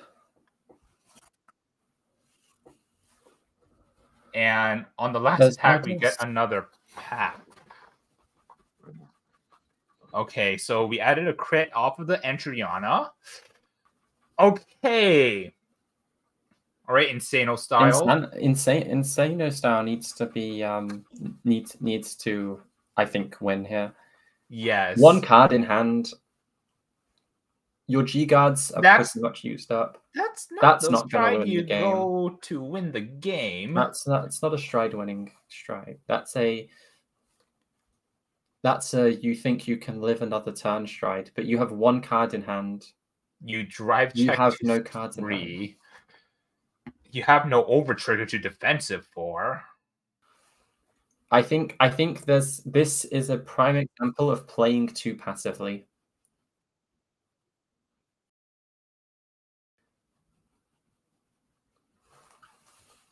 Did we have 30 cards in drop for Bartholomew? I mean, even a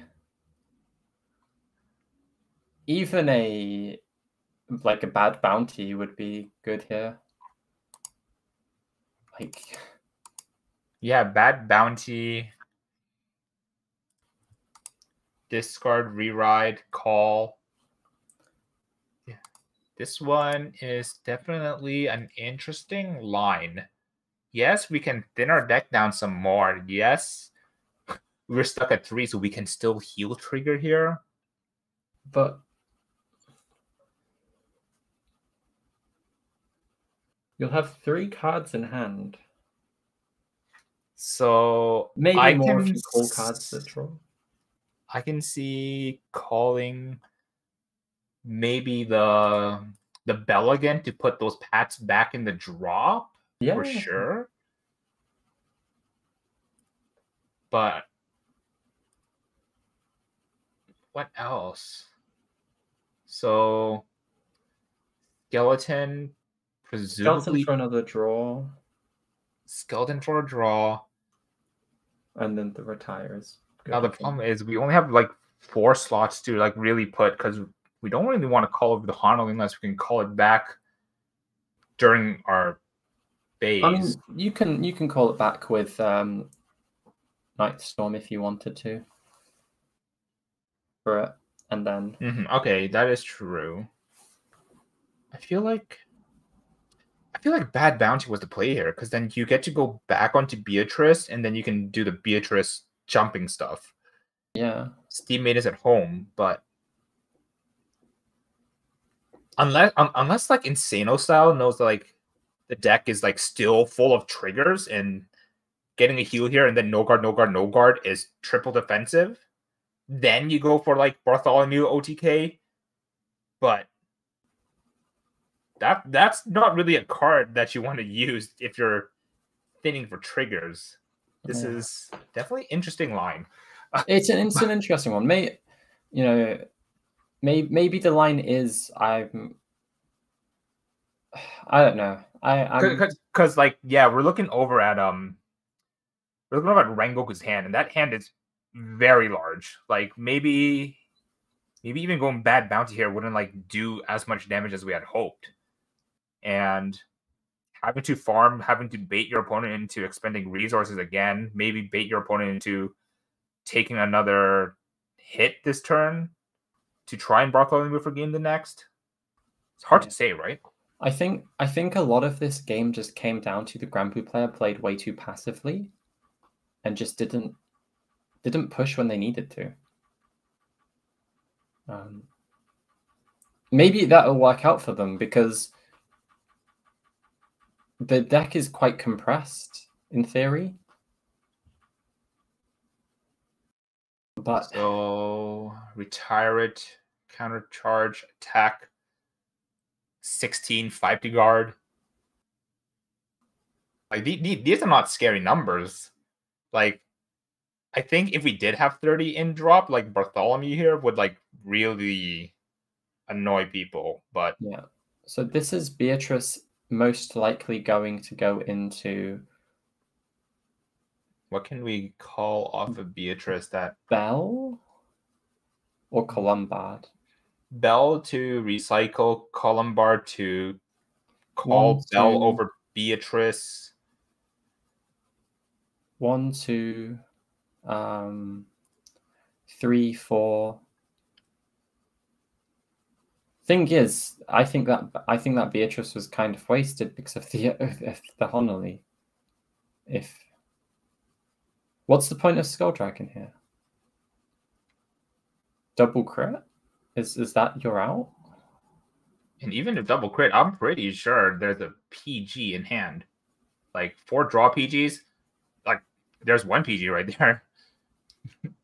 Double crit's not how you're gonna win this one. So that's a heal. Heal is good. Heal is very good. Healing the Pat is good. I still would have liked to be able to put the bound Pats back into the drop zone, yeah? Because then it gives us triple Pat on the Vanguard swing. And third, great. So yeah, the deck is compressed. This is expected. Yeah, but we're not killing from here. Like you can, I don't know where the crits were put. I think I would have liked to put all the crits onto the Skull Dragon, swing Beatrice into the Colossus, and then swing Skull Dragon, force PG. Like check where they have it. Funnily enough, I think the correct line of play for V right now is for Steam Maidens is just to play V. Like if we have like the vanilla or like if we have like the Engilsa to ride up and then no, because Engilsa would force us. Oh PG. Okay, so we have no counterblast. See, I think what I would have done. Oh, but we don't have the grade 1. Yeah, we don't have the grade 1 to jump into the grade 2. Because I was like, if we found like the grade 0 Ururu, like we could do something. But okay, let's see what happens here. It's Shlishma, so this is gonna be like the most vanilla Shlishma turn because Colossus is in bind, so the initial attacks probably get guarded easily. But Insano style does not have a strong grip, unfortunately. Well, no, they're not dying this turn. They're definitely not dying this turn, but and they can win next turn. I think next turn they win.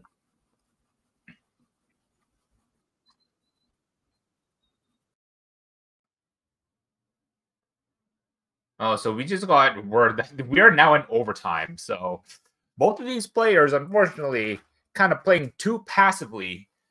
Unless the idea was to win in time, then in which case, so we're gonna start with the Ribble Swing.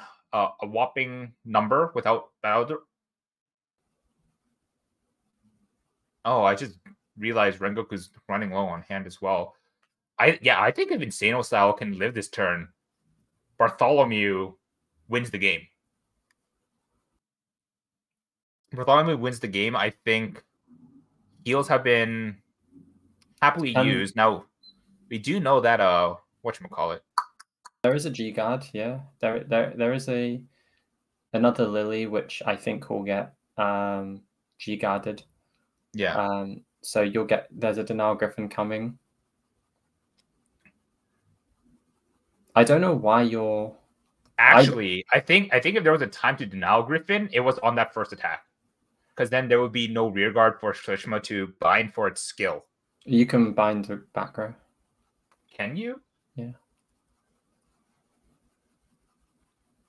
You can also bind a front row rear guard. Oh yeah, so you could have just stopped Slishma right here. Yeah, you could have just like ended the turn, just G guarding on that one. Yeah, and a G guard there ended the turn if you had it. Does he have another? How many does he play?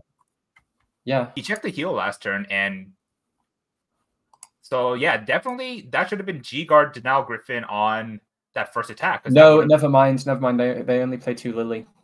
Yeah, so oh, they're out of lilies. Yeah. Oh wait, sorry. The lily's right there. Wait, how many lilies is face up? It must have been only one because I remember seeing one last turn.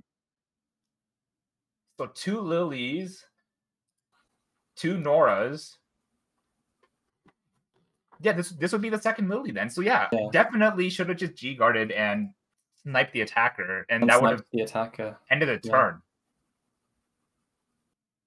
That would have made this like super vanilla. You also then would have won on time because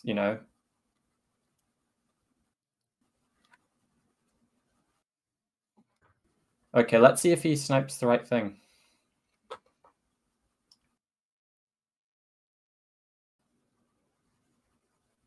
Okay, there's this Cannoneer. There is a right and there's a wrong target to snipe. All right. Who gets hit? Who gets hit? Come on, Insano Style. That is Huh? Huh? Huh? Huh? Huh? Huh? Ha ha ha ha ha ha ha. So I don't know why. Also, I don't know why the Steam Maiden player didn't call 2 grade 3s for Slishma.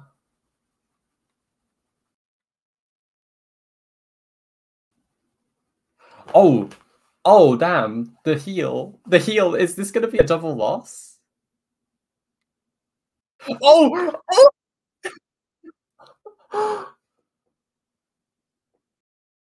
Oh my god! Area, no! So yeah, the correct play was to snipe the Colossus for what it's worth. Yeah. Now there's 2 cards left in deck. Does Granblue have funny opponent mill cards? Because no, even if so, time's gonna get called. Yeah, that's end of time. Oh my god! This was on time. So I think this game was too passive. Oh, definitely. This was.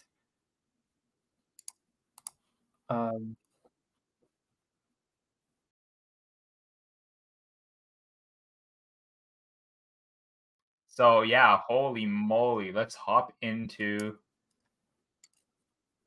Yeah, I think you're right. Like this was too passive of game. Like there was no. Like I can understand Granblue side being passive, but that altered stride, that should never have happened. I think Gear should have won on that turn. I think Gear should have just won on that turn already. Yeah. I wasn't sure if the Granblue player was on. Is that Granblue player on Bell? The Grand Blue player is on Bell, yes. We saw it happen. So I think the Bell should have been called. Yeah, the pass into the drop zone. Yeah. The Bell should have been called, but the pass into the drop zone. I think Bartholomew should have happened that turn as well. I think Bartholomew there would have been like backbreaking. But definitely G guarding the rear guard attack should have happened. Yeah. G guard the rear guard attack, get rid of any chance of extension off of the Slishma. Off the Slishma, yeah. Because the Slishma isn't that big because it would only be 28. 28 plus the booster. And then we had triple crit in hand that we just go guard pat, which is for sure no pass. And then it would be a tie, which would be a double loss, unfortunately, but that is the winning play, because then if you get the heal triggered, you win in time, and you just go right swing Vanguard. Well, but then you also have to consider the time it takes to do that. All Insanity would have to do was get one attack that hits in like 2 minutes. So it'd be rough, but Insanity would have a turn to have won the game. Yeah, and it's kind of sticky to talk about how to win in time. I think at the end of it all, like if there was one more turn, I think Insano Style wins just off of Bartholomew. We saw how little hand. No, even without Bartholomew, anything was winning. Gears was on 2 cards left in deck. You hit 1 damage, that's game. You hit 1 damage, pass, that's game. But that about wraps up Swiss for us. So thank you, everyone, for swinging by. We're going to hit you to a short break again while we get all of our top players ready. And once that's all back, we'll be back to us. And then we're going to do a quick talk out. So we will see you after the break. Mwah.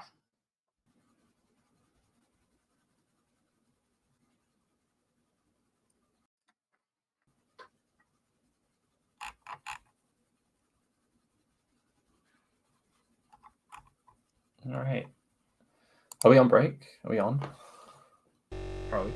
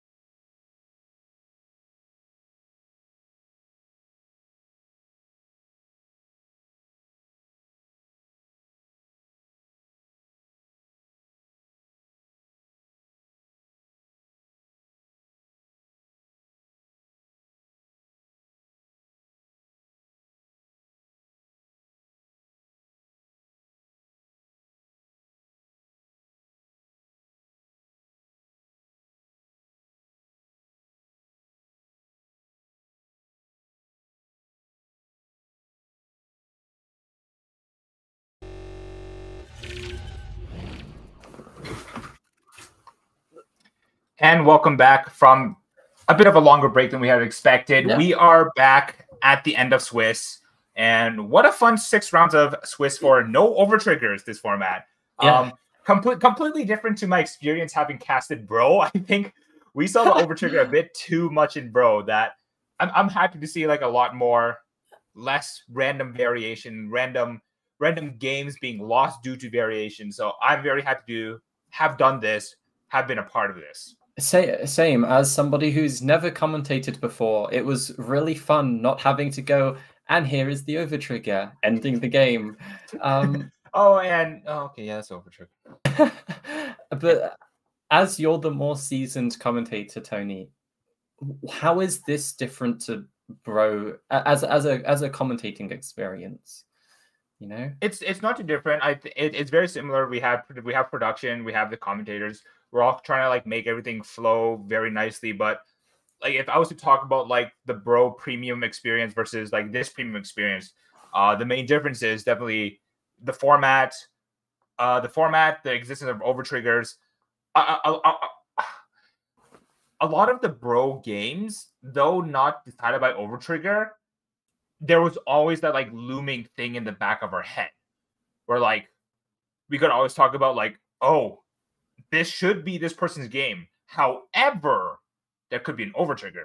And then that narrative just like leaves a bad taste, not like in your mouth, in the viewer's mouth, and like in the player's mouth as well. So being able to like kind of like demonstrate, like being able to show the viewers like this is game on board and this is why, or this is how they get game on board, and not really talk about, oh, but if the overtrigger is checked, then it's not really game on board anymore. So having that kind of narrative to like really go more into like the nitty gritty of like the specifics of power, specifically of combo chaining, specifically of like when to properly G guard to make sure that you don't have to deal with your opponent's extra attacks. That kind of stuff is what's being able to demonstrate here today. Yeah. I can't speak English. I 100%. You're the British one. Yeah. Like it was really great looking at a turn play like a turn where the player doesn't have to sabotage their own turn just in case that 1 in 20 cards happens to be the fun trigger. Like, yeah. Watching players play what they think is the most optimal turn with their hand, their situation, and their opponent's board is what I enjoy about what I enjoyed commentating about. Because it's a learning experience, right? Yeah, so, and like to bring it back into example where the overtrigger traumatized me in Toronto when I lost to Melissa Mill, it was because they got the 6 damage overtrigger. Yeah. Now, definitely in hindsight, ignoring how many cards they had in hand, I think I was correct to actually go for making more multiple Axel circles and then doing the Legion to guarantee the fronts. But apparently the correct play was to go for Valios Revive to play around the overtrigger. So having that kind of narrative is just kind of goofy to think about. So yeah, exactly, right? Like overtriggers, at least for me as somebody that tries to take away a lesson from every loss, it makes it hard to determine, was this a loss because of me or was this a loss because of the overtrigger? Exactly. And then it's like the Lord Melissa Mill is enough to make me think, you're banned, bro. You're banned. Bye, Sage.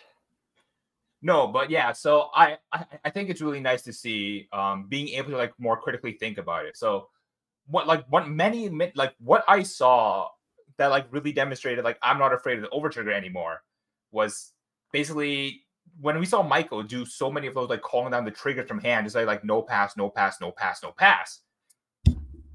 That stuff like sometimes doesn't happen in overtrigger existing formats. Like even if the correct play is to slam down the OT to pass, it fucking sucks when it happens. Yeah, it sucks. So not having to deal with that, being sure that by throwing down by expending that resource to guard, you know that this is I am using this card in hand to make sure I'm not taking the damage this turn. And to be able to have like that comfort of knowing it's not going to happen, and then knowing that you're able to use that decision for future turns is what's really great about no overtriggers.